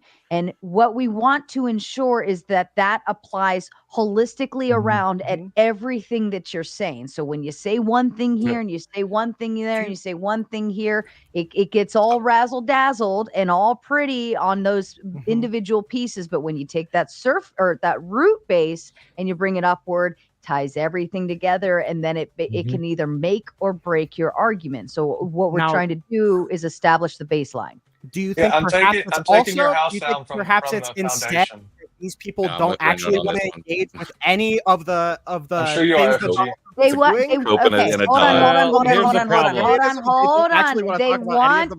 They want to, but they want to under. No, they don't. The dude in the hat literally says he doesn't know about politics. Hold on. He literally said that. He literally said he wants to come up and ask me about the definition of evil, and that he doesn't know about politics. This is obviously what he's here for. Rinyald, wait. If we get through this part really, really fast, we can move the fuck on. Everybody gets stuck in that. This is what always, okay, and I'll just say it. This is where everybody gets hung up. Well, I don't want to define it. Why do you need to define it? I don't claim this morality standpoint or that, or I don't even care about the whatever. And that's where everybody gets stuck. And then we can't move the fuck on because they don't want to establish their definition. They don't want to own it. They don't want to. We can absolutely move on. We already went down this road. All right, I'll define it. Okay, wait. I'm sorry. Hold on. Let Hex talk. Let Hex talk. Do you guys think that moral rights and wrongs exist? I'll define it. Hold on. Do you guys say moral rights and wrongs? Okay. Do you think that the definition of Reynold gave of evil is sufficient? He never gave a definition. He did give a definition twice. He gave a definition in his opening statement. Can I get? You didn't watch the opening. You think it's sufficient? Can we repeat that definition from the opening statement again? Yeah, one more time for the audience. I think evil is something that is wildly immoral that causes unnecessary pain. That begs the question, though, to say that evil is immoral. That's a question. It's a large amount of immoral action. It's a large amount of immoral action. It goes back to Sarah's analogy earlier. What if I think going to the gym moral action causes isn't pain? evil? And I think it's immoral to go to the gym. Yes, a little bit of immoral action is not evil. Yes, that's welcome to anybody's definition of evil. So a little bit of grape isn't evil. Oh my god! There's no little bit of grape. Oh my god! I only have to define. There's no rape. Can you stop obfuscating and just engage with the actual substance of his points? I am, and then he's go down the exact same road. You haven't engaged. You cannot make moral claims without their religion. Hold on. This is important. Stop. He's right. I agree. Stop. Chat, you have exactly less than 2 minutes now, because everybody wouldn't shut the fuck up, to get 4 more super chats in, or I'm going to fucking bed, and we don't get to hear this Spurg session continue any further. Your choice. A minute 30, you figure it out. do want to This whole time I've been here. Stop dragging us down to the depths of stupidity. We can have this conversation. I did come here to be a thorn in his side. I did. What was You're really good at insufficient? actually not good at arguing Okay, points. what Just was for animated. insufficient about Rinald's descriptive definition of what evil is? I just pointed it out because I literally just pointed out what's inefficient about it. Can you make a definition that what ought to be evil? Sure, Yeah. I've Ought to be offered to do it defined as multiple evil? times, but you guys keep talking. Every time I do Okay. anything that opposes God in contrary to his nature or deviates from his will, I'm sure both Nex and I would agree on that. Great, If so you want to natural run law. with that definition, then we can Do you continue with it. think this is Otherwise, why give us nobody? the Do you definition think sending is people to adequate. torture camps? Do you think sending people to torture camps without due process would be against the natural law? Against I'm not talking natural law theory here. I'm talking about the nature God, and of what would go God. against God's nature, of God's essence, and what would be a reflection That's of that? not What would be natural law. That's the nature of God. God has. What would go against the essence of natural of God's? Again, well, here's the problem: innate is that would include intentionally doing that, and he already admitted that it might not be the case that he did it intentionally. So that was So the the contention is the framing. So the Could be brain contention dead. is the framing, right? You don't. You disagree with the fact that he is sending people to torture camps without due process. Wait, Eli, No, is it logically No, is he possible that Trump could intentionally have done it doing it? 'Cause you're intentionally? saying he's 15 evil. Therefore, seconds, he's chat. He's No, intentionally Eli. doing No, evil Eli. things. Is it logically possible that Trump could have done it intentionally? Sure. Okay, thank you. Clipped. Is it logically possible that he did it unintentionally? Gotcha. Okay. Did it? Yeah, Is it that logically was an album, dude. You're Is it logically possible that he done it Are you unintentionally? even old enough to buy a beer, dude? Like, what are you- He's definitely not. Super important, by the way. There we go. They both literally just admitted that they were literally. Okay, wait, I'm sorry. They just admitted their whole contention was framing. People. That's why it's stupid. Nobody's ever been. They came here to convinced by derail and they know Metaethics. nothing about All politics. right, I'm gonna hold on. No. I gotta This say is one thing to that. Logistics. I'll hand it back. Chat. You kind of fucked it up. You didn't make the goal. I've been telling you for the last half hour, and you literally wait until the last 30 seconds to send the super chat, just for the goal to end right before the super chat. Fix it. Give me a reason to forgive you right now, because I think you're all evil based on Almighty Nate. Rinyald, based on Rinyald. Utilitarian. It is better for everyone, and it makes me happy. True. When Yeah, we need an hour more of them trying to convince me of God before we can know anything. Sarah, This is so cringe, dude. Low I think we IQ, should- strong hold on, hold man. on, stop. money. I think we should it's remove. cringe. I don't Debate think in your direction. Nix. I don't think we should move into Nix's worldview. I think Eli should work out of your worldview, and Eli, that would actually be the best way to combat this, is to use his own worldview against him. I think I'm probably showing backwards on here, but whatever. Yeah. But that's how I would do it if I were you. But I know. but funny yeah, because- this is the time where you get concise, precise, and to the point, Eli, and then you extract. It's funny Okay, because I'm just gonna- Hex I just almost really need to actually quickly engaged say in something. Hex almost think engaged this- in something I was- useful by using their definition, and then they had to not I engage think with this it. was, I think this was all cleared up when they agreed to the fact that if Donald Trump were to be doing no due process while sending them to a torture camp, they said that would be evil. So clearly, the contention is not with what is evil or if evil exists or meta. It's the framing and what actually happened. So what in the actual argument do So- you disagree with the Reynolds? I actually didn't answer the Again, question. So if these individuals are evil themselves, them getting tortured was 100% within religious framework. People are going to go to hell eternally separated from God. Therefore, they're going to get tortured for eternity. So is it By religious within morals. Trump's framework? If these people are doing evil, then yes. And if Trump knew that they are doing evil and he's still there, then no. If he did not know, if he did it, let me finish. If he did it unknowingly, then maybe he's evil. But you now need to prove he did it knowingly, which you really can't do. I have a question on that. Is Jeffrey Dahmer, who confessed to a priest and then got baptized, now in heaven or hell? I'm not the arbiter of who goes to heaven and hell. You're gonna Great. have to ask Okay, Drew thank when you. get there. Yeah, True. Thank you. Why are you the arbiter of So- good and Hell bad? to hell. Wait, why are you the Going arbiter of in. good and bad then? I'm not. No, I'm giving you a definition based upon my religious views. Could you not make a upon- reasonable guess? Determine if he's Could in you make a heaven or reasonable hell. guess whether he's in heaven or hell? I think the only person claiming to be the arbiter between good and bad is the person making claims of who, as an individual, is evil and is not. So be careful before you start throwing out those accusations. Nobody ever has Hold been on, convinced. one at a Framing, time. but who knows Go why? ahead, Raymond. Can we The please talk Shade about Master, sorry, Kay. The Shade Master says, if I define patriarchal protectionism as good, how is Trump evil? the $10 are good? $10 is great. And like Sarah's saying, to utilitarianism, I don't think you ever really addressed her question. I mean, you can say, "Oh my God," but he's the one claiming utilitarianism. If it's only what is pragmatic, yeah. If it's I want only to hear what this. No, talking let to him me? answer let Rinyald answer the super chat. The super chat. I see. I Forget don't it. think anybody. I think to define terms, you usually have to go based off of an agreed upon definition of it. That's not an agreed upon definition. No one holds that belief. So I agree with it. Trolling. No, I think, and pretty much every human being understands what patriarchal protectionism is. The castle doctrine has been, you know, it's from the dawn. It's from the cave. Okay, we don't need to define that. We know what it is. I define patriarchal protectionism as good, and if I hold that as good, how is Trump evil? That's what I want to know. I answered. I just don't know if you knew I was following when I said that we all have an agreed upon definition, or we all have an agreed upon definition. I wasn't talking about patriarchal protectionism. We all have an agreed upon definition of good. There's some variances, but I mean, this is not one of them. No one uses the term like this. It's the death of language. So when we say the No, word, I think most humans do. I think most humans across most societies, that's their definition.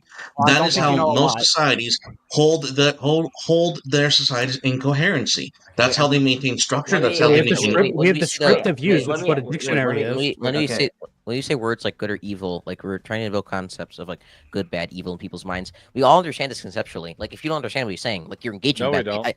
Yes, you do. If you don't understand this, You're just being dishonest. If you don't understand this conceptually, you're engaging bad faith. Yeah, Like, this sounds like young people talking. Nobody speaking from very little life experience. Okay, hold on. Did we all get stupid in the last 20 seconds? Apparently, a couple of them have. Okay, now I know we have. The left looks I know we have a few newbies to the panel tonight, and I love that, and I'd love for all of you to come back. But my number fucking one rule is what? Somebody please say it. No interruptions. Thank you, Rinyald. Now that you all have been clearly informed, I hope going forward I don't have to mom your asses like a fucking child and toddler and tard with a fucking talking stick or sending you to the back or chiding you like a dork. Okay. Back to you, panel. nobody's ever been convinced by metaethical argument ever. This is not happening. Nobody. He already just to be clear, we all agree again. I don't know anything about politics. I came here to ask you about your definition of evil. This is the whole point. You don't know anything from about any politics. actual substance. I gave 4 points. You won't got stuck accept on it. one because I said, do you disagree with my framing? And he said, well, I want to talk about your definition of evil. I was like, okay, can we talk about my framing? And he was like, no, I want to talk about metaethics. So I don't understand why we don't want to talk about my framing. For some reason, you believe it's incorrect, but you have no way to push back against it because I think you'll get cooked on it. You just want to do everything you can to push it all into a presuppositional God argument, and it's fucking retarded. I don't know why. That's not what this panel is. Well, here what for. I think is fucking retarded is to use the word no. evil as a Let's give the buzzword gentleman in waving a his hand a clickbait. try. Yeah, I don't care what you think is retarded. Let's give the man waving his hand a try. Very basic, very basic. Kokomos. Wait, and this is going to be sound a little off topic, but it's on topic. Okay, from the last super chat. Okay, if I go out to a soup kitchen and I help people, homeless people, look at food, would we all agree that that is a good thing? No. What do you mean by good? Obviously not. What do you mean by that? Hold on. Obvious. If you are the weakest Continue link, on. if you are the weakest link of a society and the society has to spend extra resources that it could be tapping into produce, I'm dead serious. If you want to do this, we can go into the med. If I save a child, if I save a child from drowning, is that a good thing? Child is the child No. baby Hitler? You know, it depends No, on it's your not Hitler. definition It's a of good in regular. the It's a context. regular. Yeah, you mentioned that when you guys are just making social Darwinist arguments. Shit. If I Hang save on. a child, please, to Jesus. the panel, if I save a child who's going to grow up and have a normal life from drowning, is that a good thing? Yes. Okay. If I then go out and I murder 30 people, is that a bad thing? Yes. Depends. Okay. So just because I did one good thing doesn't mean I'm a good person, correct? Yes. Okay, so that super chat was dumb because it was only referencing one thing you guys would see that was good, even though Reniel brought up multiple other examples he would consider Trump as evil. Okay. It would be Okay, over encompassing. It would be over encompassing, and here's why. And after this, I have to boot you to the back. I'll give you an opportunity to respond to what I'm saying. Patriarchal protectionism would be the same thing as your child goes to touch the stove, and you smack the kid's hand and say, "No, that's hot. Don't touch that." Right? You smack their hand because you need to get their hand out of the way, but inevitably you're saving them from burning their fingers off. Right? Patriarchal protectionism is I have to do some damage, but it is for the overall protection of you. Like I'm telling you no, or I'm doing something you may not be happy with, but it has to happen for your overall good. I don't like my point. I don't. Patriarchal protectionism. That's what you were talking Like, if about, you right? wanna, my entire point was conceding. Okay, let's concede patriarchal protectionism is a good thing. Right, but Reniel, you're saying muted. just because Reniel, you're somebody muted. he might be talking to his audience. Definitely talking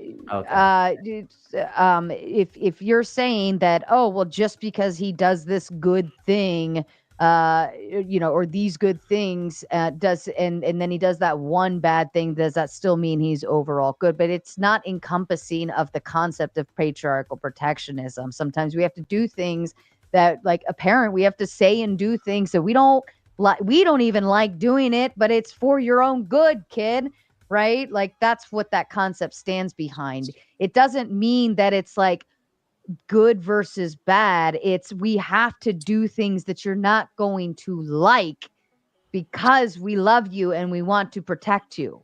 Yeah, but Sarah, doesn't the That same wasn't my- principle that wasn't my apply as argument. whether That you actually- not you wait, smack them, can you I- beat them bloody? Can I What's the respond? difference in that in your respond? analogy? Just real quick. Is he beating people bloody? Wait. Can I?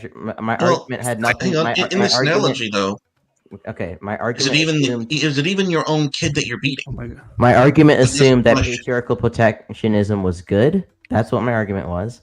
And then after that, I said, well, even if I accept that he did one good thing, he still did all these other evil things, so we would generally define him as evil. That's why I said, even if I saved one child from drowning, and me murdering 30 other people would still make me an evil person. That's not welcome to the Christian patriarchal faith, where protectionism. Let me explain this a little bit That's better. not So what that is. Just draw me. Like is Hold it on. bad to hit your kid? Just in general. One Yes. might Yeah, say generally. yes. Okay. Now, if you're doing so within the context of patriarchal protectionism as a form of discipline, all of a sudden it maybe isn't as bad because it's a form of discipline. Now, I might be wrong, Still but I think bad. that's where we're getting. Yeah, still bad. Okay. So again, so then you don't just agree that patriarchal protectionism is good. Like you, If by patriarchal protectionism you mean child abuse, That's actually no, child abuse is bad. Yeah, Yeah. actually a rate. That's You can call it whatever you want. I don't care. So the DI higher back to the back scratch. I mean, Damn. brass tacks to this is that everybody right. in this conversation understands the definition of evil. Everyone understands and conceptualize what we mean by evil. If you don't understand it, and get you by faith. Nobody's ever been convinced by any meta-ethical argument. I don't even know what you're just saying someone's bad think- faith does not make them bad faith. I think this is what Ryan, save us. We come from a different epistemic view. It's simple as that, brother. Or at least That's all we're try. trying to They say. came in saying, I don't know much about politics. I want to talk about your definition of evil. By the way, Hey, these let's are the not people say that are fair. not engaging in bad faith, by the way. Well, just let's not to say be fair. clear. Me right, being let's honest, go how to is that the bad chat. faith? Me You being want- fucking Beating honest, that vote, Yeah. you're the just chat- spurging out. The chat has spoken. Kokomo says, all I've heard is that everything is Orange Man bad. I hope Rinyald has his home available for illegal criminals to house them. That was the point of the El Salvador deal. Again, I would Rinyald, love. to you. I would love to talk about the substance of any of this, but beforehand, we need to talk about whether or not atheists can ground their moral beliefs. I didn't know that you would need to do that before every fucking conversation that you ever have. But by the way, Eli, I would love to engage on any of that. Jack, stop being a clown. I need to call him out on this because he calls me bad faith for being honest. You are about bad faith. You're incredibly bad faith. It's crazy. What? Wait, hang on. There's a way to we can find some ground here because I think Eli is being good faith, but he's because he genuinely believes what he's saying, right? Oh, He's bought into this worldview where you do have to, or it is a reasonable thing to do to hang on. It's a reasonable thing to do to like force someone to ground out their entire like moral and metaphysical worldview to be able to engage with whether or not they think something's good or bad. Instead of a real regular conversation with people where you can just say, I think these lay out a few claims and say these things are happening. Do we agree they're happening? And then you can say, I think they're bad, and other people can say, okay, I actually don't think they're bad, and you can just disagree about whether or not those things are good and bad, and that's fine. You don't have to ground out your metaphysical whatever bullshit. You can just describe the things that are happening and then express an opinion about whether they're good or bad. That's perfectly reasonable to do. How can you know that it's happening? Hold on. No, let me just get in here and talk straight to Geranold or whatever his name is, Rinyald. Okay, so you're calling me bad faith for being honest about my position that, yeah, I came on here to be a thorn on your side. Yeah, I came on here to make you back up the claim that you chose. So either you admit I used evil as a clickbait buzzword to trigger the maggots and, be super edgy, or you actually have a substantial means of which you decide between what is good and evil, and it's actually justified and it actually makes sense. But for a guy to come on here and say, yeah, I'm not really a politics guy, but I want to call you out of that and go, he's so bad faith, he doesn't want to debate rigorous policy with me, he wants to call me out on my own claim. That's bad faith on you. Yeah, freaking Harry Pothead looking motherfucker. It's a little strange. Yeah, I'm spurging out. Let me do more personal insults, buddy. Okay, it's a little strange to come on a panel about the current president. Bro. Yeah, I know, because you are retarded. That's not a personal appearance. That's just a fact. I think I'm a very good faith person, so when you come at my intentions in the debate when I'm really just genuinely trying to make you think because maybe you don't think about stuff enough, I think that's wrong to do. I don't understand why you would come onto a panel about the current president who is operating the entire political body of the country and grill me on a term that the entire fucking that you use in your claim, in your prod. Why would you grill me on a term that you're not thinking it's fine? You've been bitching about it the whole night, you crybaby. You agreed that Donald Trump fell within your definition of evil. You walked it back right as soon as you knew that you could grill me on precept. But you agreed that Donald Trump, if it's true that we were sending people with no due process to a torture camp, that it would be evil. I want you to fight me on the way that I'm framing that, but you refuse to. Why? Well, because I think that there's a lot I think that there's a lot bound up in such a big claim. I think if you were going to say anything of that sort, that you would need to back it up. And when I bring up intention, is it just as evil if it was intentional versus not? You started walking back and saying, well, maybe I said in my statement he could just be retarded. And I said, is it less evil if he was retarded? And you said no. So I want to question you on that. Yes, I said it is. Okay, it is more. Yeah, I said it is less immoral if you're just retarded. So if it is less immoral, so then with certitude, or at least some kind of. Why are you not attacking my framing of the situation? I am. I'm wanting to know, how do you know that it was purely intentional? That it was in the way that we described it. That it was purely intentional that he wanted innocent people to suffer. Donald Trump said in a speech, and getting them out will be a bloody story. Should have never come into the country. Nobody checked. Were they criminals? Were they from jails? Were they pouring out of the jails? We have the worst criminals in all of these countries. They're in our country, and if you come back, you will be executed. You will be killed immediately. It's not going to be easy, but you'll do it. Does that sound like somebody who is going through all of the rigorous checks? Does that sound like somebody that wants to torture innocent people? Yes. Or does that?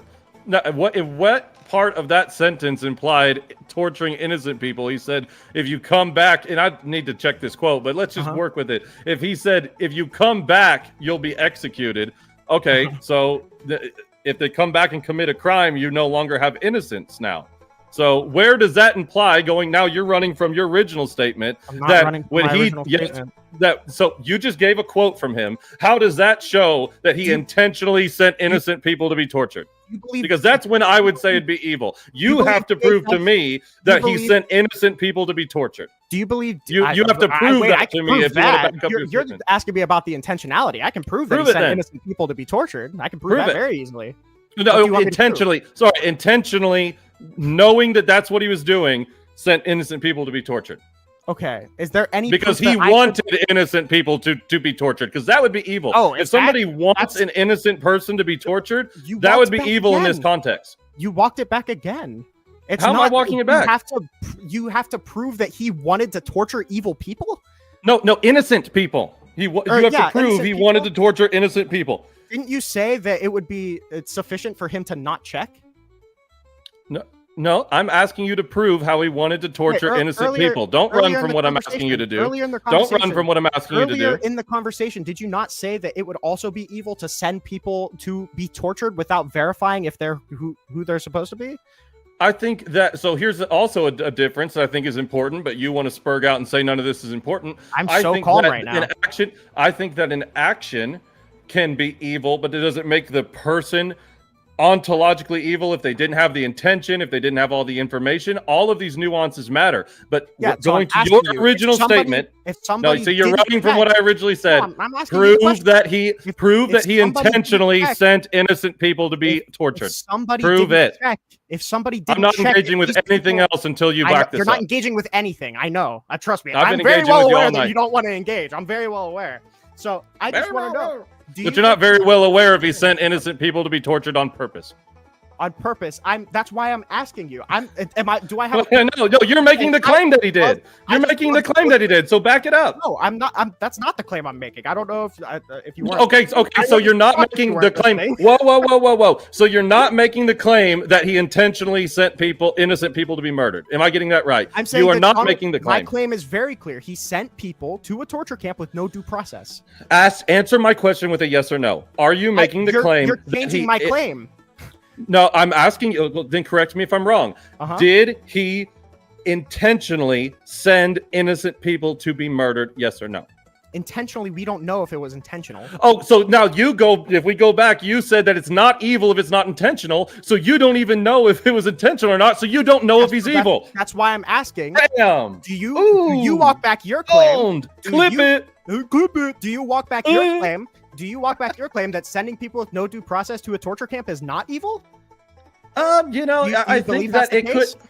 I think that action could be, but it depends on context and nuance. But again, I'm not up here making both of our claims on definitions people. of evil are fucked. No, but I'm not up here making these claims, and I just debunked your ass. You literally don't even know if Yeah, I he's know, evil by your own words. So this is it's over. 4K definition It's of just- actually that's not why- by the wanting way, to engage. that's why You this just wanna shit focus- matters. you That's just why wanna this shit focus on matters. my You want to words. come up Don't here and wanna make talk about any claims and of then the bitch material about whenever realities. people call you out on them. So Listen, I understand that and 200 you get people are being debunked. tortured. 200 people are being tortured in CCOT, and you want to ask me about what my definition of No, evil is? You let's fucking just retard. for the Like, audience's sake, he I said don't it's know. not evil For if the there's no record- intention.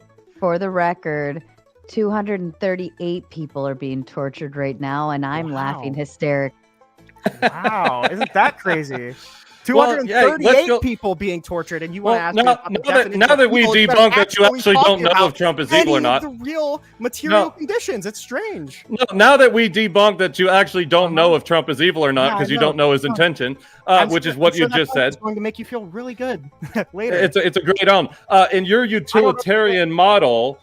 If it's all about pragmaticism and that regardless of not if it's attractive, what actually makes sending people to be tortured bad if it's better for society? If let's just say that let's just say that if we sent 200 people to be tortured, I'm going to say I'm providing you a hypothetical here. So let's say you could send 200 people to be tortured, and it would, for fact, raise GDP, societal morale, and make everything in a physical sense of society better if these 200 people got tortured. Say we'd get something back from the other country. Why is it bad and why is it evil? It would depend on whether I wouldn't say that. Oh, it would depend. Well, It yeah, wouldn't be an depend on how objectively much bad. utility. You said GDP go up. If it goes It's up, an insane utility, ultra utility. It would be in Then you're high pushing utility if we did it. Yeah, if I say my moral system says whatever results in net utility is moral, and you say, okay, what if this bad thing Okay. resulted in net utility? I would say, yeah, that's moral. Okay, so torturing innocent people without due process would be moral if it resulted in Yeah, net if we lived utility. in the fantasy world that Okay, so this is not a serious person, and I rest my case. Okay, real not serious person said, I reject your framing, but I can't engage on. No, one you end." literally just admitted that you can't know if Trump is evil or not. I totally debunked your whole premise. So Yeah, my because work here is the done. bar for knowing is Donald Trump coming out and saying, I love No, his- torturing innocent people. Well, no, I mean, Like, are you never know acting that. like there's not means to prove that there was intention or not? There could be. Okay, what are Absolutely. your means for? Well, Did we I like that. intentionally bomb Hiroshima? What's your bar for justify? Like, what would you need to show intentionality?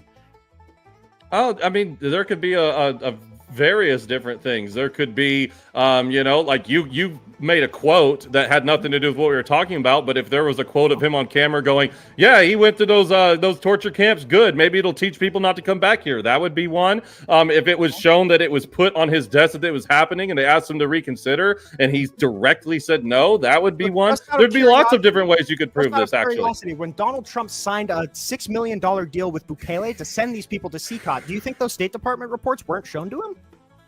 Do you know that they were? Do you think they weren't? I don't know. I'm not making the claim, dude. We can't think that. Like the I said, President of the I already United States debunked you, State dude. Department report. Just Like for I the said, audience, there's nothing I that want to can ever point be this proven out. to this person. There's nothing that No, can no. Let me just point out how this Or dude just to show self-owned. intentionality is impossible to meet. That's the point. Yeah, well, you're the one making the claim he's evil. You said that it's not evil if there's no intention, and then you said you have no clue if he had the intention or not. So your whole I Trump made is one evil is actually, I don't know he's evil, but I think he When is because I said hate no, him. When I said no, I That's my don't think we can't prove intention. What I meant is I don't have a clip of him saying I want to torture innocent people. If Right. you want to say that So you're just appropriating evil as a buzzword, and you don't actually stand on anything you say. This is, Yeah, this you is how don't the know- quote-unquote citizens get away with highly immoral behavior. If it's not Snidely Whiplash twirling his For the mustache, it's record, not fucking evil, right? Ryan got booted, and then Barb tried to boot Rinald, but failed because Rinald is a protected citizen this evening. So I asked, who would you like to boot? And they chose Eli instead. So Eli, you're going to the back unless somebody boots somebody else to buy you back up. And then Osvron will fill. Oops, cringy. You're getting back up. Okay. All right, and I'm going to read the rest of these super chats from earlier because the chat did buy the panel some more time. And speaking of, you have another timer. You all fucked around, and now you're going to find out. And you're lucky I didn't put it for 15 minutes, you little shits. So hit the dono goal, or else you're going to see me just go to bed, and then you're really going to be upset. Crucible Crusader sends a 5 to hit the goal. Nate hit the 5 to hit the goal. Nuke hit the 8 to hit the goal. Australian dollars do count for something here. Michael says, Sarah has the ultimate authority, but come on. Yes, shoot those donos in. HQ says, this is for the kid and a beer. Definitely not. Just says, oh my God, what's going on here?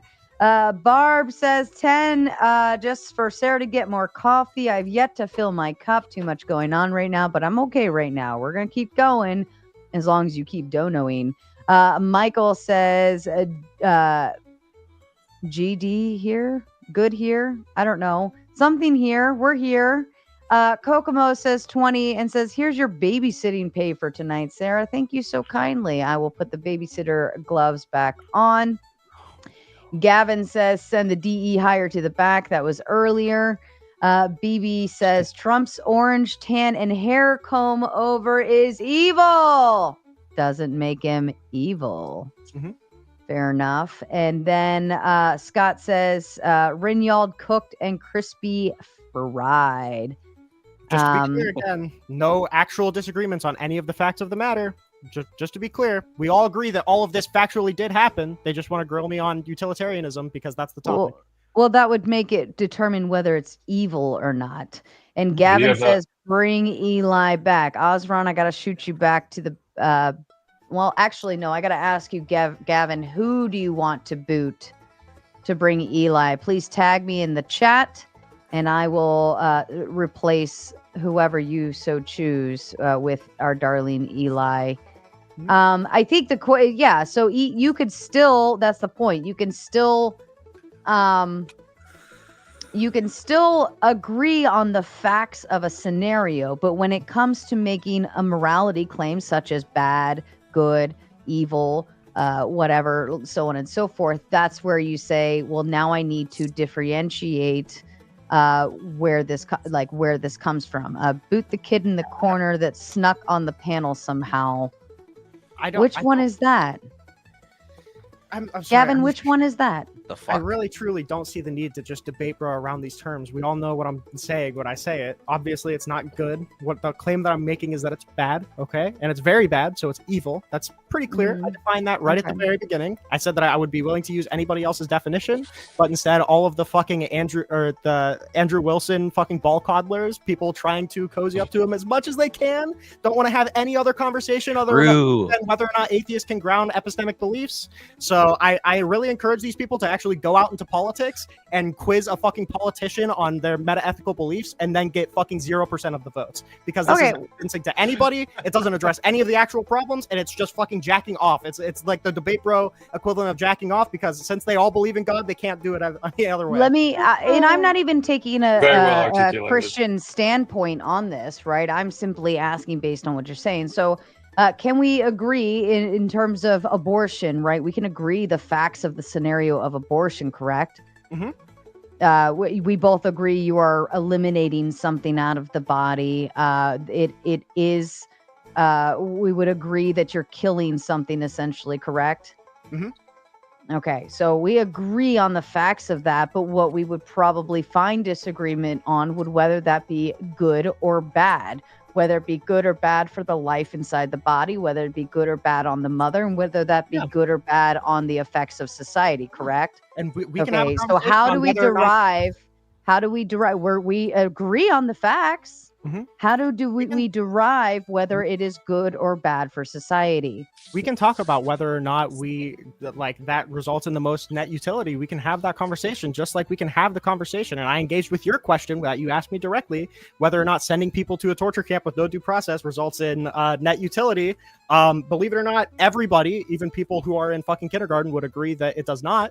But for some reason, we have to have a 2-hour conversation about it and whether or not it adheres to Christian morality.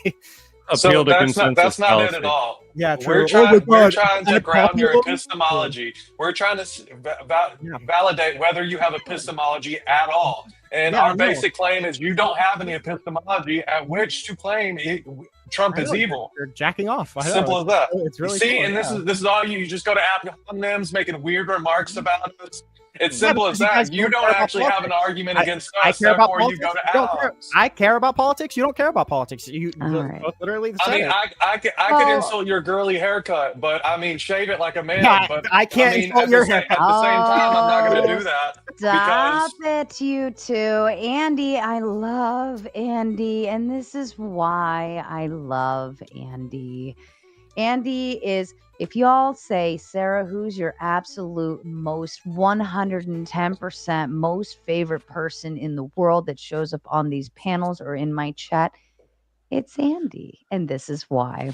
Maybe this is helpful. Politics is the science of ordering the polis toward the common good, directing human activities to it. So how is Trump moving or moving away from the common good as you define it? Rinyal, to you. Again, I think we're kind of hitting at the same thing. I don't think it's moving toward the common good to have the government make an accusation against somebody and then torture them based off of it. I don't think that moves towards any common good. I don't think it results in net positive utility. I don't think that it adheres to a Christian worldview. We can engage on any of that, but no one actually wants to challenge any of the facts that I'm laying out. Hang on. And this is why we needed to sort this crap out. Because I said my definition of good is patriarchal protectionism. That is what I deem as good. And if that is my definition of good, you need to show me how Trump is being evil. Are you defining good as like Is the referent there good, or are you actually saying that patriarchal protectionism is good? It's good, isn't it? Yeah, absolutely. We can't hear you, Paige. Is Yeah. it just Well, like Sarah? saying a descriptive claim? Who How cares is it- about an extra category you put things in that you think we have to rejudge moral behaviors and actions of? Like, who cares? We Because judge if you actions can't on their define own. evil, if you cannot define Yeah, and if evil, you I'm define going to tell you my behaviors in a definition of category good. that you say are default good, then we're never going to have an argument with it because Yes. you're saying We it's default define good by evil, nature. by the way. It's fucking circular and stupid. No, it's not. If we judge No, it's it not by circular. No, it's not. It's a I want to juxtaposition. open up. Special Hold plead on. everything. That's our I fucking want superpower. to. I'd like to open it up. It's a juxtaposition. Osron, do you have something to add to the Yeah, yeah, panel? yeah. Sarah, I was going to ask you if I could ask Renyard this question. Can I ask you the question, Renyard? Go for it. Yeah. See, in the Cold War, there were two factions, like the capitalist bloc and the communist bloc. Before that, it was every nation looking out for itself and its national interests. Now the Cold War is over and the shift has slowly begun again. Like every nation is looking out for its own interests. So if you actually see, America is the backbone of NATO. If anything happens to any European country, it's America that steps in. We saw that in two wars like Afghanistan and Iraq, where without American support, NATO would collapse. So now most of the times the Americans have had a bad deal actually. So Trump is just trying to look out for the interests of his own country, because for a long time the Americans have sacrificed a lot. So why do you feel that he's evil? I don't think torturing people torturing people with no due process is in furtherance of making things more fair. Is this just like all you put on your notes is brown men bad, brown men tortured people, continue to grill people over brown men torturing people, reiterate brown men No, tortured. listen, I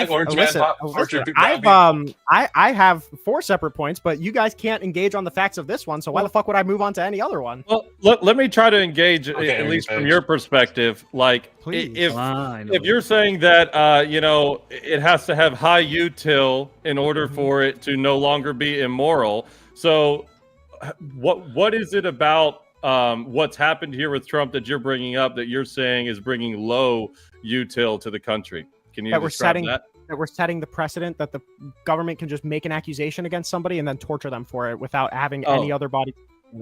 But that's just like your opinion, bro. What if the precedent is being set, like Sarah said, that actually you shouldn't F around and find out? By the way. Yeah, you shouldn't F around and find out in the country. How can you determine if your util is just based off your preference? Then do you think maybe it's setting a precedent for people to not break the law? I don't know. Do you believe that would result in net utility? Pardon me. I think for it could, just a yeah, moment. absolutely. Can I do a sound check for Paige? Paige, can you try? No, it's not working. No. I'm not even getting a green light on your end. So did you hit the little wheel down at the bottom for settings, go to audio, and then from audio you should be able to pick your input, which at the top it'll say mic, and you can select which mic you're using, and if you can't see it, then it's not plugged in and it's not recognizing it on your end. And also question, depending on if you're using Google Chrome, I think Safari too, sometimes that can differentiate as well. So maybe if your mic's not getting picked up in your settings, you may want to try a different browser. Web. Thank you. I can never find my fucking I remember words. from the last debate, you need people to finish. Sarah, Watch your words sometimes. Okay. Sarah, I'm going to bed. I've got work at 8 a.m. in the morning. Okay. I That's want to fair. say that I don't know why you host any other debates other than like grounding ethical systems, when every single political conversation that you ever host in any live ever is going to be brought to Metaethics. I don't know why we would host any sort of political live. I think I've gotten better engagement on the facts from like TikTok debates, but listen, I love you. It's a low bar. I hope you I hope you guys prosper, and I hope you guys do actually get to the core of all of ethics. Okay, I do. I hope you do. But until then, we're going to be talking about actual observable realities and politics and stuff. And if you want to find me anywhere, go to @Rinyald. I love you. I love you, Sarah. Thank you, Renyald. We appreciate you. Goodbye, Renyald. Okay, so to be clear, what just happened here, I think, is Eli, did you just admit that the government being able to accuse someone and then without due process ship them off to get tortured? Oh, I was could making a provide net utility? I was making a critique of his position, saying that, yeah, I think that if it scared everybody into acting right, and then all of a sudden social utility went up, by his perspective, he could no longer call it immoral. So just to be clear, when you said that was his opinion that that's bad, that setting that precedent is bad, it's actually the opinion of the Supreme Court that that's a bad precedent because they ruled 9-0 in Nome. Was it Nome versus Abrego Garcia? They ruled that it was explicitly the precedent that the U.S. government had set by deporting Kilmar with no due process would allow them the justification they gave would allow them to detain and deport anybody, including U.S. citizens, without any due process, and send them to foreign torture prison. Like, and this was the Supreme Court. It's not. So this isn't just Rinyald saying that. But what Rinyald did say is that if we sent 200 people off to be tortured, and it raised social util, that it would not be immoral. And you can go back. He did say that. So what I'm saying is, if in his perspective it doesn't raise social util, but in my perspective, maybe it could. And then let's say we got some data that said, yeah, ever since these new authoritarian laws, everybody started acting right and the GDP went up and all the social util went up. By his own standard, he can't call it immoral. So he can, bitch and moan about how much these things don't matter, but I think they matter greatly within his worldview, because all of a sudden what he's considering to be moral actions in order to call somebody evil becomes perfectly fine as long as a few arbitrary standards are met. And I disagree with that. So this is what can everybody hear me now? Yes. Of course. After please. freaking Unfortunately, I Rinyald can hear leaves, my Mac was bugging. I had the Google Chrome open. Mac doesn't like Google. It's a well-known fact. They have a decades-old beef.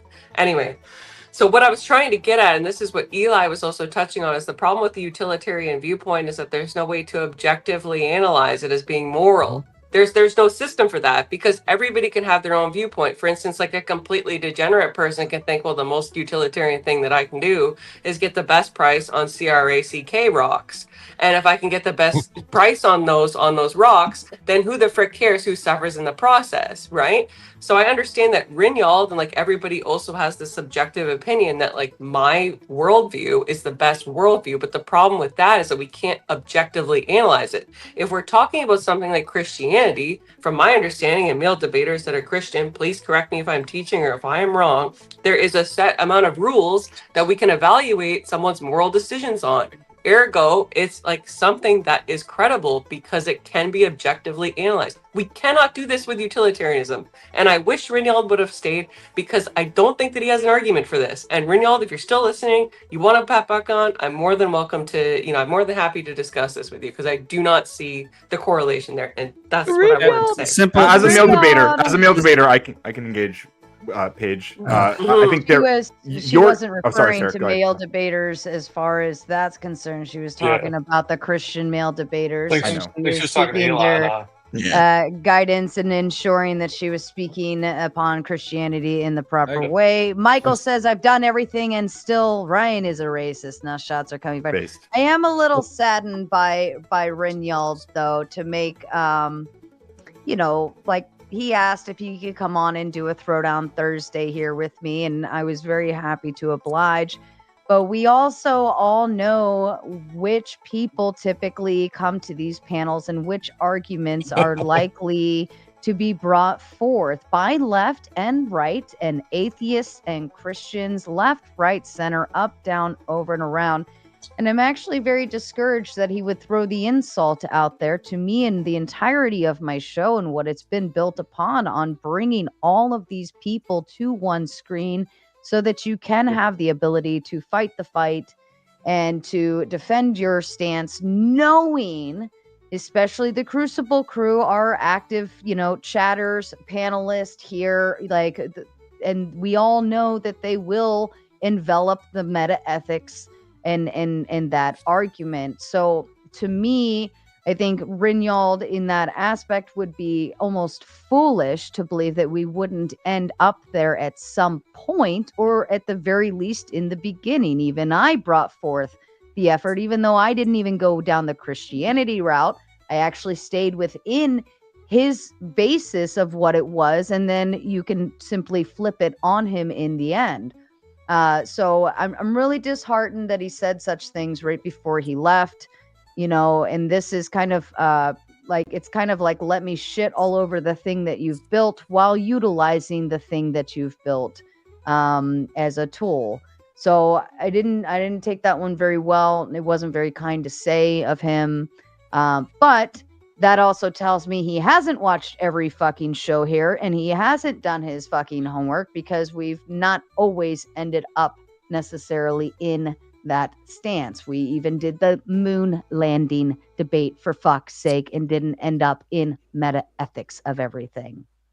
Yeah, he probably knew he was getting cooked. Maybe he was legitimately tired, or maybe he thought, "Oh crap, I'm getting cooked. Better head outsies before the crap show." He already did tell did not me. get cooked. No, hold on. He did tell me that he would want to leave around 1:30 or Okay. so. So I tell everyone who comes on for Throwdown Thursday and for Moderator Mondays that once that panel opens, you can leave whenever you want. I will not hold you hostage. And he stayed. He took the grilling, and he even told me a preface about what time he would plan to leave. And I always respect that, and I don't negate that was told up front. But I'm just trying to make a leave- dig to get him back on panel, Sarah. Come on. Well, to leave though, while like stomping the mud off your shoes inside of my house instead of taking it out. Fair. That was a little bit of a dig that I didn't appreciate, and I hope that he thinks about saying such things when, you asked me for this, not the other way around. So I'll leave it there.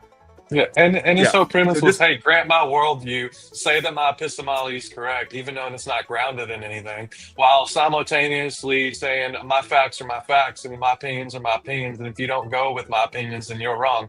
But he has no epistemology, and that is the fundamental problem with the secular worldview. Yeah, I want to speak to this whole epistemology meme, because you guys subjectively decide that you want to offset your moral grounding to Christianity. You subjectively determine that. You decide, this is what I want to do. I don't want to decide, or I don't want to work with utilitarianism or rule utilitarianism or any whatever ethical framework. You just offset it to Christianity. You are doing that as a subjective determination you are making, right? You are doing the exact same thing that we're doing, and then you're claiming that you have some special superseding objectivity beyond that, but you don't. It's literally just your feelings. It is your fucking feelings that you are just offloading this to, and anything else you're going to say to that is absolute cope.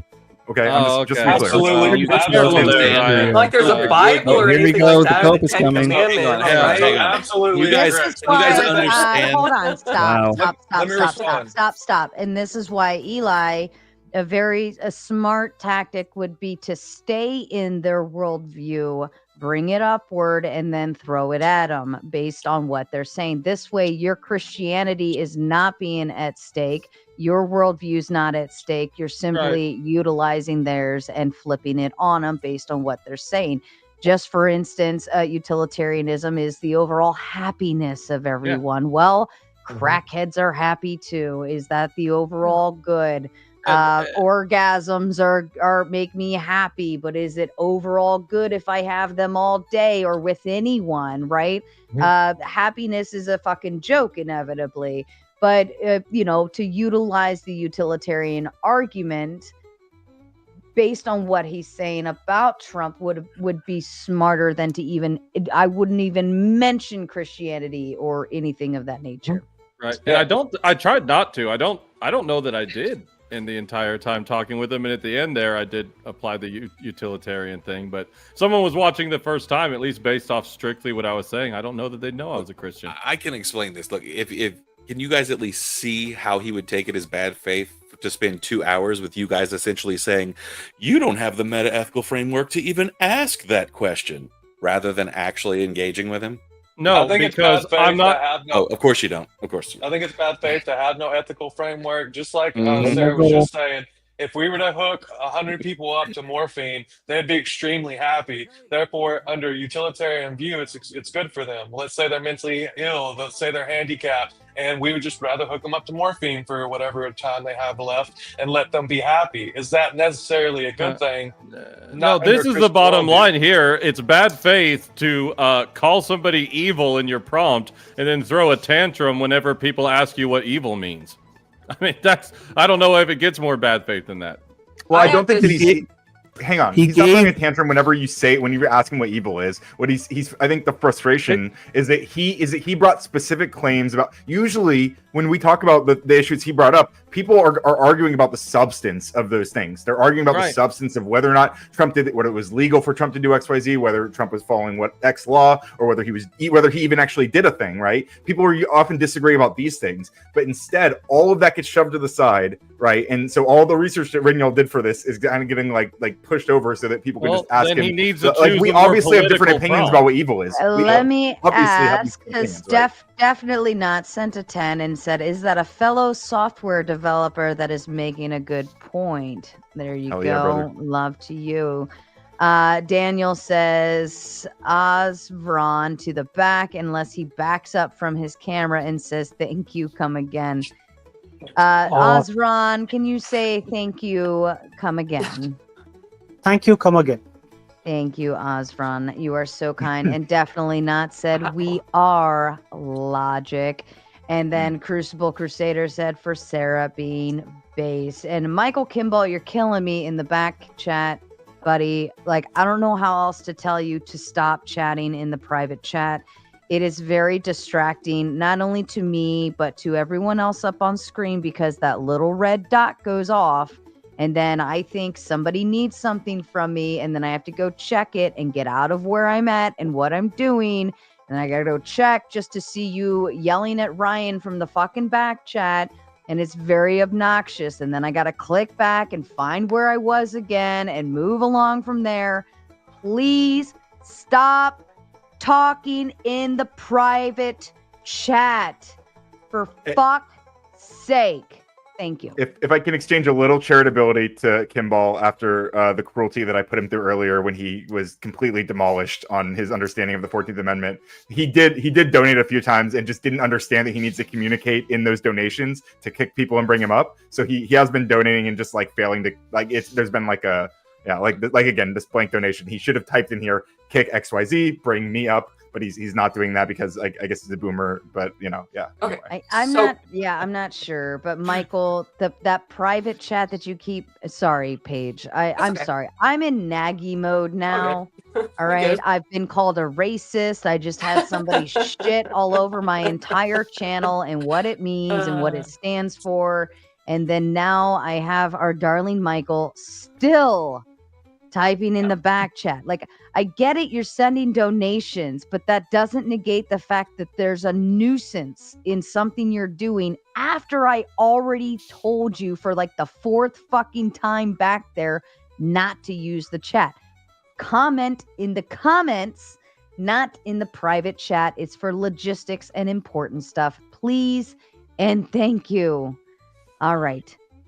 Back to you guys. Yeah, so Ryan, you raised the point about like the entire debate being monopolized by a certain train of argument, and I think that that's a valid point. But I'd like to counter with this. So I had the same problem during my debate, wherein positive was a key component of the prompt. This time, it's not just positive; it's outright evil. We are doing an analysis of good versus evil, and I think any good debater should be analyzing their viewpoint or their expressive points that they want to make during the debate based on that lens. If you do not do that correctly, what happens is exactly what you saw. The entire debate ends up being a metaphysics debate as to opposed to a point-based logic debate, right? If Reinhold would have just said, hey, look, I don't have a point on that. I do believe subjectively that things can be analyzed from a utilitarian lens. If it doesn't agree with your worldview, sorry. Can we move on to this point? But he didn't.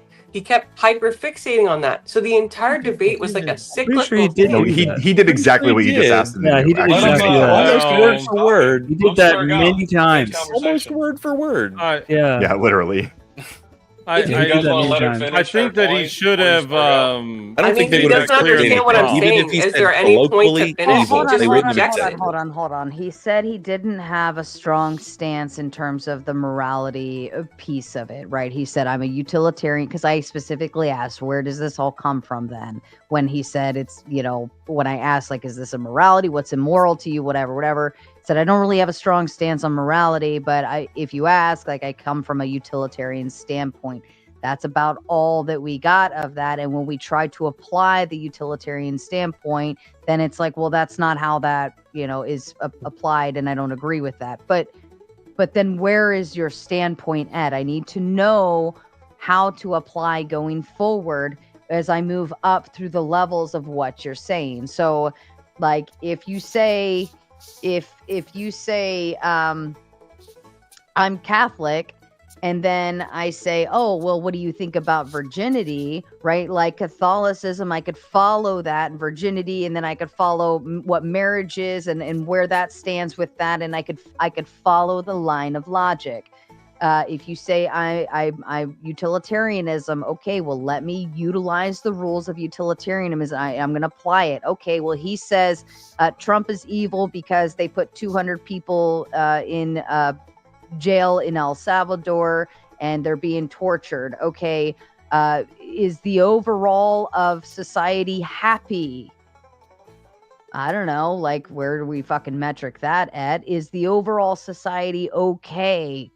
Generally speaking, I'd say we are. Like, the rules that he's applying no longer apply, from the base level up. That's how that works. Well, and I'm not trying to pull back the curtain too much, but I just want to clarify, like, Sarah, he did choose, like, the prompt was his words, right? Like, I want the prompt to be, okay, so I can think of, just off the cuff, like, 3 different prompts that could have made his point, like, Trump's Venezuelan deportations you could even say those are evil, or you could say those are bad for society, or those conflict with the Unitarian worldview, or even something more concise. You could have put some creativity instead of going for the jugular of calling an individual human being evil. And I was calling him out. I think it's kind of like an edgy thing, like Trump is evil.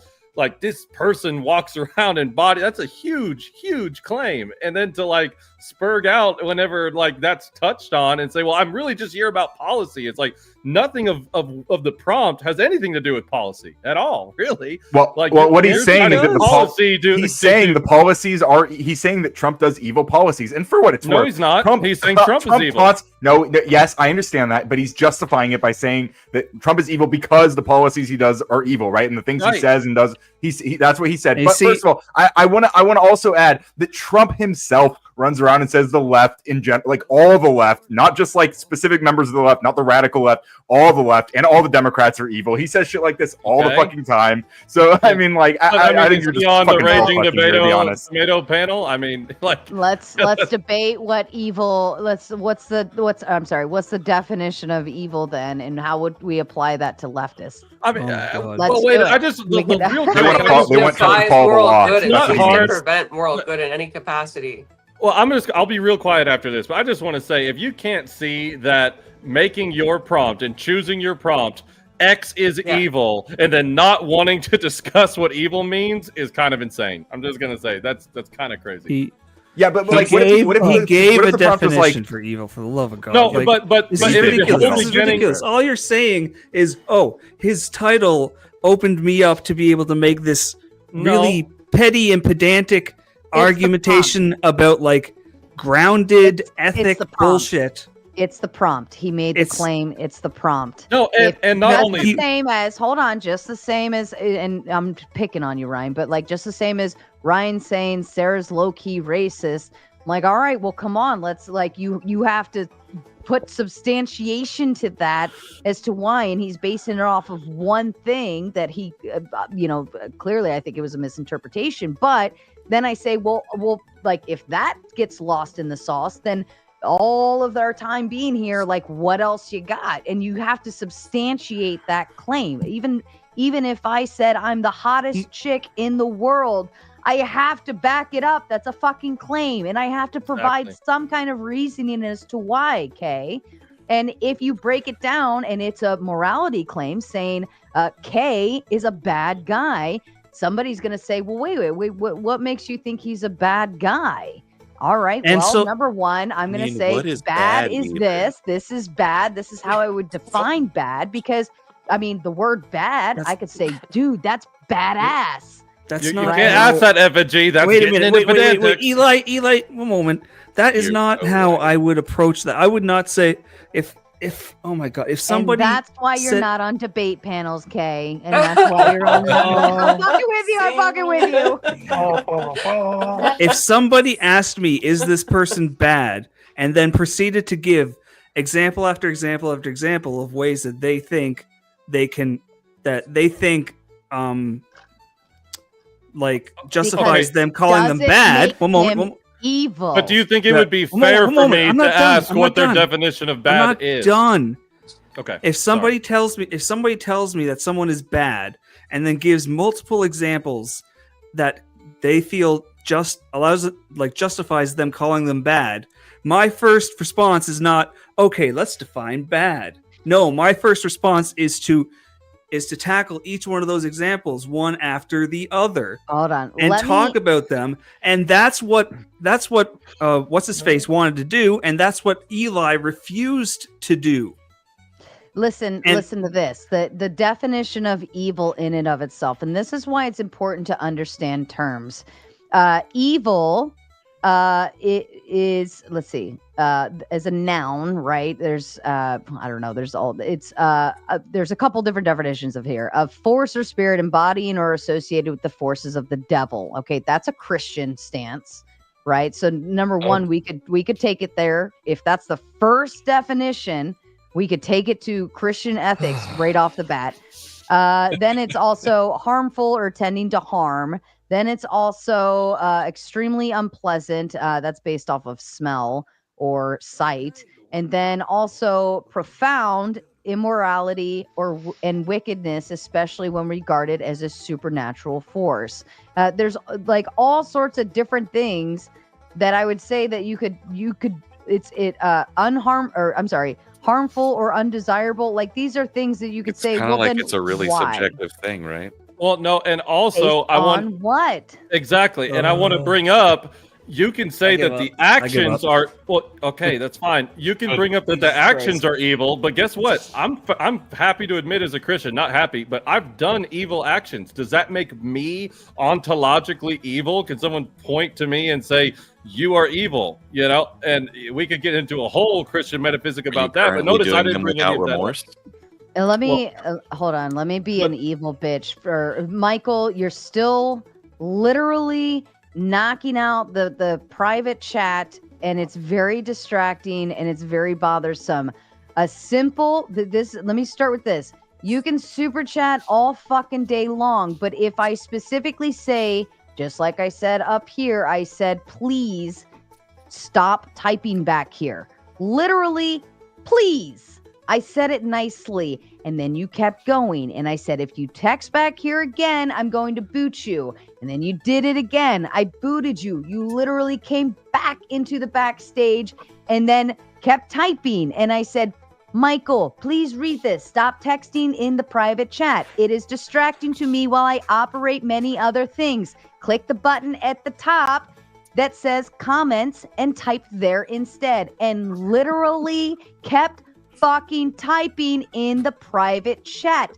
That is either number one, dumb. You like literally can't read from the host messaging you in that same spot, or two, absolutely disrespectful. So you're back here spurging out saying like, I thought sending super chats would get me respect, rah, rah, rah. You haven't even demonstrated it yourself. So please, again, you're still doing it. Literally, as I'm saying, don't do it. You're still typing back here. Talk in the regular comment section so that everyone else in the chat can see the dumb shit you're saying. Thank you. I'm booting you for the night. Please don't come back. All right. Just a quick My- positive thing. Umbreon just lost his last baby tooth. like Aw. during this panel. His final baby Hold on, tooth fell out. we gotta do a Umbreon. Hi, Yeah. Did you Umbreon. lose your baby tooth? Aw. Doggies Say hi to make me everyone. happy. Hi, Umbreon. Happy He's a good boy. birthday. Yeah, he's a whole All year right. old now, guys. Back Appeal to evil. cuteness fallacy. Appeal to cuteness fallacy. Appeal to cuteness. He says most can That's agree my whole on strat. morality. What is morality? Therefore, defining evil and whom is futile exercise. But see, you still have to understand like where that definition is being derived from and how we're applying it going upward. Just the same as he utilizes the utilitarian argument for how he's defining what evil is. So if you're going to use the utilitarian argument, I'm going to use the utilitarian argument and I'm going to use it against you. Okay.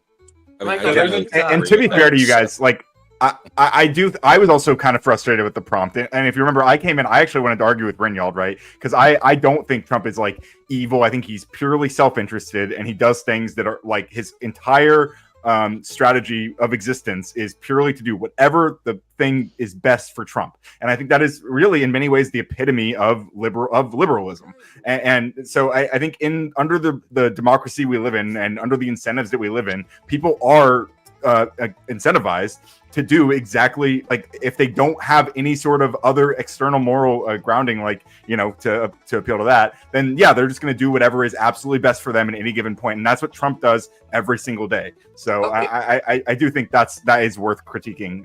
And on the point yeah. of being evil, there's entire islands that are cannibals. There's different sects of the world that think it's okay to eat dogs, but here in America, we know that we believe that both of those things are evil. Whether or not they're evil or not is subjective unless you ground it in something that's concrete. That's why Christians like to ground our beliefs in something like the Bible. Every one of these books are unchanging. They've been the same way for 2,000 years. So when we ground our epistemology in the Bible, I mean, it's pretty. Can I pretty ask unchanging, If the Bible's and just a that's book, subjective. Okay. What does it The mean? Bible's just a book. What does it mean to Just a ground second. your... Just a second. Can I ask Brian and KO Dave a question? Are you voting purely on your emotions, or do you actually evaluate politicians based on their policies? Because if you vote like with your emotions, you're effectively a woman. And if you're voting on policies, I believe, and correct me if I'm wrong, Americans, because I'm just a filthy Canadian after all, I believe that Barack Obama had more deportations than Trump currently has. And so the question is, if you're basing it on that, if you think the deportations that are currently going on in the United States of America are so bad under Trump, then why are you not critical of the Democratic Party when Barack, who's supposedly one of the greatest Democratic presidents in America, did the most deportations? Like, can you get out of your Trump derangement syndrome, or do you need a Xanax prescription that's stronger than 20 pounds of concrete? Because, like, seriously. Okay, now that you're done, I think many people on the left were actually quite critical of Obama's method of mass deportation. People did not like the fact that he used the expedited removal. They thought a lot of it was like expedited removal, which is a legal process that Trump can't even be fucked to use, right? But Obama did use expedited removal. A lot of people were critical of it. A lot of people on the left, a lot of people have critiqued the Democrats for this. But I mean, you're just kind of like pearl clutching at people who aren't even here. But Brandon, I think had an interesting question to ask, and I'm curious. I still want to hear from KO Dave, and I want to hear from you, Ryan. Do you vote with your emotions like a woman? Tell me, yes or no? I think everybody does. Girl, virtue signal harder. Come on. I could a bit harder, but would it be Pick me, fun? Paige. I don't need Are to. you Paige? Are you intentionally being sexist toward yourself right now? Yeah, she is. She's I call her Pick Me Paige. Is that what just happened here? The White Knight has Do donned you want his a white knight armor. for feminists harder, bro? Like, how much harder are you gonna go? Are you gonna completely like castrate yourself or castrate yourself? Sorry. What? Can we let Brandon go? Brandon's been here for a while. He hasn't said anything. Hey, you gotta know that Kay doesn't believe in the male or female. You guys are gender. I'm going to give you a Strictly tip. Praising women and holding them on a pedestal ain't gonna give you any poontang, okay? So just stop. You guys are so. Go ahead, one's putting you on a Brandon. pedestal, Paige. Go ahead, Yeah, Brandon. yeah. You've been quiet. Look at his face. Well, I keep What hearing happens when things you watch like, too many videos of a how do certain you variety? ground your morality? How do you ground your epistemology? What does that even mean? What does it mean to ground your epistemology? All right, Yes. so at its foundation, our beliefs are going to be centralized in a certain location. It's a lot like the analogy in the Bible, building your faith on the concrete rather than sand. So our faith and our epistemology is built on something concrete, like the Bible. Whereas if you build it on something like, if you have epistemology built upon my preference, my beliefs, what does my built upon feeling, mean? Foundational. Yeah, I'm getting to that. So if you build it on something like that, it goes different between individual to individual. Therefore, it's a shifting standard. Therefore, it's different for each individual. Whereas for me, Eli, and Paige, whether or not we disagree on what's in the Bible, there's an objective truth and reality on the Bible. So we can give facts. All I asked was, based what do you upon mean the by? Bible. All I asked was, when you say ground your epistemology, what does ground mean? It's sourcing it from something. It's hold Sourcing on. It's the bottom level. Just the same as think of fractions. This is how I always like to look at it. If I have 10 out of 100 and I say, break it down, you're going to go down to 1 out of 10, right? And with 1 out of 10, I could multiply it by any number, right? And it's going to end up in the same place. Right. Essentially, they can all be reduced back down to 1 out of 10 and also expanded back out. Right. Okay. Yeah. I'm still not.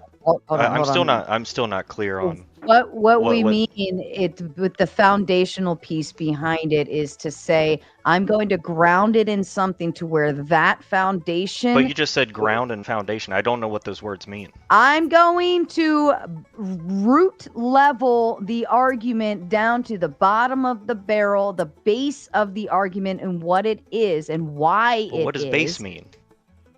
And These are then I'm synonyms. going That's to why- take it, and then I'm going to take it, and I'm going to take it back up through all of the arguments. So I'm going to take, for instance, what I think harm is, right? And I'm going to come to my standpoint of what I believe in and the base root of that. And I'm going to say, okay, based on this, how would I apply it to harm? How would I apply it to good? Would I apply it to abortion? How would I apply it to drug addicts? How would I apply it to killing? How would I apply it to prisoning people? And it's going to be consistent from the bottom level all the way around, right? And it will, and based on that consistency, you apply. It's like you're applying a premise, and then to the, and then you get the conclusion from there.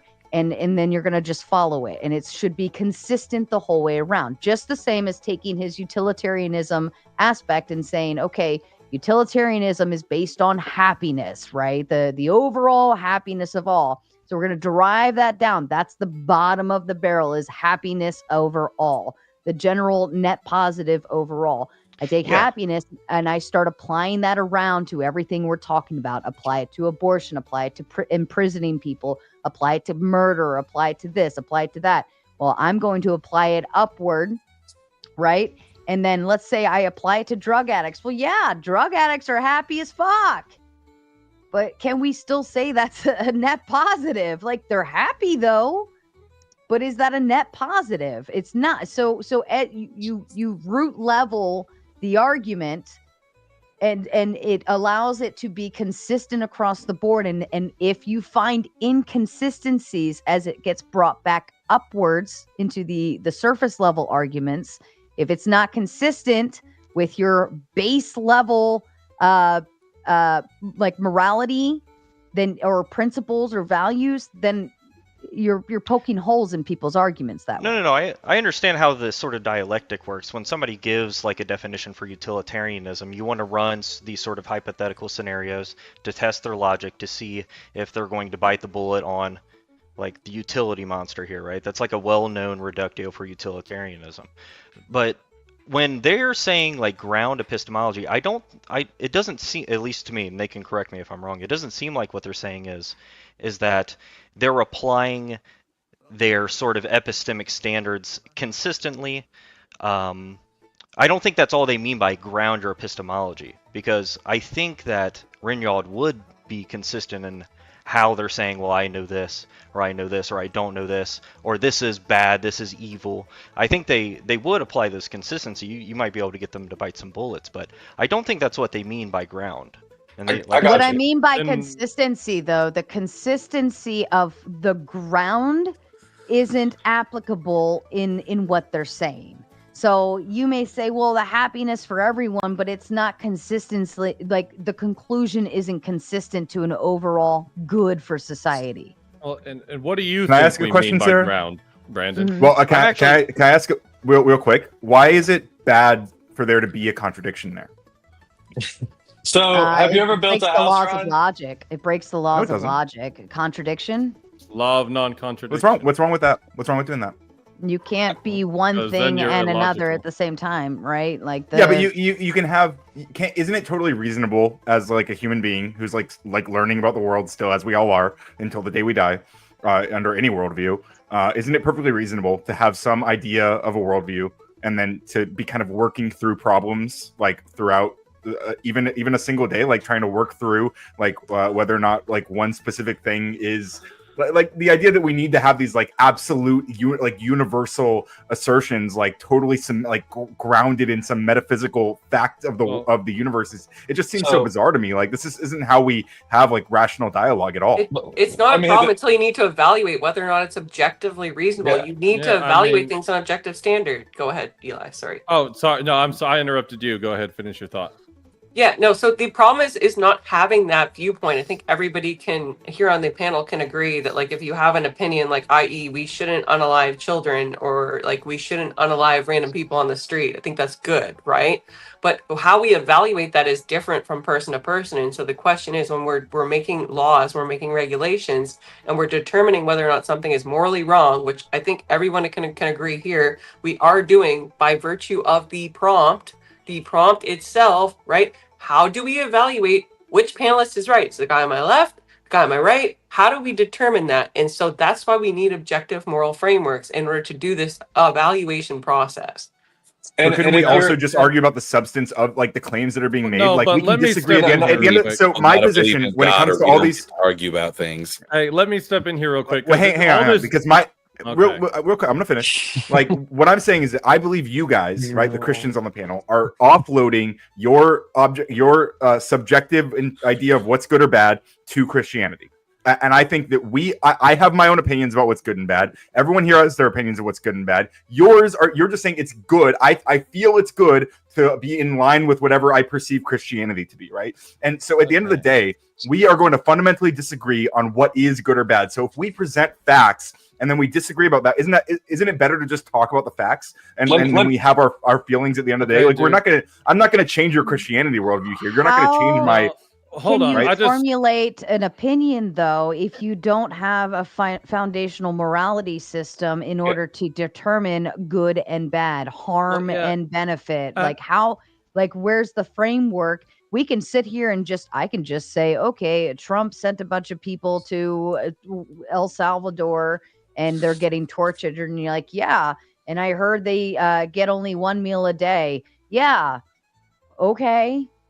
So and someone can point at you and go, hold on, let me just say, hold on. But we cannot extract an opinion from just throwing the facts around. We have to base that opinion on a system. Where's that system? That's your morality, your principles, your values. We don't need to. If you're saying, if you're saying, I don't agree. If you're saying that this is good or this is bad, who gets to determine who? If you say it's good and I say it's bad, where's the tiebreaker, Ryan? And how do I know? How do I know it's good? And how do you know it's good? What if Satan himself came down to this panel and said, "Trump's a good guy"? Would you believe him?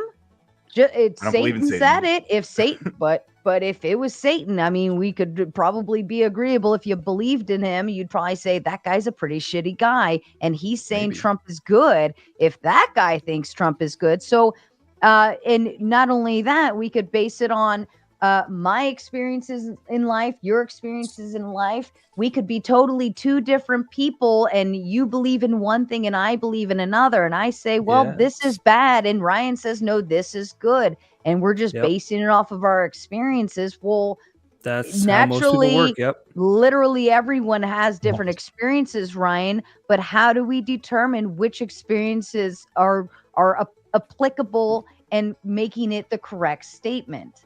Well, the ones I understand the frustration. Wait, hang on, Sarah, Sarah's asking me, right? She's asking me, like, I understand the frustration, right? I understand this is a very unsatisfying answer, but the answer is there. I mean, as far as I'm concerned, I don't think there is a right answer to all these moral quandaries. I don't think you can fundamentally come to some objective conclusion. That's my worldview, right? I want to still man your and I understand that feels frustrating. It feels bad. It feels unsatisfying. But I can't stretch my imagination to invent some. I can't change my worldview because I'm unsatisfied with the answer to a question, right? Like I'm following my understanding from the logic, from the way that I logically interpret things. Even if at the end of the day I'm like, well, I wish I had a better answer for this. Like, yeah, it sucks that I don't have a better answer for that. But at the end of the day, like I think that's just where we're at. I just don't think there are real answers to this question. The problem with that is that what you end up doing is running into logical issues. You break all the rules of logic, and if it doesn't have logic behind it, then it's worth nothing to the world. There's nothing sound. If it's all contradictory or it doesn't match that, then and Ryan, if you put 2 zeros and a 1, does that mean the same thing as 3 zeros and a 1? Do you marry your spouse Depends because on the of logic or because you love them? Yes, actually. Yeah, usually in math, yeah. 2 zeros and a 1 are the same thing as 3 zeros and a 1. Preceding zeros don't change the value of the 1. Yeah. Your coding stuff, Ryan. Yes. False, true is the same as exactly false, true. The same thing. Yeah. So does 0, 1, 0, 1 mean the same thing as 1? Essentially, yes, actually. Right, but kind of, yeah. But Ryan, if we, I understand. I'm being sorry. That question threw me off. Did you ever take Logic 101? Because they literally run this drill: true, false, false, true, and then what that means: false, true, true, false, and what that means: false, true, false, true, true, true, true, true, false, false. Do you remember that class? The logic. Did you take that? Truth tables. Because, yes. Okay. Ryan, you're literally sitting here trying to tell us the inimportance of logic. I think that's kind no. of I'm not. I'm actually using a more logical worldview than I think you are. And I don't think most of you who are complaining about the laws of logic allegedly being broken by whatever I'm saying here. I don't think you understand what the laws of logic are really fundamentally, because they're just like. They're kind of describing the limits of human comprehension. Like the law of identity, saying that like one thing can only be one thing is just saying like what would it even mean? It's incomprehensible to say that something can be one thing and another thing. To say that one thing can be in one spot and in another spot. These are fundamentally incomprehensible ideas, right? This is what the laws of logic are addressing. They're not truths of the universe. If someone could present or at least not necessarily truths of the universe. If someone could present some explanation for how something could break the laws of logic, it's kind of it doesn't even mean anything to say that, right? They are the limits of human comprehension is the point of the laws of logic. Ryan, you be me? Are you me and can I be you at the same time? It depends on what you mean by that, right? Oh my God! Can you be me and can I be you? At the a Buddhist might say we all are this. Yeah, we all and Buddhism could literally, the entire foundation could be broken down into nothingness. That's the point. That's so how could everything. Right. That's how you take that foundation. Of you saying, well, Buddhism would believe you could be the, two people at whatever you were saying. You could break that down and say that is illogical, and it breaks the foundation of what it means to be a Buddhist. I'm not saying it is. I'm just saying, based on just that thing right there that you're telling me, that means there's some kind of illogical thing going on with Buddhism and what they believe. Let me crack it down a little further. And with quantum superposition, things actually can be in two positions at one time. So your analogy wasn't even correct. Whoa! That's not what superposition is. Hold up! Do not. Do not. Whoa! Azrael, do me a big favor here and do not take a pseudoscientific bullshit like abuse of science here to You want to quote psychology like it's not pseudoscience. Excuse me? Sarah? Yes, Osvaron, my darling. Regarding regarding Trump, actually, the whole thought of he being evil came because of the fact that he deported immigrants, right? But if you look at all empires in history, like the ones that have risen to the greatest level, when they become very powerful, immigrants from all over the world will flock to that place. And in the beginning, it will cause a lot of friction. But then over a period of time, they'll try to settle down. But then again, because of their multicultural, because of this multicultural environment that's created, even after 2-3 generations, when the empire is going to collapse, these immigrants will be reminded more of their loyalty towards their original belief systems, their culture, their country, and their tribe. So basically, if more and more immigrants just keep coming into the US like this without anyone checking it, don't you think it will be a negative for the country itself? Yeah, absolutely. Didn't I? Hold on. Sorry.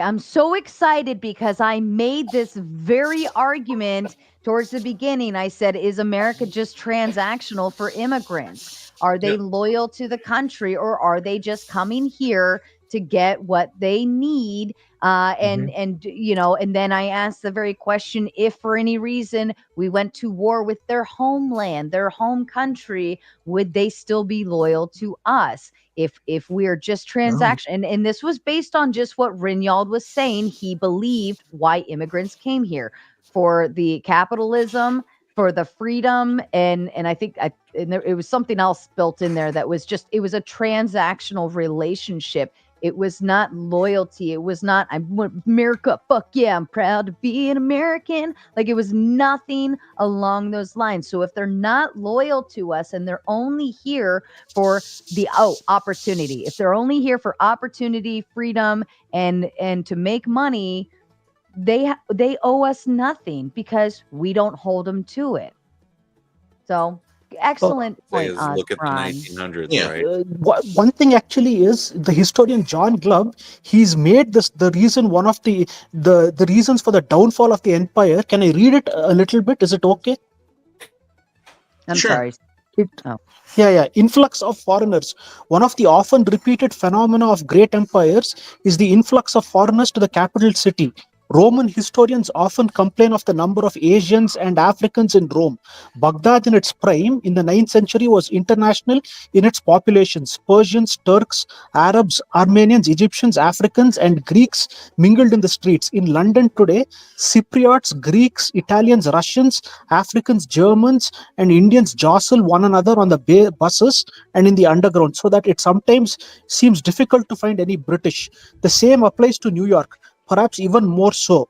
This problem does not consist in any inferiority of one race as compared with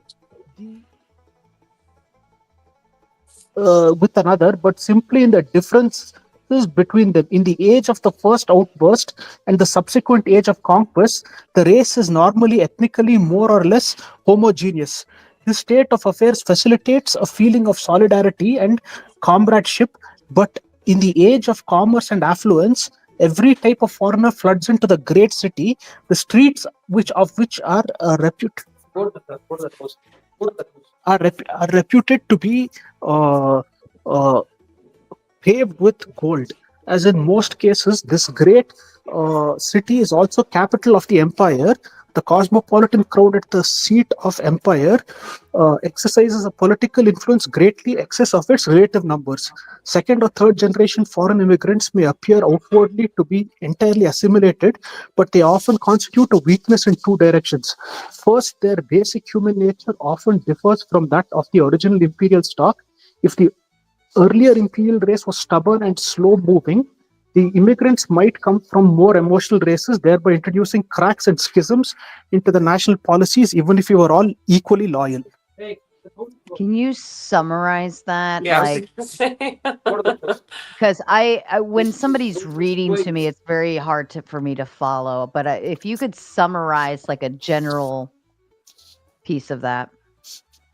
No, he's given that actually, even if let's say the immigrants who come from these races, basically after 2-3 generations, when the empire is slowly going through some cracks or something like that, they will show more loyalty to own kind rather than the empire actually. That makes sense too. Yeah. I mean, typically people are like they adhere to their culture and their, how they were raised, and their grandmother made this and did that and whatever. So that would actually make sense because like we believe in our root system. So that's interesting. Let me read these two and then I'll hand it over. Definitely not said, I've never debated anything in my life, but this looks fun and chill. Maybe if the topic isn't something I'm indifferent to, another time I might try. Absolutely. We'd love to have you on. Definitely not. And the topics are always ever changing, but usually they land around the same place typically, but it's fun. Michael still spurging. Amazing, Sarah. I tried to defend my position. However, you took the last and only topic that I was wrong. Thank you for your kind donation. And Ryan, drugs are bad. Don't do drugs. Okay, I fail to see how any of that is relevant since, the United States is not an empire. Well, Britain was the empire of the 19th and early 20th century. In the next part of the 20th century, it was the American empire that dictated terms around the world. America is an empire, actually. Neil Ferguson, the historian, is right that America is an empire in denial, actually. And we had tons of immigration during the 1900s. Did it make the country worse? That was the policies were made. I think that those immigrants are the thing that Sarah was talking about. Did you guys make the country worse? You gonna let them say that about you? So if we look at the immigration you're talking about, opposed to the immigration that we have now, the immigration we have now are flying their country of origin flags, is where during the potato famine and all that, the people genuinely didn't like their country. They weren't coming over here just to levy off our economic gains and send it back to their homes. And if we look at the UK right now, 72 out of 400 and something schools are, they don't have one individual white person in them. They are absolutely being overrun. Why do I care about the UK? Do you want to let me get to my point, or do you want to interrupt? So basically what's happening is they're replacing their people, their communities with other individuals. They are, within the next 50 years, going to have more foreigners in their country than original people that live there. Therefore, they're completely shifting the morality, their views, and the individuals that live there. Therefore, it's not going to be the UK soon. It's going to be a Muslim country. It's not an ethno state, right? But we are based upon Christian principles. It doesn't matter if you want to scream ethno-state or not. The fact of the matter is, based on historical precedent, there is no magic soil. There's no magic dirt. They don't just become American just because they crossed over a line in the sand. That just doesn't happen. So it's not about magic. It's just about the law. The law. If the law recognizes them as an American citizen, then they are an American citizen. That's just definitionally what it is. It doesn't matter if you're a citizen. You're protected by the Constitution. That's the best. That's what we actually elected Trump to do. We elected Trump to fix the law because what we have is fucking broken. Well, I don't care what you elected him to do. What you should have done instead was vote for different people in Congress, right? People who can actually hold a constitutional amendment. Hold a constitutional convention. We have done this. Change the amendment. We've done all the things. You can't change birthright citizenship through executive order. Don't tell me what we can and can't do. We're doing it. I'm sorry. I am going to tell you, actually. I will tell you. I will tell you what you can and can't do with the Constitution. Yes, I will, actually. What we want to do is what we've done. Can I request to hear from MAGA Tifa? I feel like she's just cooking up something we all need to hear. That's you know what? Why not? Just look at the question there. See if you guys want to answer that question. Oh, it's a dude. Forgive me. I'm sorry. Worse than this one. What question? Where is it? Mr. Bill's our Make-A-Wish boomer. Can I see the hat? Evil. Can I see the hat? Yeah, Mr. Bill is Neither- Mr. Bill is our token old friend who comes on the panel. And does everything he shouldn't do as a panelist. Hey, you didn't have this. I just had a thought. It's kind of like how you read to someone in an old folks' home. Let me ask Are you going to admit you were wrong yet? Let me ask this because, and I'm using this as an example because, this panel is my territory, right? I am accountable and responsible for things happening, right? Things go wrong. People get their feelings hurt. People had a bad experience, so on and so forth. I'm also responsible for peen flashers, am I not? Even though they come over, they get in that backstage, and they want to come on and do all that cringe ass shit, I am still responsible for vetting people backstage and holding a stern line, correct? That is my line, that Correct. backstage, and I demand it unless I already know you. We've already vetted. You've been here before, like Animated Effigy. He comes in all the time, no camera, nothing, but he gets the pass because he's been here before. I know who the fuck he is, right? What about And there's wiener other flashers? That's peen flash. Oh, I accept. This is the only wiener flash weenie. allowed on this screen. Way Is too much this weenie little on the guy? Go weenie. He's a good Thank you, Sarah. weenie. You're He sure welcome. is. But so essentially, peen flashers, they come backstage and they're sitting back there, and I say, "Cam up backstage for me, real quick. You can't go up until I cam up." And they're like, "Oh, my camera's broke tonight." No, the fuck it's not. I don't care. Like, why are you here, right? Oh, well, my stuff's not working. Oh, I don't want to be on camera. I want to stay private.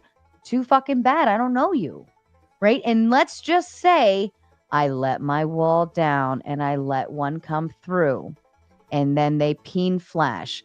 Now I've done all of this harm to not only my channel, but all of those connected into. There's a bunch of you connected into my channel. So now all of that harm is passed on to my citizens, my people, my panelists, the ones that I care about the most, right?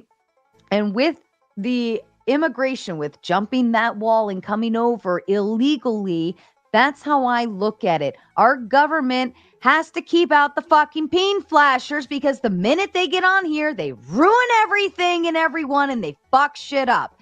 That's what happens. And you let down that little wall and you let a few slide. Well, then guess what? Everybody's going to fucking come to my panel and try to jump on and flash their dick, because once one does it, they all do it. Does that make Immigrants aren't. sense? No, immigrants I'm sorry, aren't not peen flashers. immigrants. The illegal Illegal immigration. immigrants But- aren't peen flashers. Yes, Well, here's except no, for they're worse. the Can analogy. Jesus I Christ. raise a They're- point, which is, no worries, I think, they're valuable to bad. the earlier digs on Christian moral objectivism? So, like, the problem with, like, It's immigration not is, like, objective. whatever. It's Nice not like there's a assertion. gazillion-year-old text or something that sets out the rules, right? We're just going to toss that to the trash. Anyway, let me make my point, K.O. I David. did.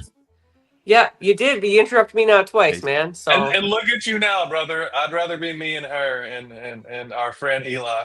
I'm sorry. I'd rather be me. Let the girl All talk. right. Come on. So let me finish. I promise I won't prattle. Okay, sorry, everybody you're knows me. right. I don't prattle. Here's the point. I Okay, don't know. right now the rate of birth, so the rate of like fertility in the United States is below replacement rate. Okay, so the ultimate truth is that I'm sure that the government does have some initiative, as they do in my country, even worse in Canada, to populate certain roles with immigrants. In fact, if you've all been to a minimum wage job recently, i.e. at a retail store, a fast food place, or a gas station, there's probably an immigrant working, or a person that's not Caucasian, right? Nothing wrong with that, but like that's the reality, okay? So what Christian nationalism would do, or what a national religion that supports procreation would do, doesn't need to be Christian, but that's my personal viewpoint, that it would be Christianity, right? What that would do is encourage populism on a moral basis, and this would eliminate that need. And without that, what the heck is the government's excuse for bringing in all the immigrants? Nothing. So those of you that say, "Oh, blah blah blah, Christianity, blah blah," it's like so dated, like, why don't you think about the positive What happened to effects? no prattle? What can That's- Brian? Are you Brian, really, of all people really, to of all get people? mad at her Right. going What on. of that was not prattle? That whole thing was just prattle, dude. Really, there was I not a do- single logical Holy point made. shit, dude. No, I not do really. want- I do want to make a point of Wesley Huff, Crowder, and Page, the three Canadians I like now. So How do the low fertility rate in Canada has nothing to do with United people States. I not- said United States. or but the also U.S. Canada. whatever. It has nothing to do with whether or not people are religious. It has everything to do with like socioeconomic considerations and the fact that women are like finally That's getting retarded. Let him finish. I can tell him he's wrong. women are finally able to like pursue careers and other interests, and like they have access to contraception and all this fun stuff, so that they no longer have to worry about a baby suddenly growing in them when they didn't want it to happen, right? Like that's what's going on here. It has nothing to do with Christianity or a lack thereof Christianity. It really doesn't. All the data It has nothing to do with suppressing the one religion telling you to multiply and replenish the earth. That has nothing to do No with one's that at all. suppressing you, Christians. Nothing at all. Christians are such victims, dude. No. Christianity is not. Stop. In what world is Christianity being suppressed? Listen, Christianity is not being suppressed. Christianity is losing popularity because the young people are kind of realizing that it's bullshit. Okay, that's interesting. So tell me one sitcom on any major network that promotes Christianity. Give me What does that one have show. to do with anything? Yeah, that's irrelevant. Let me There we actually go. attack this point. If the answer is none, does that mean that Christianity is being suppressed somehow? Let me actually attack his point. Yes, it's not being represented. 1 second. Your assertion is that the issue is all these things like people not having babies and contraceptives and all that. And it is not the fault of us losing Christianity, which supports women being at stay-at-home mothers. Our primary role is to raise and rear children, and for them to live under the guidance and protection of a man, and to be there basically to have children. And you're saying that while Christians are breeding at a rate to replace the population, while secularists wait until their late 30s to their 40s to have babies, therefore rendering their child-rearing years very Are you smaller. sure that that's the case? Hey, let me finish. Hold on, I wouldn't even agree with that. I would push back on that only because you would see somebody who's non-Christian, maybe not like, we wouldn't call them a secularist-ish, right? We would just say they're non-Christians, non-believers. They're just kind of out in the wild doing their own thing. They're the ones getting knocked up. They're the ones like, out there doing drugs or, so there is just like, no, you couldn't even define them, but I wouldn't even call them secularists. But they're aborting their children, so it doesn't. You think Christians aren't? Yeah, most of our religion. Christians are still, the stats are still there for it. Yeah, no. Yeah, look, this is a really common thing where like Christians have this victim complex where they say that they're being oppressed if they can't oppress women, right? Like, if we can't make women stay at home, then we're oppressed because our worldview says that women should have to stay at home. And it's like, well, fuck you. Like, no one cares. You're not suppressed. Hold on. You're not suppressed because you can't force people to stay at home. I don't think that's the argument either. I think the argument stands in more of like the motherly role. I mean, women have always been working. Who dropped? I lost someone. John's coming back up. It's okay. There we go. So women have always worked. It's not like women just started working 50 years ago. We've always worked. Our roles, but they weren't always paid for that work. Our roles have instead been different. We haven't been. We're not,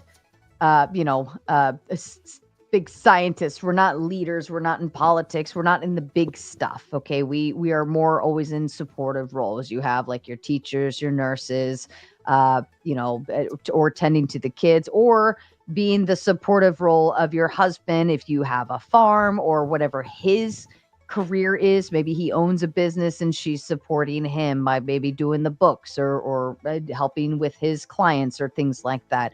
Women have always worked.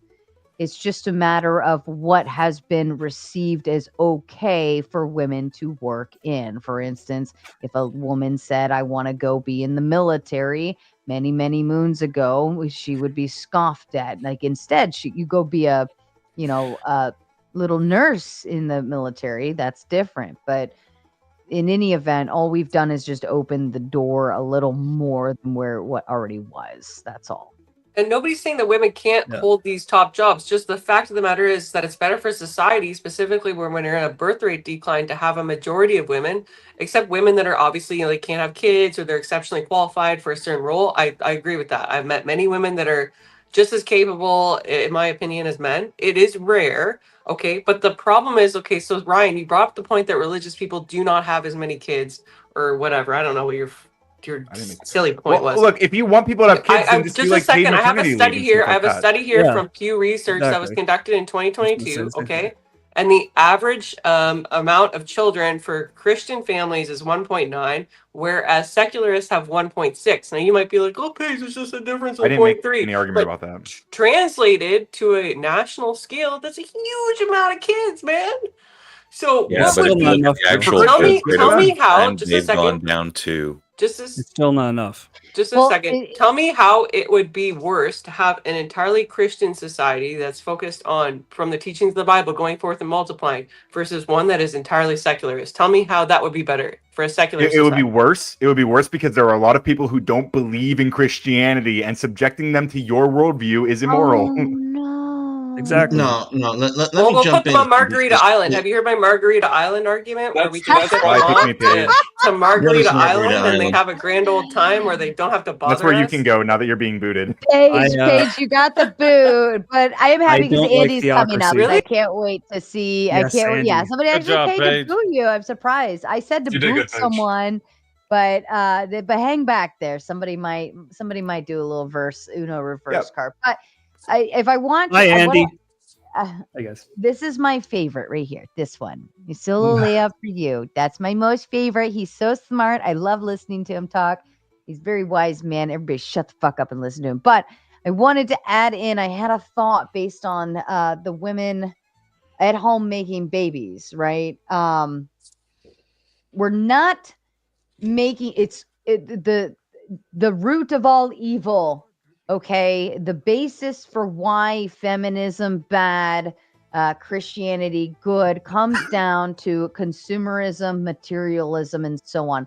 That is the sole thing that falls behind women being in the workforce, women having the big, boss babe careers, whatever, so on and so forth. Like that's where the basis of the argument actually boils down to, because people they say, oh, well, the GDP is better, women's education is better, women are smarter, therefore their children will be smarter, so on and so forth. But it actually has been dismantled several times. And if we focus on consumerism, materialism as our sole foundation as to why women should be, and I'm not saying we shouldn't, by all means, I'm not making the argument. This is the argument they would make. Why women should not be in the office working and instead she should be at home. It boils down to the mere idea that we're putting materialism before growing our population, our children, our livelihood, because inevitably you can have 10 TVs in your house, 3 cars, a dog, and a white picket fence. But you have no children to share that with, and no children, no future, society is gone. There you go. That's the actual debate and the crux of why feminism bad. Andy, to you, good sir. No, you actually are kind of addressing what I wanted to ask about, because it doesn't seem to be an implicit problem with Christianity. It seems to be the way we've structured our culture. So I wanted to ask, like, what do you see, people who don't see Christianity as this good thing for society? Like, what is the thing you're pointing at that says Christianity bad, especially for like family roles or women? I'm so confused about that. The general like history Andy of too. theocracies. Say that again. I would point at the general history of theocracies and like the kind of repressions that non-Christians experienced under those theocracies. That's general. Yeah, I would say can you that's a give me- bad thing. Like, could you give me Besides that, I feel like general. realistically, I think most women maybe even want to be moms. Like, and if you want them to do that, the thing standing in their way isn't like it's not that they don't have like Christianity steering them towards it. It's usually economic things, right? Like, so why, if we just like put institutions in place that make sure that they can take care of those kids, I think more women would have kids. But Like, that's my point. So like, why not do that? That's kind of my point. I don't think Christianity says women cannot be in the workplace. What we're saying is if we take into consideration the natural order, which I would think non-Christians understand this, because we're I also don't think we'd agree on what the natural quote unquote natural order is. Well, yeah, of course we wouldn't agree on that, but you start from the same premise that you want to build up your society towards the common good. So what's good for the natural part of man and happiness for man, right? And so we're in alignment with that. But you base it more on choice. Very right? loaded. If you can, I don't think it's loaded. I think there's overlap. That's all I'm saying. So, but the point is, Christianity has no problem saying if a woman wants to choose to be in the workforce and is good for their family, like that's fine. I don't see what about Christianity itself says no, don't do that. Well, it's not that. Well, the it's not Christians that are the one advocating for that. Yeah, not well, us. Why would we have to I don't answer think for that? Christianity advocates for that. The Christians on the let me give an panel were example. advocating for that. Why would the atheists have to account for it? I don't We think weren't they're- I don't think advocating they're for Because it. it doesn't solve the actual problem. Oh, they weren't? Here- Okay. here- People rewind. Check for yourselves. No, just give me a second, because the issue is they're saying, well, if you cared about the fertility rate, you'd give women X, Y, and Z. You'd give them more maternity leave, and you're wrong. There are other nations where all those things are given in European nations, and that has not increased their fertility rate. But if you go to Mongolia, if you go to like the nation that says, hey, if you have 5 or more children, you will become a national icon. You'll visit our equal version of the White House, Who where wants to motherhood make is some now babies? I want to be an icon. There we go. Yeah. You get to you are given status. You're given an elevation. So the problem isn't, that all the social programs aren't given to them. What's happened is we have normalized and glorified female infertility. Yeah, That's what you've done. Which is a cultural problem. Not That's a what's Christianity wrong. problem. It's not a problem with the Christianity. Exactly. Is my point. On the birth rate How started is that with different than the 2007 recognized ability of women in society to be the literal like gender and sex that actually produces kids? Yeah, That's like redundant. That would be like saying like, okay, we can't like if we define men by their ability to affect force, that's stupid, because it's not like they like the primary people that have the monopoly on force. That's just that's idiotic. Can you think about that for a second? And the left bastardizes women who want to stay at home and be a single mother. They're No, like, why it don't does you not. go to work? It absolutely does can I not. finish a Nope, point, nope. Kay? Just calm down, breathe. You're saying something untrue. You're saying something No, it's not untrue. untrue. We bastardize women who want to stay at home by calling them lazy. We glorify Nope. the bad who goes to work. We glorify women on OS. Like, we glorify women making money and doing all this, but then we bastardize women who want a traditional lifestyle. They call them trad wives and stuff like that, and demean them regularly. And you can say no, but I see it every day. Explain how that's not the case, KO Dave. I mean, what do you mean it's not? Like, just because you have confirmation bias about this doesn't mean that's true. Like, the left does not. Do you know what? Do you want to know what the left generally says? The left isn't going to outlaw trad wives. Yeah, the left generally says that if a woman wants to be a traditional wife and follow these Christian values, go for it. Do you? Then right? why doesn't the UK have? Then why does not the UK, who gives all the things that you say we should be giving women, have a higher birth rate? Why do they not have a replacement birth rate? They're getting all the things because women in the UK have better socioeconomic conditions. They have access to contraception. They have access to birth control. They have more control over their reproductive systems. They can choose. They have more control to choose when they have a baby. And I'm sorry. Was I just not told that if we cared more and gave women more, that they would be able to be moms more? Is that not what I was just told? I don't know who. I don't know who. Thank you, Sarah, for telling me I'm not crazy. Saying, I was told. I'm sorry. It was pronounced more as like maternity leave. I think you were comparing it to the European countries. They give maternity leave and all these other incentives that would hopefully make motherhood easier. So yes, go back to you, sir. Yeah. And may I interrupt, gentlemen? But $100 came in to officially keep Ryan off the panel for the rest of the night. And I will actually remove my 15-minute goal. I have effigy. What did he call women who have 5 kids? Because whatever that is, that's what Barbareth is. A national treasure, national champions or something. I don't know, something like that. Whatever he said, that's what she is. So yes, and if you want to see Ryan back, you got to match the $100 to bring him back. But because of the $100, I will remove the speed round dono goal because I didn't put any goals up for a while. But I'd say Barbareth bought you guys a little extra time, okay? All right. We all know the full hundo is my favo. And when you drop those, I tend to be a lot nicer. All right. Back to you, gentlemen. Okay, so there's all this stuff is incredibly complicated. I don't think we fully understand it yet. I know I certainly don't. But We know. yeah. So like exactly what the solution is hasn't been figured out yet.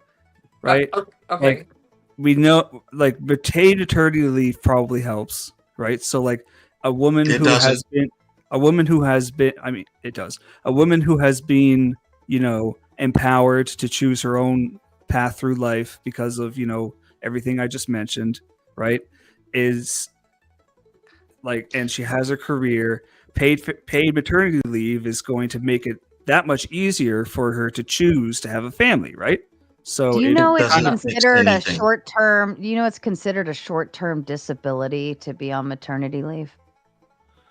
Insurance. I've never heard of that. Happened to my I've never wife heard of twice. that. It's very considered frustrating. it's considered a short-term disability. So you have two In the different. US? You have two Okay, different. so that Hold on a second. Breathe. You have two different disability insurance programs that the company typically offers. So, right, if I break my leg and I work for a place where I have to walk around, they could choose to put me on like a short-term disability and maybe come back and do like slow sit-down work. Or they may say, well, that's going to be a long-term disability, and I get like a certain, it's like 66% of whatever my pay is, so on and so forth. But after having a baby, what's the word again? Paternity or maternity Maternity leave, right? leave. It's equivalent to being like on medical leave. Yeah, it's like, Yeah. oh, sorry, your vagina hurts. Take some time off. It's not like well, that just coded. sounds It's not coded as and this is probably why it's only 8 weeks. Like, sorry, your vagina Yeah, takes so that 6 weeks before you're even like healed down there, right? And then they add that extra 2 weeks, you know, for your vagina. so It's not to be with your baby. It's yeah, so so that that you can physically heal. no, so that's So not much what Tony standpoint. Yeah. that's not what maternity leave should be. Maternity leave should be about Should or is. should. It Okay. should be No, about There you because go. most it women should be hold on, I'm not done yet. Thank you very much. pregnancy Maternity when leave they're should be about to leave. maternity leave should be about okay, thank you. I'm not done yet. You don't get Thank you pregnant very though, much. bro. Hold on. You don't get pregnant. Shut up. AJ, your mic's it sounds like you're in a fishbowl. Fix your fucking mic. Anyways, maternity leave should be about having time off from your work, paid time off, by the way, from your work, so that you can raise your child properly. It shouldn't be about barely giving women enough time to heal in the down under parts. How Like long is that? that's ridiculous. That's ridiculous. How long is that? How long? Give it time for 18 18 years? Because it takes about 18 years to raise a kid properly. And you know, No, maternity of leave course not. typically doesn't pay Yes, all it does. of what not all of it. It depends state to state on what your policy is, but We got half. it covers a portion of the employee's income for a certain amount of time. Is usually up to 6 to 8 weeks, and they call it a condition. It's labeled as a medical. I'm sorry, it's a yeah, It's a medical necessity. It's like a need. It's a medical. Here's employees who are unable to work due Okay. to temporary illness, injury, or medical condition, including pregnancy and childbirth. It's considered So a medical condition. We are only getting paid time off to heal our vaginas, my friend, not to be Okay, at home so- with our babies. Make it So make sense. that's just cruel. That's what I would call that. So in Canada here, maternity leave is up to 15 weeks with a benefit rate of 55% and weekly max up to $695. Yeah. And So standard parental would be 40 weeks that can be shared between the two parents. And then there's also extended parental, which totals up to 69 weeks. So half the Okay, pay. and I got a so pretty good the way to fix the replacement rate economy. Yeah. in So Canada. just a sec. So KO Dave just I'm made just a point. giving I'm you an also example. Canadian. Okay, he made a point there. So I what he just said was that the maternity benefits in Canada are actually better than the United States. But correct me if I'm wrong. We are on parity with the U.S. for the rate of replacement. So what exactly is that doing? So there's two components that I want you to think of, KO Dave, when we're talking about bringing something into force. And I'm sure you're familiar with the analogy of the carrot and the stick. Are you or are you not? I don't like where this is going, but yeah. Okay, I don't care if you like where this is going. We're going to indulge in my logic train or not, right? If you can't, that just means you don't understand the argument or you're an idiot, okay? Here's how it goes. There's two ways to institute change in society. The first is the carrot, right? We do propaganda. We put forth a campaign that says, like, you know, mothers are champions, blah, blah, blah, blah, blah. Everybody watches it. They think it's great. It's different from today's propaganda, which says, go forth and be a boss babe, right? And we might even provide some incentives, right? Baby bonuses and so on and so forth. If that doesn't work, the government moves to the stick, right? That could include something as much as a government policy that every woman who is of a childbearing age has to have 2 to 3 kids with a man of her choosing. If she can't, she's exempt, obviously, but she'll be with a man of her choosing. And if she can't select a man by the age of 25, she's assigned a man and has to reproduce with him. I'm not saying it should be that way, but it could get that bad. There's infringements on people's rights. We know this. This has been a case for decades, right? The most recent example is the Rona. Okay, people's rights were infringed upon in a massive way, and governments can do this, and it is absolutely legal. If you don't like it, GTFO of the country. Okay, so People's rights are not what you're infringed in saying, COVID, but you're just putting these like bandage efforts forth. You're like, oh, if we give them a bit more maternity leave or something like that, we know it doesn't work because we have better maternity benefits in Canada, but we are on parity or less than the United States. It's a weak argument, and it doesn't make your case.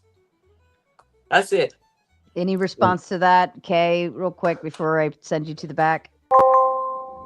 Wow. Not right now. I have to think. All right. Well, take some time back. You got 20 minutes in the back for sure, unless somebody pays to bring you back. Who's got the echo?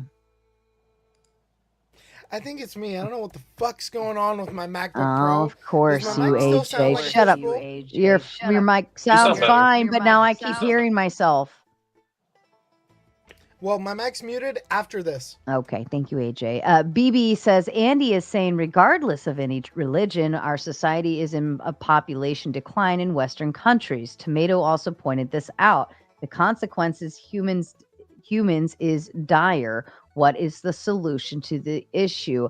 Materialism is the problem. Consumerism is the problem. If people stop trying to buy fucking shit and keep up with the stupid Kardashians, you wouldn't be worried about it. We wouldn't have this issue. I promise. Listen, nobody wants to drive a Honda Civic, but I'm telling you, pragmatism goes very, very far. People are living beyond their means. They're buying houses with incomes that barely cover them.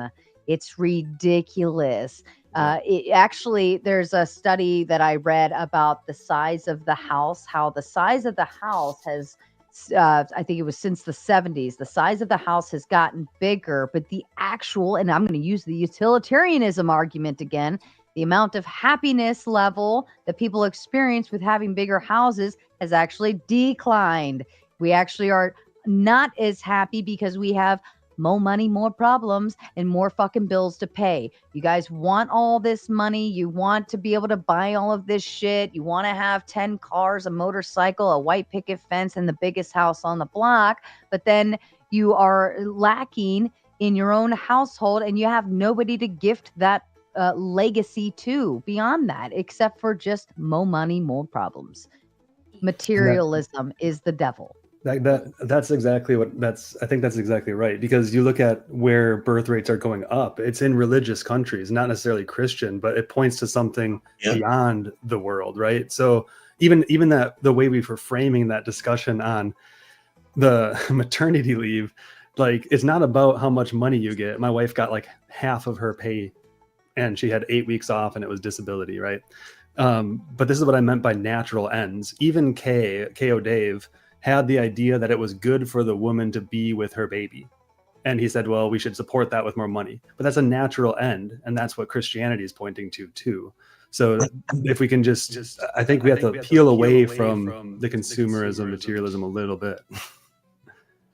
And so essentially, when you break down the metaethics of a debate and you say, well, what's good, what's bad, the overall good for society is a continued society. We are not at the continuance rate. We're actually at a harmful rate. It's so I'm understanding by many other arguments I've heard.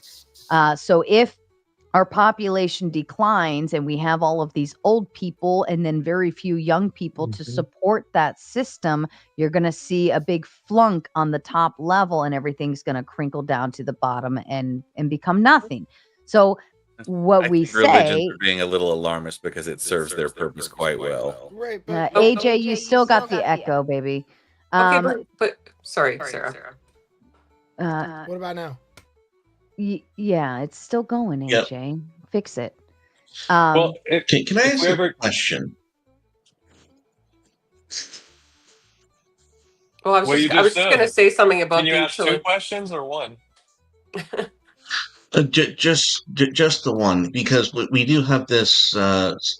Religion is apparently a helping factor, but I'm genuinely curious if the ladies on the panel think if maybe contraception, the pill, abortions, whatnot, has making sex less dangerous harmed women's instincts when it comes to picking good men for stable relationships.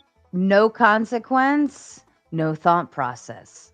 Okay, so I'm a big advocate for birth control is shit. Now, I have my stance based on it's bad for your body. That shit is terrible. It is not natural to tell your system to not work the way it's supposed to work. I just had this conversation with my daughter and I explained to her, I said, I want you to think about all of the women right now who are trying IVF and all of these other things.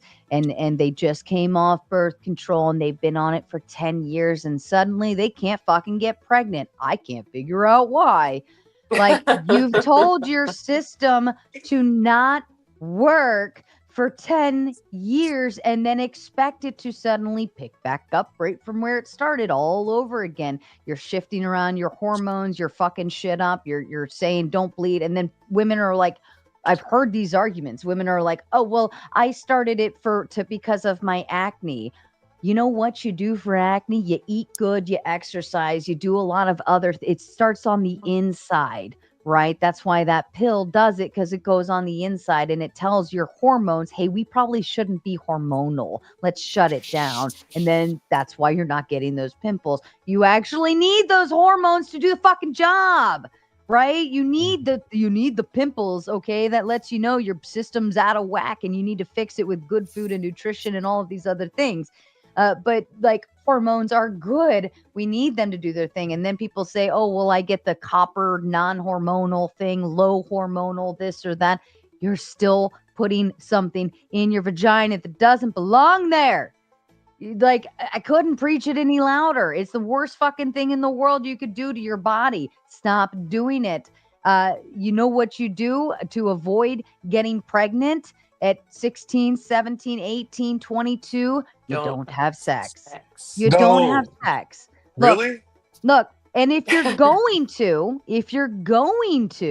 right? You better pick it with someone that you're willing to make the father of your child and deal with them the rest of your life. And I can speak all of that from fucking experience, okay? So listen up, little maters. Birth control, bad. And if from a consequential standpoint, we look at it as, oh, well, I can do something and have no consequences whatsoever for my actions. So I can go and I can have sex with any man I want, not get knocked up, and no harm, no foul. Well, what does that do to her brain when she's fucking around with all of these men and being treated like the whole that she's acting? Well, now your reflection, your self-respect, your dignity, your self-worth, all of your self are out the window, and now you have no self whatsoever. Not only that, but the way a man treats you, is going to be dependent on how soon you sleep with him, ladies and gentlemen. And if you sleep with him the first night, I can promise you, you're not going to hear back from him ever again. And you are not worth anything but just the hole that you played. I digress. Yeah, it's short-term gratification over God long-term satisfaction. damn it, Cam Up Tomato. Still happening? It's still Yeah. going. Well, you Unfuck know what? I'm your gonna say shit. goodnight because I don't know what the fuck's going on. Love you, Sarah. Love you. I love you, boo. Mwah.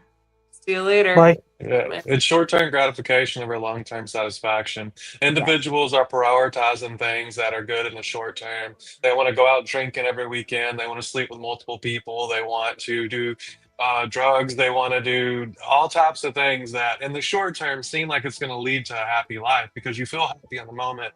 But much like the Bible says, do not be of the things of this world, for those are fleeting.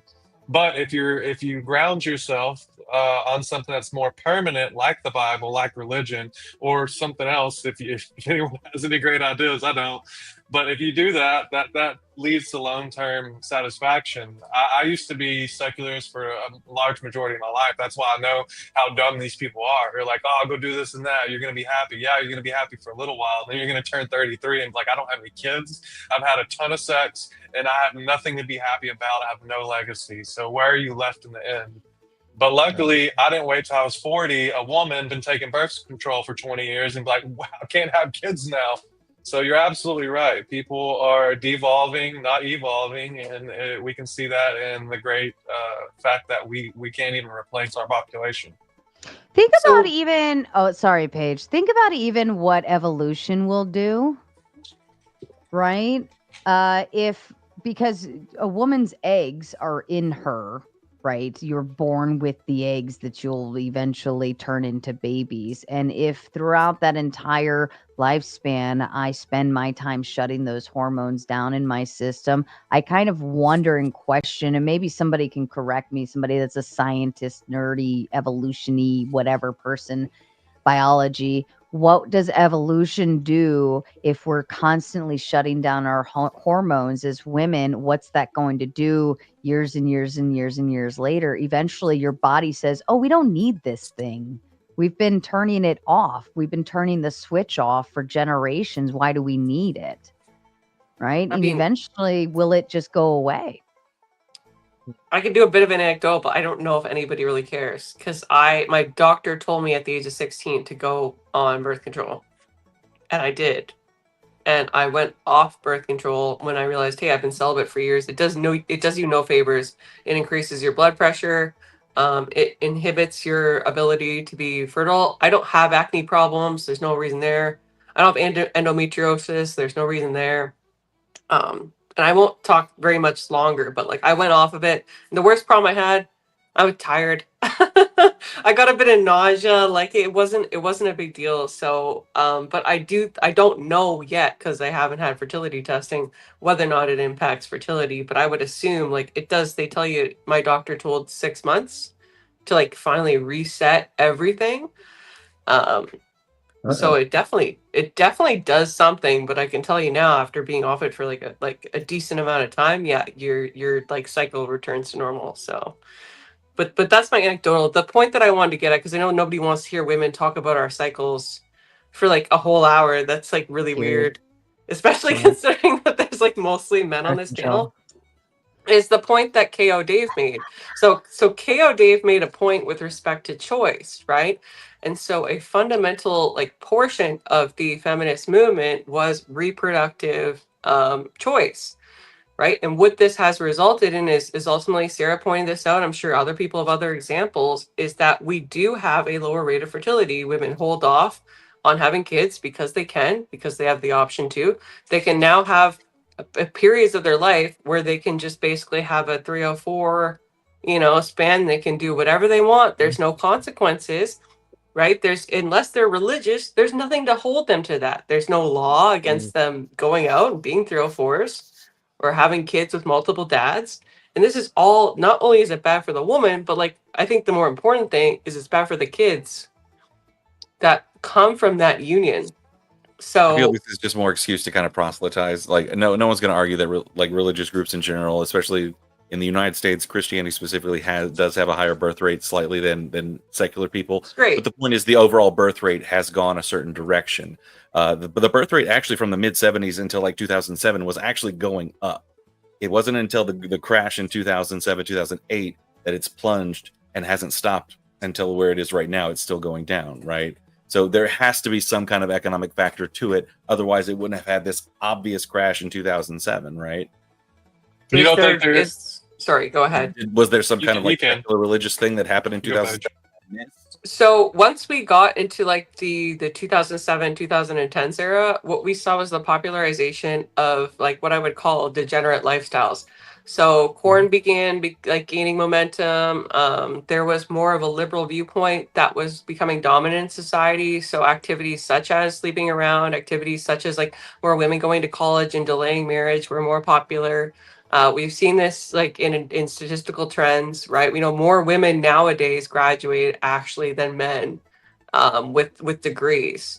A lot of men that want families, they actually go to blue collar jobs. They're not out there getting a liberal arts degree, or a master's that takes like 8 years, right? And so a lot of this became more normal as society became more progressive. And this was predominantly after the 2007 era. Correct me if I'm wrong, Americans. Well, it was also getting more progressive from the 70s all the way to the early the late was, but 2000s, I think, right? But the birth rate was still going but up, right? Just a second. So the actual like huge expanse on progression didn't happen to like democracy and whatnot. Wasn't that around the time that Obama gained his position in power and democratic party ideals were more prominent in American society? Yeah. So that whole movement makes, just like right now what the libs are complaining about is that Donald Trump being in office makes it more prevalent for Christian nationalism and Christianity and other like traditional they're going to say like, oh, it's a white person thing, whatever, right? To become more prominent.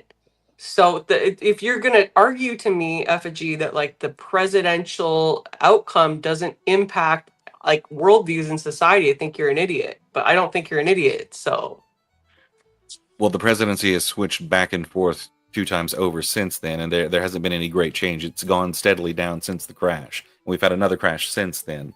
I think it's much easier to correlate these large economic sways in the economy, especially when those economic drivers are a lot of the things that people cite for not having children, right? This is the whole reason why we offer I don't think it's economic. Because people use it obviously is. You know how much childcare in part costs? Like for 2 kids, it's like paying for an entire another apartment, man. You know the fix for that? Okay, just a second. Just on that point, what would you say would happen to the overall rate of demand for jobs and notably the corresponding salary if we were to take women away from the workforce? I'm not saying that we should. I'm just asking you. I thought that was debunked statistic. I thought it was rip out a huge amount of the population. I thought that statistic was debunked. How was it debunked? That it would actually like fail first and before you would see the benefit.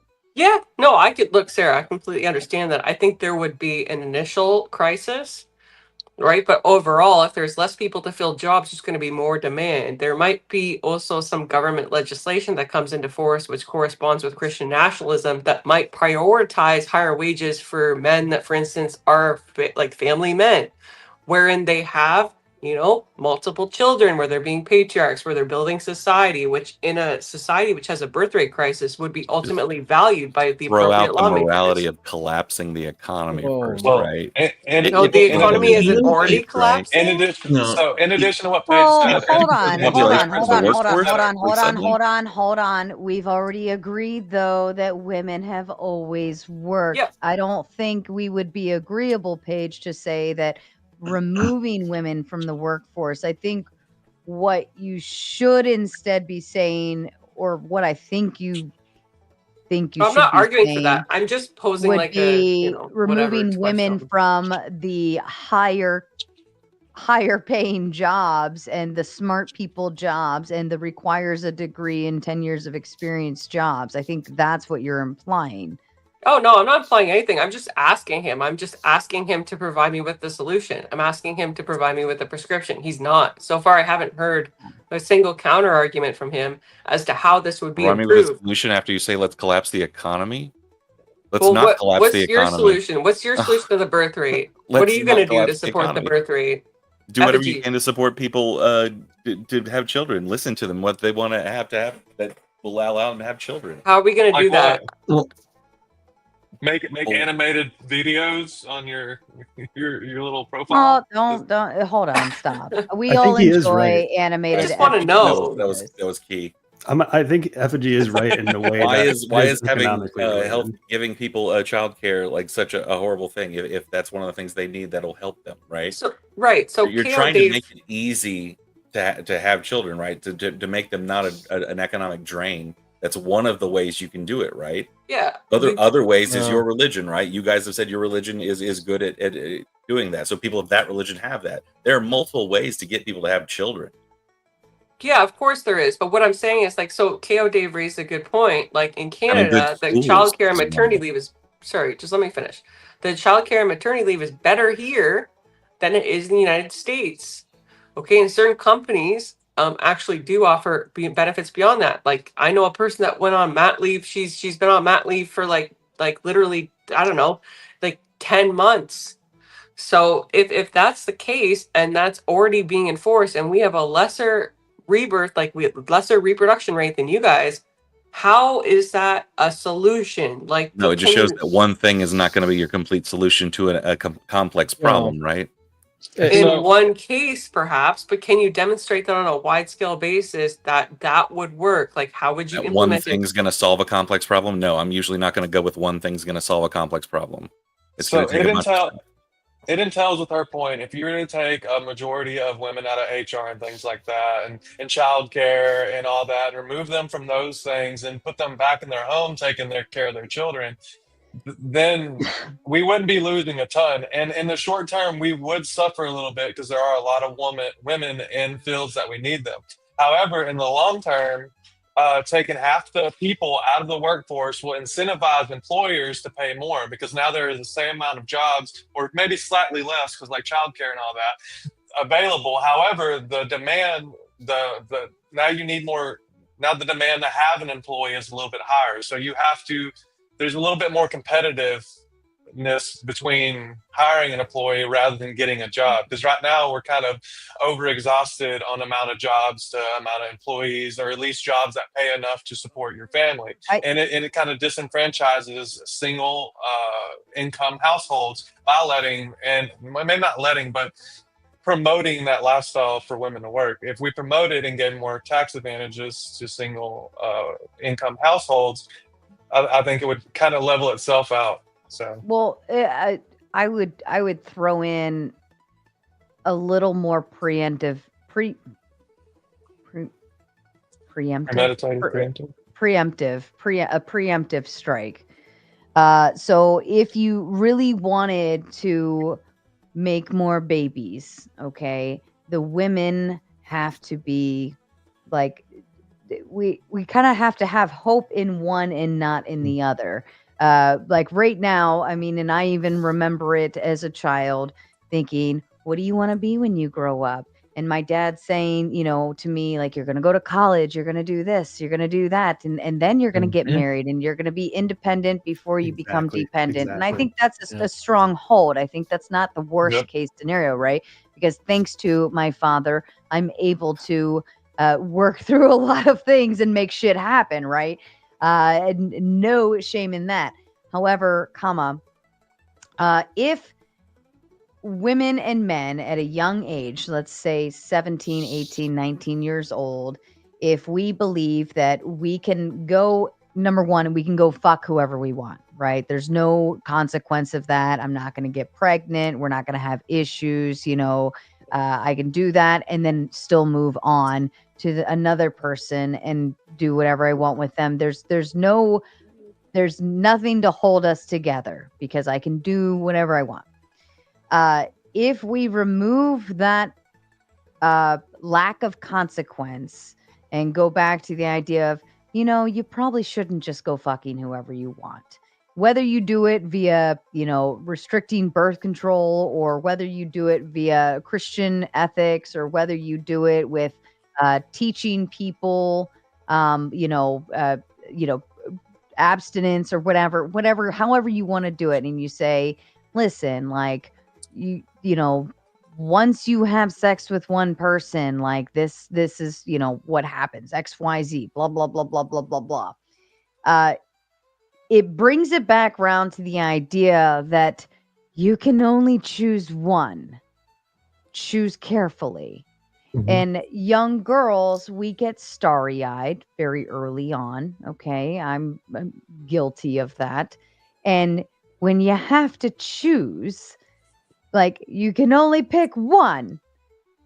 Like, you're going to choose him, and then you're going to be starry-eyed, and you're going to marry him, you're going to want to have all his babies, and all of these, like, because all of those emotions are rushing through. So you're saying no contraception, no birth control, no abortion. Take all that away, and we could bring the population back. I said you could do it in multiple ways, right? You could do it maybe by banning contraception. You could try that route. You could do it by promoting Christian ethics. You could try that route and say, like virginity, get married. And I think it kind of starts with the men. If the men act this way and don't want to fuck around with women and treat them not like sexual, like holes, I think that women will respond accordingly.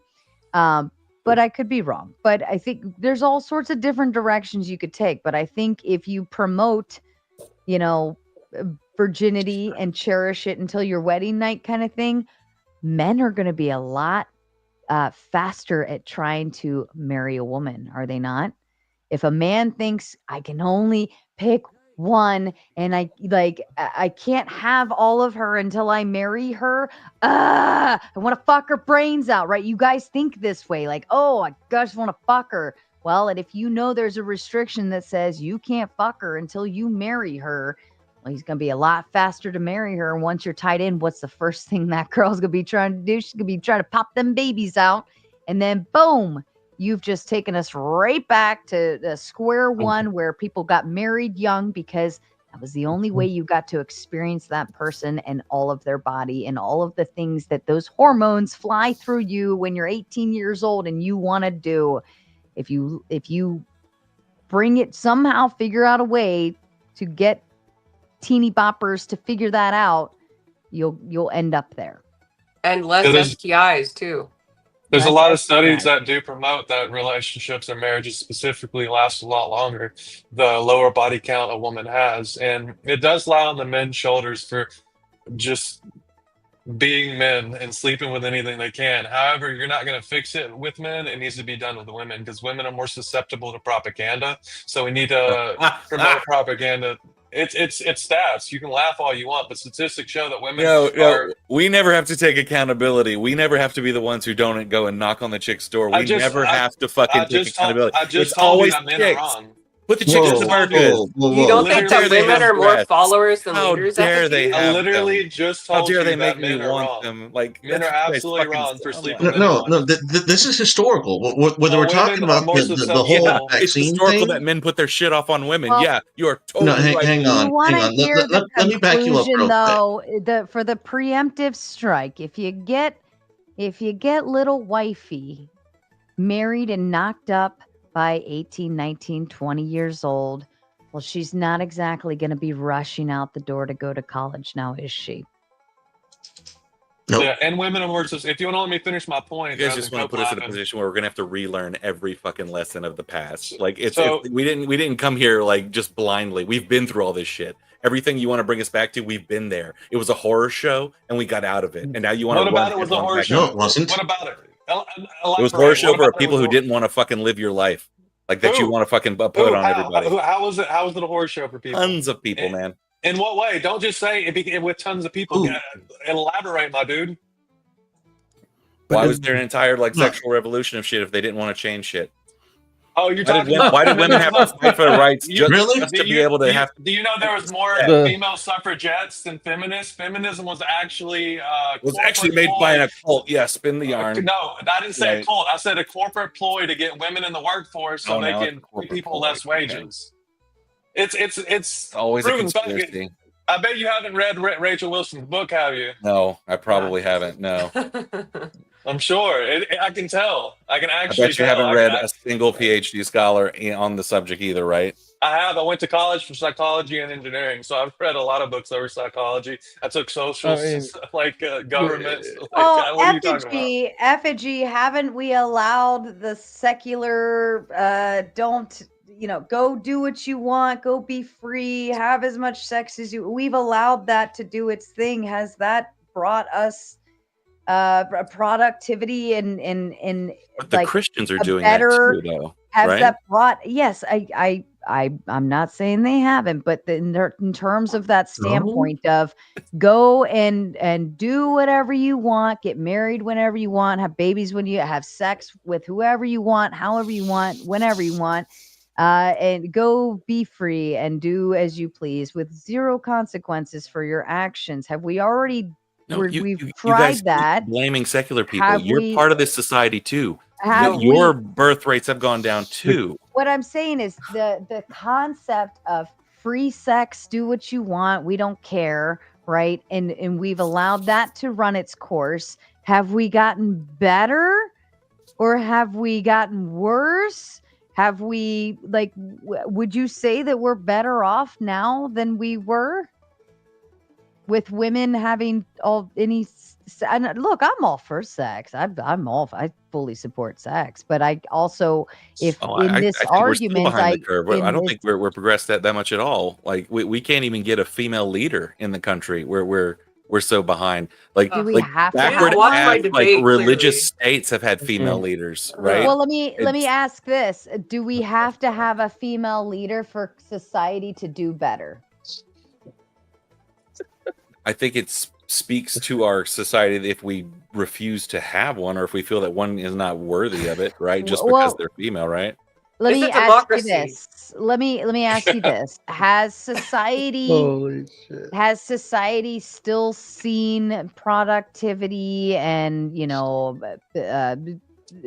societal whatever stuff that we've done politically and in that aspect with male It's not going to be that leaders? long until we have one. I mean, I know you guys are going to hate it. I but know we it's will. gonna I know happen. we will. Look, I'm all for women empowerment too. Like it's been a but certain I number of think years since groups have gotten rights in this country, and we've reached the point where they have like actual power, and they're starting to wield it, and it's pissing a lot of people off. Obama like drove a bunch of fucking people crazy. Like it What's the made them outcome of realize it? their country's no longer theirs, quote unquote. What? We talked about what race was Obama to you? I'd say milky chocolate. No, what race was he? I want to talk maybe about maybe a little bit effigies. of dark chocolate in there. I want Hold to talk on. about. All right, I'll let you go, Paige, but I want to say a bullshit on that one. Bullshit on that one. I have run a household. I have done every fucking thing to the sky and beyond while watching a grown ass man freak out because he can't find a lunchbox. Okay. Bullshit. Bullshit. I think All it's right, one back of to you. them. Go ahead. Go ahead, Paige.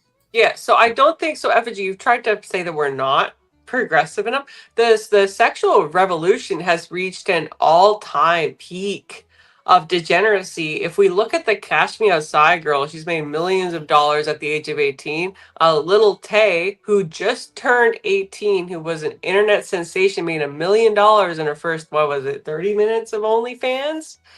Women are not ashamed of this either. They go out openly and they say, hey, like Sophie Rain, I make $40 million a year on OnlyFans. This is behavior that like even 30 years ago would have been condemned by society for being like the literal lowest job that a woman had to do. Like absolute last resort. So when you're saying to me, when you're saying society is not, please let me finish. Please let me finish. Society is not progressive enough, sir. We have gone past progressiveness. We are now into the territory of degeneracy. And I'm sorry, but with let me finish with the amount of DEI initiatives that are currently employed at the top public and private sectors. If a woman cannot become a president, that has nothing to do with her being a woman. It is exactly to do with her capabilities. And from a leftist standpoint, you yourself should be questioning, okay, if Trump is so bad, if he's so evil or whatever, if he's a freaking felon or whatever, right? How how can a woman with qualifications that you seem to think are okay not succeed against him twice? Twice, sir. Not once, twice. Answer me this. I recognize those two questions. Let me know if you want me to just break it down for your pea brain. Oh no, it's that one's an easy one. There were a lot of guys who crossed over because they wouldn't vote for a woman. I thought that was obvious. I thought we'd. So there's no public confidence. So does not becoming elected depend on public confidence, sir? Is that not a skill of an individual that's up for election on the national stage? Did you even watch my debate? Did I say he didn't win? I'm gonna run for president. Just like whoop, just right over the head, like not No. even. Okay, I'd so vote you for can't. Sarah. I feel bad Not for Hillary Effigy because or he's in this. Kamala. Feel bad for Effigy because he's alone, but I do think I do agree with him that it is sort of economic, and there's not maybe one issue that we can solve. But I think I wanted to say actually what Sarah said is there is a cultural shift, and I think about it in philosophical terms. I'll try to avoid them, but this did happen where we think about individualism and family differently, and so one example. Let me give a more practical example, maybe. If you come out of college and you want to marry someone, what's the average student debt? If you go to undergrad, was it like $40,000? So you both have $40,000 of student debt coming together, and you're like, I can't have a kid. We have $80,000, and that's got like an 8% interest on it, right? So that's a huge concern. So you could forgive that, but is that going to change the patterns of how people think in culture? Probably not. They're going to continue to value college and education over family, and so. It's not. I don't think the answer is to say get Christian nationalism here and force people to have families some way. But there needs to be a real discussion about these philosophical undercurrents that are affecting how people think about family, education, their priorities. What is the good of the family and humankind and things like that. I mean, even in 2007, I agree it was partly economic, but I also think that was one of the. Don't quote me on this, but I believe that was one of the points in time where women had the highest percent. The highest percentage of women were in college in America around that time, and they're coming out with tons and tons of debt, right? So they're obviously going to be worried going into a Great Recession with all this debt about family and should I have kids? And I mean, a man is too, right? But I think there are just so many factors about how we think about the priorities that we set up in our life. Yeah, so everyone's exactly. waiting to be ready to have a kid, but you're never ready to have a kid. You can accrue more and more money, but you're never ready to have kids financially. So, Andy, what do you think, if it's not Christianity, what do you think could bring us to a mindset where women prioritize having a family over going to college, over their career? Because I'm that's not what we saying need. I think there is like a religious worldview in there, especially how you order family, government, education, things like that, right? But something as simple as, even if you have like $80,000 of debt together as a family, what if you lived with your parents for a little bit and they watched your kids while you both worked? Right? Yeah. No one in America is going to do that because we want to be an individual living on our own. We want to move as far away from our families as we can to start our own lives. But I have a Korean brother-in-law. He lives with his parents, with my twin sister, right? Like they had childcare for 4 kids, and they were able to pay off $100,000 of debt because they both went to get their doctorates, right? Yeah, my girl's Vietnamese, and her whole family stays together. Yeah, they had no problem with that. I agree. We should go back to the family unit. But what other than religion is going to bring us to a family unit? I don't think it's. Well, you could utilize the utilitarian argument. We could utilize I'm going to take it right back to what Rinald's claim was, and that's why I said you can actually remove the Christian ethics from all of the arguments and actually just throw their arguments back at them. Right? Yeah. You can, if you really, really, really, really good, you can do that. But utilitarian wise. Like number one, he starts with the one of the arguments is happiness, overall happiness. Is everybody happy with 40 to 80 to $100,000 worth of debt? No, nobody's fucking happy. Is everybody happy having 10 TVs? No, that doesn't produce actual happiness.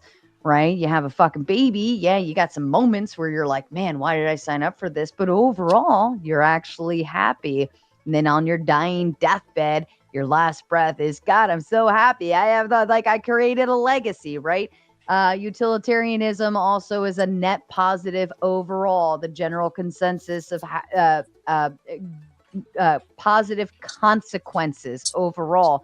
If nobody's making babies, it is a complete shift downward in society, because all of us, when we become old farts, aren't going to have anyone to take care of us, because there's not going to be a support system built in there. So even from a utilitarianism standpoint, it is more beneficial to promote baby making and getting married at a young age in order to support us later. No matter how you spin it, you can remove all the Christian ethics from it. You can take all the biblical talking points and just throw them in the garbage. We don't even have to stand on it. You can just simply take their arguments and throw it back in them. Yeah. It doesn't make sense. And that's what I still haven't heard from Effigy. Effigy never answered the question as to how we would institute that change if it's like societally based, necessary to do so.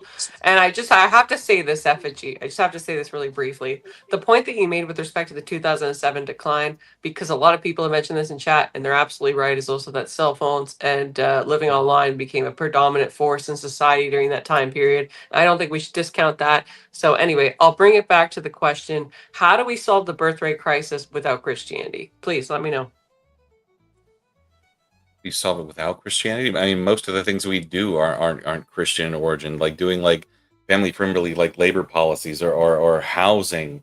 Oh, so you think we can separate church and state? We can do healthcare stuff, work-life balance, education. Do you think we can separate church and state? Can you answer? Parental me? leave, financial incentives. I'm literally answering your question. Jesus, can you not interrupt me? Sure, I'll let you go on. Yeah, I'll give him some private time. So, what was your question again? Sorry. Yeah, how can you separate church and state? That's what your implication is it not? Or am I strawmanning you? Well, church and state is separate. Well, our government has no official religion, so church and state is separate. You can't separate church from politics. So you're saying that they are separate? Does our government have an official religion? It doesn't matter. So state? Oh, okay. It matters. That's literally what church and state means. No, it doesn't matter, because a politician can be religious, and so how do you expect them to inform their decisions? You don't separate your church and politics. How do you expect them to inform their decisions? But they don't get to write their religion into law. How do they make their decisions then? No one's asking them to not have religion to make their decisions. They can be religious people. Our system accounts for that. Great. So how are they supposed to make moral-based decisions? Same way everybody else does. So they're just supposed to chuck their religion out the door when they make a moral-based decision? Never said that. You're building this straw man hard, but go ahead. I'm not. So if an individual is religious and they make morally based decisions and their religion informs their objective worldview, how the heck do we get rid of that? Do we like turn off their brain or whatever? Like, how the frick did we do that? If your religious ethics are so good at making babies, why has your birth rate declined as well? I can't tell you whether I think liberalism is primarily to blame. So you're just just a second. You're pivoting. You're pivoting right now. You're obfuscating. You're not answering my question. I'm asking you, how can an individual's religious ethics not enter their moral decision making? The whole reason it does anything. How can it not inform their moral decision making? I've already granted all of that. You're like retreading. Okay, so it does. Okay, so as a lawmaker, a state individual, right, who is a Christian or some other religion, I don't care what it is for the purposes of this argument, right? They have a moral worldview which is informed by their religion, right? They have to make a moral decision when it comes to legislation. How is that decision not guided by their morality, which is based on their religion? Like, what the frick, man? Like how do we separate are we trapped in a time loop? Like, I've already told you, we're not trapped in a time loop. How is it not informed by their religion? The difference between the separation of church and state and the separation of religion and politics. How is it not informed by their moral worldview? In our government. Dude, you're missing the No, point you are entirely. you A you are person missing who the is point entirely. religious is okay. Can yes or no? A Yes, the person who who is is religious can be in our government, but it doesn't mean they can change the government to be a religious government. okay. So let's say I have to make a decision, right? Like how We have many a people are secular government. just a sec. Let this hypothetical, right? Let's just say for a second I have to choose who's going to be sent to war. Okay? Right? And I have to choose, okay, like what sector of society needs to be sent to war. And now, like, let's say for a secular standpoint, I would assume that these certain people should go, but I determined no, we need to have people that are fathers with children stay at home so that they can be like father figures and advance that family, right? Now, I'm probably making that because I'm a Christian who has a patriarchist worldview, right? But if I was a secularist who thought like equality, right? Men, women equal, doesn't matter if they have like family. I don't know what you guys believe, right? Then I don't value that. So that moral decision is based on my religion. It's based on the fact that families need patriarchal leadership, right? How am I not basing my decision to like legislate on my religion? How am I not? Tell me. Well, I think in that instance, our system would be much more fair. The lottery draft would be much more fair because you're sitting there saying that if you did not have a child, you deserve to die. Great. So everybody should be religious then. So I should just institute as a lawmaker, I should just say, hey, my worldview with respect to these points is so strong that everybody should be religious. We should institute Christian nationalism. No. Okay, why not? If everyone had children, You just wouldn't have admitted anyone that go you to just war, sort and you wouldn't have an army, you right? admitted that my worldview If everyone was had children, great. no one would be in your army, right? You just said it was only childless men. Actually, there's a lot of childless men in If they had America. children, you wouldn't have an army, and you'd fucking lose. Well, so why wouldn't it? Much Why more wouldn't fair it be? to What's not wrong have with any kind that? of classification and just pick people What's randomly. wrong? It's But much sorry, more fair. you never answered the question. What's wrong with me Also, you basing want that on my able-bodied religious men viewpoint? first and foremost. It doesn't matter what their fucking religion So is. it's what their children are. utilitarian. It's utilitarian. There's Yeah, there's it's a no fucking objective army. basis. You want your army to be utilitarian, right? No, if I'm a lawmaker, I want everything to be based on my religious worldview. Okay, I Okay, want you want a women and religious children to be army that saved. doesn't function as a Okay, utility. let me Okay. explain this like an idiot. If I want women and children to be saved from having to participate in a war because I think they're valuable based on my Christian ethical worldview, how is that not making a legislative decision You'll based only on send religion? childless men. It doesn't matter, man. You're missing the point. How can I not No, I think you missed make the point. a My classifications as guarantee a an actual lawmaker, functional army. as a lawmaker, what is morally wrong? How can I remove the thought process in my brain that says, okay, because in my religious worldview, I Never think asked you that to. this is proper. How can I remove that? Do I have to be like equilibrium style? Never asked you Where to. I don't know. Straw man. Once where like again, completely remove like the portion of my brain that thinks with my religious I'm not sure where ideals? you're getting this point at, but it's It's sorry. commonsensical, man. We're a country under It's the Constitution. That is it's our social contract. It's not your no. It's not your religion. Dude, it's like Even if okay, you have you're your religion, secularist. you are still operating under Okay. the Constitution, which is our social contract together. That's a law. That's part of how I act in society. Absolutely, right? I can't act Yeah, contrary and to what the happens when it gets legislation. outside of our laws? What happens then? So, well, then my religion is We kind crazy. of agree. Can you name a singular Christian worldview that would like go against somebody's law, where a lawmaker would be forced to just disabandon it? To disabandon what? Their belief system, where they're like, you know what, this is against legislation. I just have to remove this from my thought process somehow because it's going to be against my lawmaking skills. And how do you do that? Do you think there are Republicans in states that have put abortion in their constitutions? Obviously, there's a bunch of people that like make decisions which are There are pro-life counterintuitive. people in states that their state constitution is literally against their religious beliefs. How is this relevant to like the fact that the person still it's relevant decides to what what you their literally religious just said. belief? It Yeah, I'm doesn't not mean trying that to their change religious belief is correct, sir. What I'm my trying to system is get so you. strong that it can have that. In fact, it can have crazier religious beliefs, and that system will still hold. It's not in a Christian nationalist society, which is what I'm advocating for. It would not, sir. No, we don't need any of that shit. Sorry. Okay, because yours is so much better. keep You it- still haven't offered me a single no, solution to the lasted this birthright long. crisis, sir. Not a single one. Zero. It's not an actual Absolutely crisis. zero. You suck. You suck so bad. I can't even believe you lost the debate to a Canadian. Oh my god. Huge. You lost to a leaf. You're welcome for the entertainment.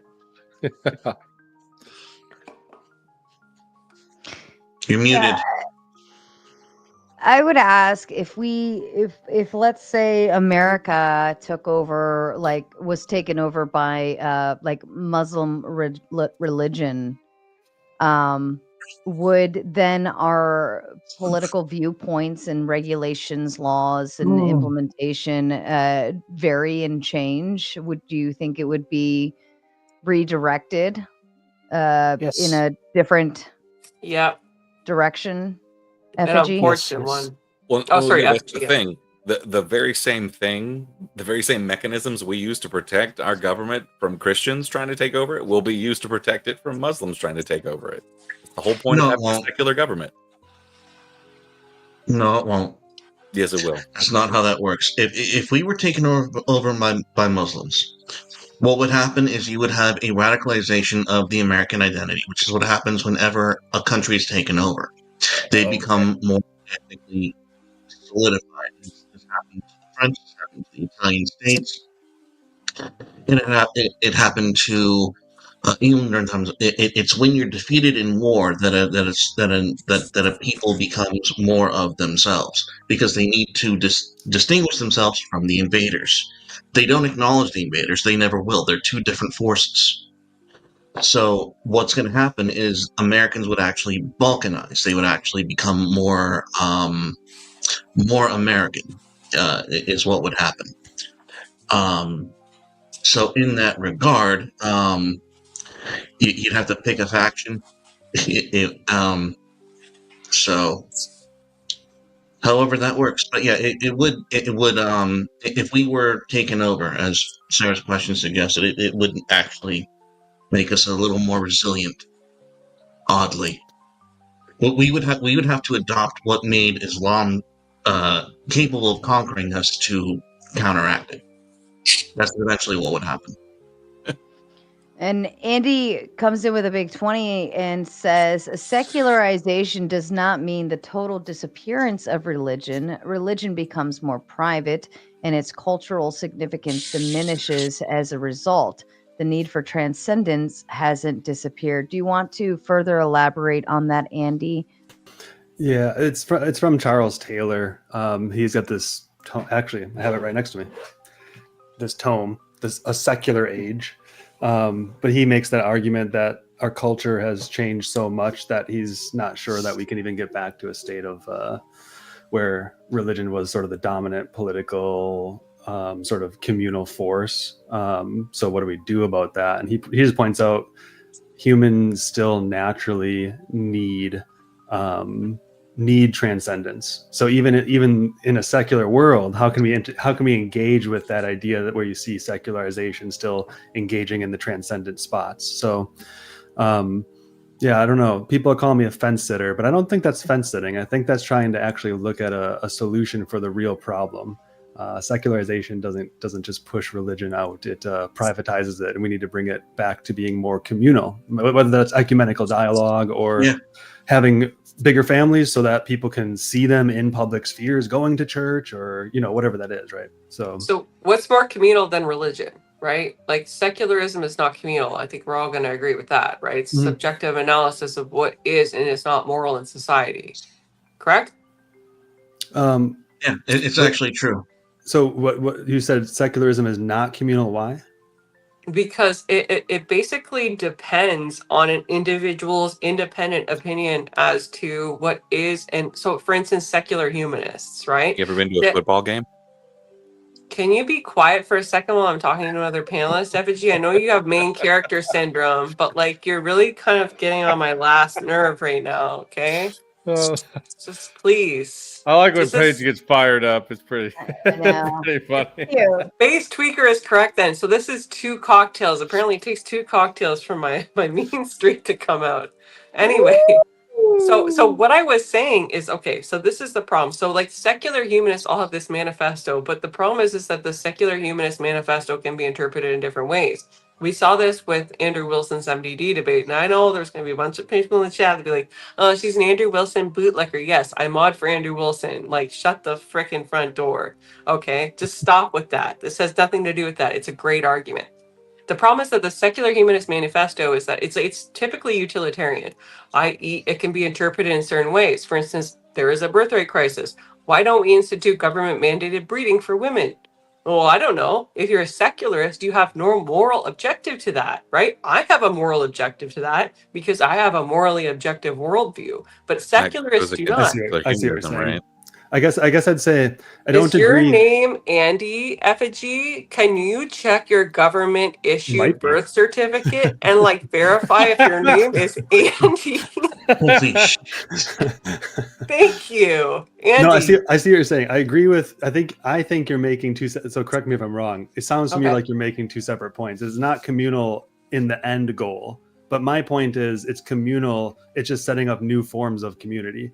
But they still need community. They still need community, and they need a sense of transcendence. That's the point I'm making. So, yeah. The other point you're making is, okay, they can't have like an objective basis for morality. I also agree with that. But I don't know how that helps us to say, how would we transform society without strong arming someone through like a theocratic state or something like that, right? I think that if men and women are made for the Christian worldview, then there's something already attractive about it. So why not make it more public? That's what I'm arguing for, because I think that will tend to draw people into that perspective.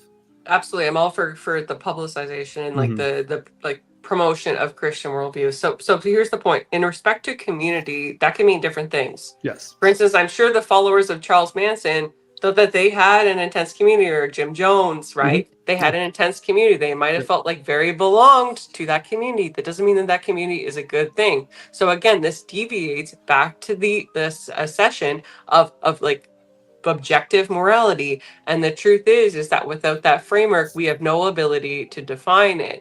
The second component which you define, which is like, okay, how do we evaluate what's right and wrong in these societies, like what is bringing people together, is again, it goes back to objective morality. We need to evaluate, okay, maybe people are being brought together, but is it for a good moral purpose? We can't do that if we're saying, okay, like Jim thinks that it's great if everybody does a coffee hour on Sundays, but Annabelle thinks it would be better if we contributed $5 and all got together and said kumbaya once a week, right? We don't know what's morally good because there's no objective framework. Right. But what I'm saying is there's a difference between an epistemological claim where a secularist might not know the highest good, but that is different than saying that there is a natural impulse in that person to want community and to desire the transcendent. That's more of an ontological natural claim. And I'm arguing that all humans have that. That's sort of Charles Taylor's claim as well.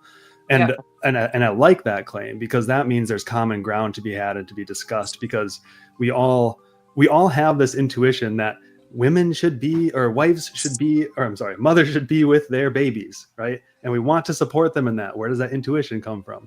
And what's the end goal is what you're saying. So now there's a higher end to all of this. But I kind of like the perspective of, there's also this case where civic law isn't made for saints.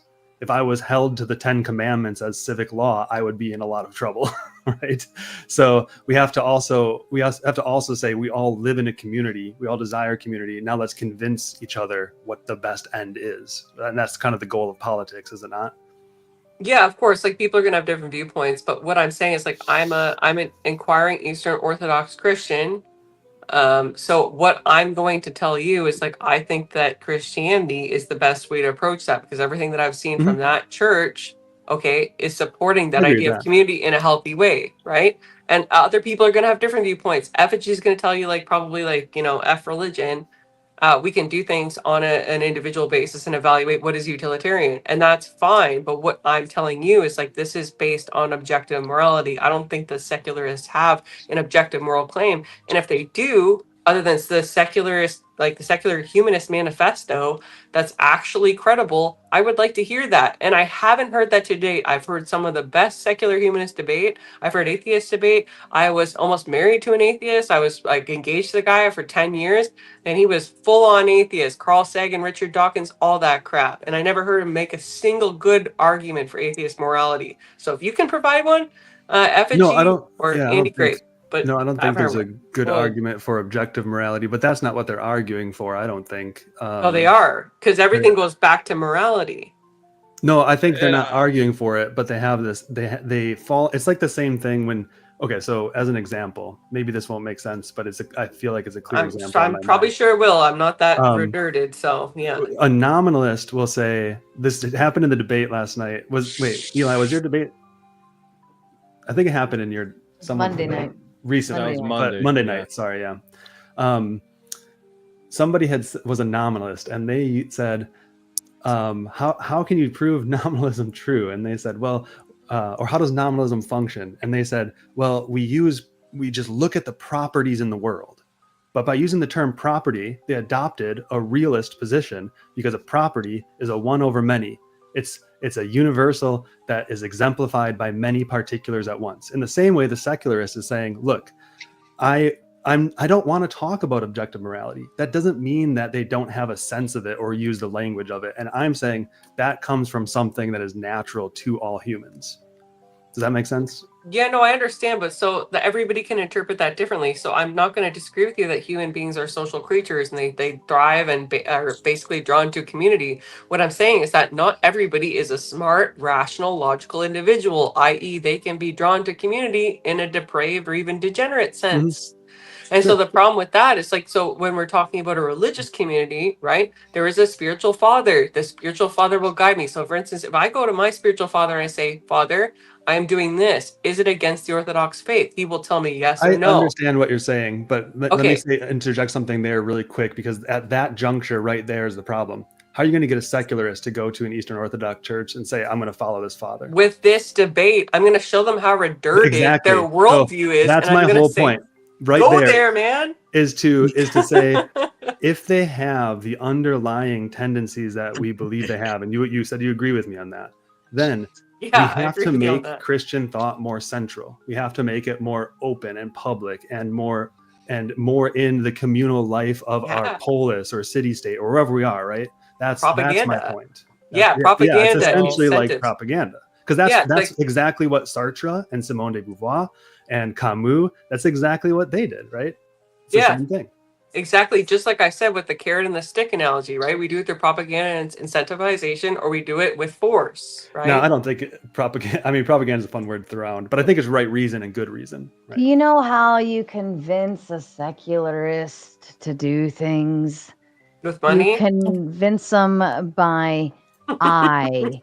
It's me, myself, and I. How can I have more? How can I do better? How can I win? If you want, that's why I'm saying you take it back to that downward piece where teenagers get started on adult life. And right then and there, dude wants to fuck, okay? Girl is starry-eyed and in love. How can I win in this instance? Well, the only way you can win is if you marry the girl. That's why bring back shotgun weddings, make shotgun weddings great again. Like if you get them to understand and believe that you can only have sex once you're married, well, they're gonna pick a lot faster, and they're gonna think that they're winning because they're saying, I want to fuck, I want to win, I. But in order to win, I have to do this one thing. Fine, let's do it. I'm gonna do it. And then there you go. Now you've just taken the concept of Christian ethics, and you've taken the concept of a secular ethics, and you blend the two together, and you make it winning for everyone, and everybody's fucking happy again. I win, you all lose. We're shutting down now because I'm fucking tired and not enough people. You failed. Chat L's. Chat L's all over the fucking place. That's like the fourth goal this week that you have failed miserably on. All I want to do is see L's for the next 5 fucking minutes. You don't deserve to say anything else. Mods, if they say anything except for L, then we're just going to delete the message. Just delete them. L. That's all I want to hear. L, L, L, L, L. Delete them. Delete anything else. Mods, get to work. Delete anything else in the chat that is not an L. A fucking L. That's all you deserve right now, chat. It's all you deserve. L's. Delete anything else. L's across the board. All right. While we're giving our final thoughts, the chat's going to be putting nothing but L's in the chat. That's it. That's all you can do. The only way you can say something else is with a super chat. Outside of that, it's a fucking L. L for you. All right. Shade Master, would you like to start with your closing thoughts? My closing thoughts are: it's Andy brings up a very good problem. In a more secularist world, how do we, evolve into the more transcendent realm? And the short answer is it's very difficult to do that. Most secularist leftist paradigms, they can't even they don't sing, they chant. It's a very spiritually devoid a movement. So getting them to reach that point is difficult. So you don't. You need some mysticism. You need some mystery. You need some religion to fill that gap. And it seems that even when you try to be reasonable, like Sarah, say like be self-interested, the selfish secularist knows that you're trying to con them, and they'll just accuse you of religiosity anyway, because it's not about getting what they want. It's about being selfish. It's about not having consequences. So those are my final thoughts. You need some sense of enforcement. You need the heavy stick at the end of the day. Beat them all to oblivion. Azrael, to you, sir. Yeah, so I guess just for the most recent topic, because we kind of veered off course, you're not going to ever get a secularist to have a standardized practice for morality. And to Paige's idea of propaganda to bring people to religion, yes, that may bring people to being Christians, but what is Christian defined as nowadays? There's a bunch of people who believe in abortions but call themselves Christians. So it may bring people to calling themselves Christians, but the only way you're actually going to bring people to Christ is just to preach them the word and allow the Father to draw them to the Son. And there's not a lot we can do about that other than our best. That's all I ever do. Everyone's like, oh, you want me to be a Christian? I'm like, yeah, but I'm not trying to convert you. I'm just trying to spread the word, and I'll let Jesus do the rest. Thank you. Azran, to you, sir. Thank you, Sarah. The thing is, actually, if you look at history, irrespective of what religion they followed or what they tried to do, I do admit that demographics determine the destiny of a nation, but nothing lasts forever. An empire is created, it is preserved for some time, and then it is destroyed. So you take many empires that were Christian as well, like the Byzantine Empire or the Holy Roman Empire or the Armenian Christian Empire. When doom fell upon them, even their God couldn't protect them. Like, fate is God's will on this planet, so there's nothing much we can do. Human beings cannot prevent anything, they can only adapt to changes. That's my final closing words. Thank you, Azran. Andy, to you, sir. I'm gonna lay it on a little bit thicker than usual, but I think there's something important about this where the project of a lot of the atheistic existentialists was to they say existence precedes essence. You come into the world and the goal of your life is to define yourself. And I just want to point out that that is a form of liturgy. If we say liturgy is just like repeated actions, participating in the transcendent, the repeated habitual choices of forming yourself in relations to others in the secular world is a sort of way to try and participate in a transcendent a communal notion of the transcendent, because you are defined in relation to the other. You don't lose transcendence. You don't lose religion in secularization or secularized societies. You just try to get this like watered down vague version of it. And so I really think that there is that is, you know, the secularists are going to hate this. That's a crying out for the transcendent. And so I think it's good for Christians to have discussions like this and to say, look, there is a need out there for that, even if it's not explicitly known by secularists. Thank you, Andy. Very nicely said. Mr. Eli, to you, sir. Hey, well, you know, the one thing that's kind of sticking out to me in this discussion, and, you know, some of it may have went over my head a bit, but I think that this is more of an assertion than an argument, but I think that the secularists' biggest problem is Christian resentment, you know? I think that, again, I'm making an assertion here, a totally anecdotal assertion, but I think that you'll definitely find more secularists that resent Christians from their own personal reasons than you would find a vice versa. And, you know, when we were talking about so much of these things, and, you know, Sarah, you had your statements on birth control and what kind of cultural attitude towards sex might be beneficial. Everything you said, I could absolutely see any secularist, non-religious person coming to these same conclusions on a strictly practical basis. And I feel like at some point they have to look and see, well, you know what? The Christian ethic provides all the prescriptions to this. And you know what? You don't even necessarily have to full scale, you know, change your whole worldview overnight to adopt this. You just kind of have to realize, well, these people aren't the boogeyman. They're not out to get me and kill me the way that, you know, I'm going to reference the debate I had on Monday. Charlie said if Christians get into widespread power, there's going to be widespread suffering because you're going to basically kill everybody who's not Christian.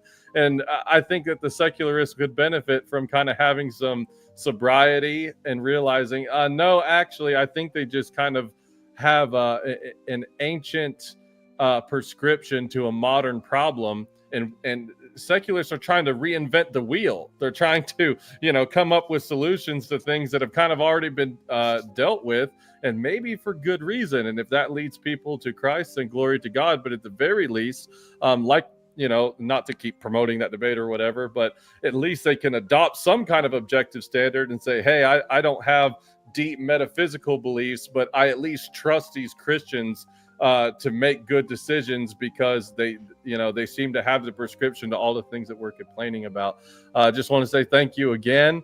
Thanks to everybody on the panel. I'm sorry if I irritated our guest into, you know, him getting mad and saying things he might not have otherwise said. I don't think I was being bad faith in the me trying to question his worldview and question his prompt. And I thought it was kind of crazy that there were some people on the panel saying, literally defending that you shouldn't critique a worldview and you shouldn't ask people why they believe something. I mean, like, we get all these terms, debate bro, this and this and that, but it's like, is this not a debate panel? I mean, are we here to, like, you know, like all hug each other? I don't know.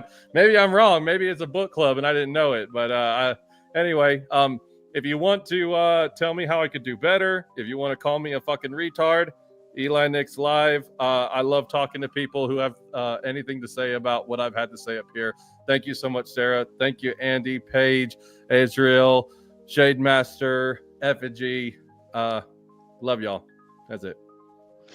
Thank you, Mr. Eli. And for the chat, you all were spanked with L mode that you couldn't even chat, and the mods were on it. Thank you so kindly. Mods kicked ass on that. I didn't know you guys could actually move that fucking fast, especially with that high chat rate. That was amazing. I'm impressed. But Almighty Nate has lifted the L mode. You were all in L mode. You couldn't chat. All you could say, all you were allowed to say, all you were privileged to say was L. Otherwise, your opinions did not matter, but Almighty Nate has saved you. I was gonna continue the L mode into the next stream. Quite honestly, I was gonna do it because this is like what the fourth time you guys have failed to meet a dono. I'm very disappointed, but Almighty Nate has blessed you and saved you all from your failure. So fucking tomatoes in the chat for Almighty Nate for coming by with the big 200 win. Shout out to you. We're not going to keep going. I can't. We're not going to keep going. I said you could save them from L mode. You have resurrected the dead fucking chat. You all deserve those L's though. But tomatoes in the chat. Shout out to fucking Almighty Nate. And the next show, I won't be as pissy at the chat, okay? You guys can spaz out and say whatever you want and do whatever you want. But the first thing you should be doing is saying thank you. He saved you. He is your savior. Praise be Almighty Nate. Okay. Miss Page, your closing statement, please. Thank you, Sarah, for having me on. Thank you, panelists. Everybody's been great. I hold no, ill feelings towards anything that happened during this debate. I would like to say that the primary concern or takeaway, rather, from this panel is that if you're going to argue on a prompt that even has the remote possibility, like I'm talking about, like even like a 10% chance, right, of bordering on an objective morality argument, you should have a rebuttal to that. And I don't care if it's stupid, but it needs to be well researched. If your objective morality is so decrepit that you can't make a quality statement, maybe you need to look inside yourself. Again, women can't teach, so I'm not telling you to do that. I'm just saying maybe you need to look inside yourself and think, okay, what's wrong with this? Why the heck can't I invent a decent argument that I can throw at least 5 stone with Paige, who's a woman debater? A woman debater. Okay, why can't I succeed at that? And if it sucks so bad, go to a divine liturgy. I'm just saying. And lastly, give Sarah some money. Almighty Nate, massive W to everybody who donated, including myself. I'm just going to give myself a pat on the back for my piddly $5 Canadian, even though it sucked, okay? I'm just going to do that. Give Sarah some money. She hosts these amazing panels. She has some popular people. Obviously, this was a great debate. People were donating. I've never seen a panel go this late in a while. So, W Sarah, W panelists, W mods. Yeah, I gave myself another W there. I'm a shameless female, okay? And let's freaking make this happen again. W. Thank you very much. And I just want to say, this has been 7 hours for the record. 7 hours. That's a full-time day. That's okay. I went and did my 8 hours of work, and then I came here and I did another 7. Same. So an Almighty Knight cannot save you guys every time. That's not fair. That's not fair. You're relying on him to save you every time. You guys all owe Almighty Nate a savior. Animated Tell the government to effigy. pay my wife's full Right. maternity leave, and then we'll be fine. Right? Exactly. That's what I'm saying. It's disability. Animated effigy, sir, to you. Thanks as always for having me, Sarah. If I could describe tonight, it would be a cacophony of incoherence coming from people. I actually agree with you, Andy, that people do look for the transcendent, but I think that's where religion comes from and not the other way around. I think people were finding that same transcendent when they were slitting the throats of bulls in Roman religious halls and being covered in their blood. So I do agree that we all share that. I just think you put the cart before the horse. I'll end the same thing I say with this morality debate every single time. The objective part is us. Morality comes from us. It is born of our moral emotions and moral intuitions that we have evolved. It is honed through our moral reasoning that is taught from our parents and honed through our moral interactions with people around us, and then further honed by the moral ideology that we choose to adopt. It is not coming from without, it is coming from within. And with that, I'll cede back to Sarah. Thank you all. Have a great day. Effigy. Effigy is another one of my favorites too. I think he's very like that whole philosophical side of things. I listen. You want to know my biggest? You want to get my attention and rile me up? You start talking about philosophy. I'm all ears and I'm excited and I'm yours. Okay, Mr. Coder. I believe did Almighty Nate give you permission to make your closing statement? He sure did. Thank you so much, Almighty Nate, for allowing me the grace of a final statement for the night. None of you deserve Almighty Nate. Yeah. Quite We're not true. worthy. We're not worthy. With the exception of animated effigy, this is primarily a page, but it really is to most of you here. I'm just going to read. What you've just said is one of the most insanely idiotic things I have ever heard. At no point in your rambling, incoherent response were you even close to anything that could be considered a rational thought. Everyone who listened to this panel is now dumber for having listened to it. I award you no points, and may God have mercy on your soul. He will. I have faith. Unlike There is you, no God. dirty secularists. Hey, Sarah, can I throw one more thing in? I meant to throw in my closing statement. This is about you were kind of giving some tips, some nudgings toward how to deal with the utilitarian thing and whatnot. I don't want you to think I was ignoring that. I was actually trying to utilize it. I shouldn't just show my cards like this, but even on a panel, if there were like 5 people watching, I have some form of adrenaline, some form of stage fright, and it's hard to not have your brain draw a blank. But I did listen to you, and I did try to actively take the advice you gave and use it. So don't think that it was falling on deaf ears. I just wanted to throw that out. And maybe I'm brown nosing to the host, but I heard it. I know it came. you're a very smart man, Eli. I know that you were trying to get there too. You just couldn't figure out how to get there. It's good. Right. We're working on it.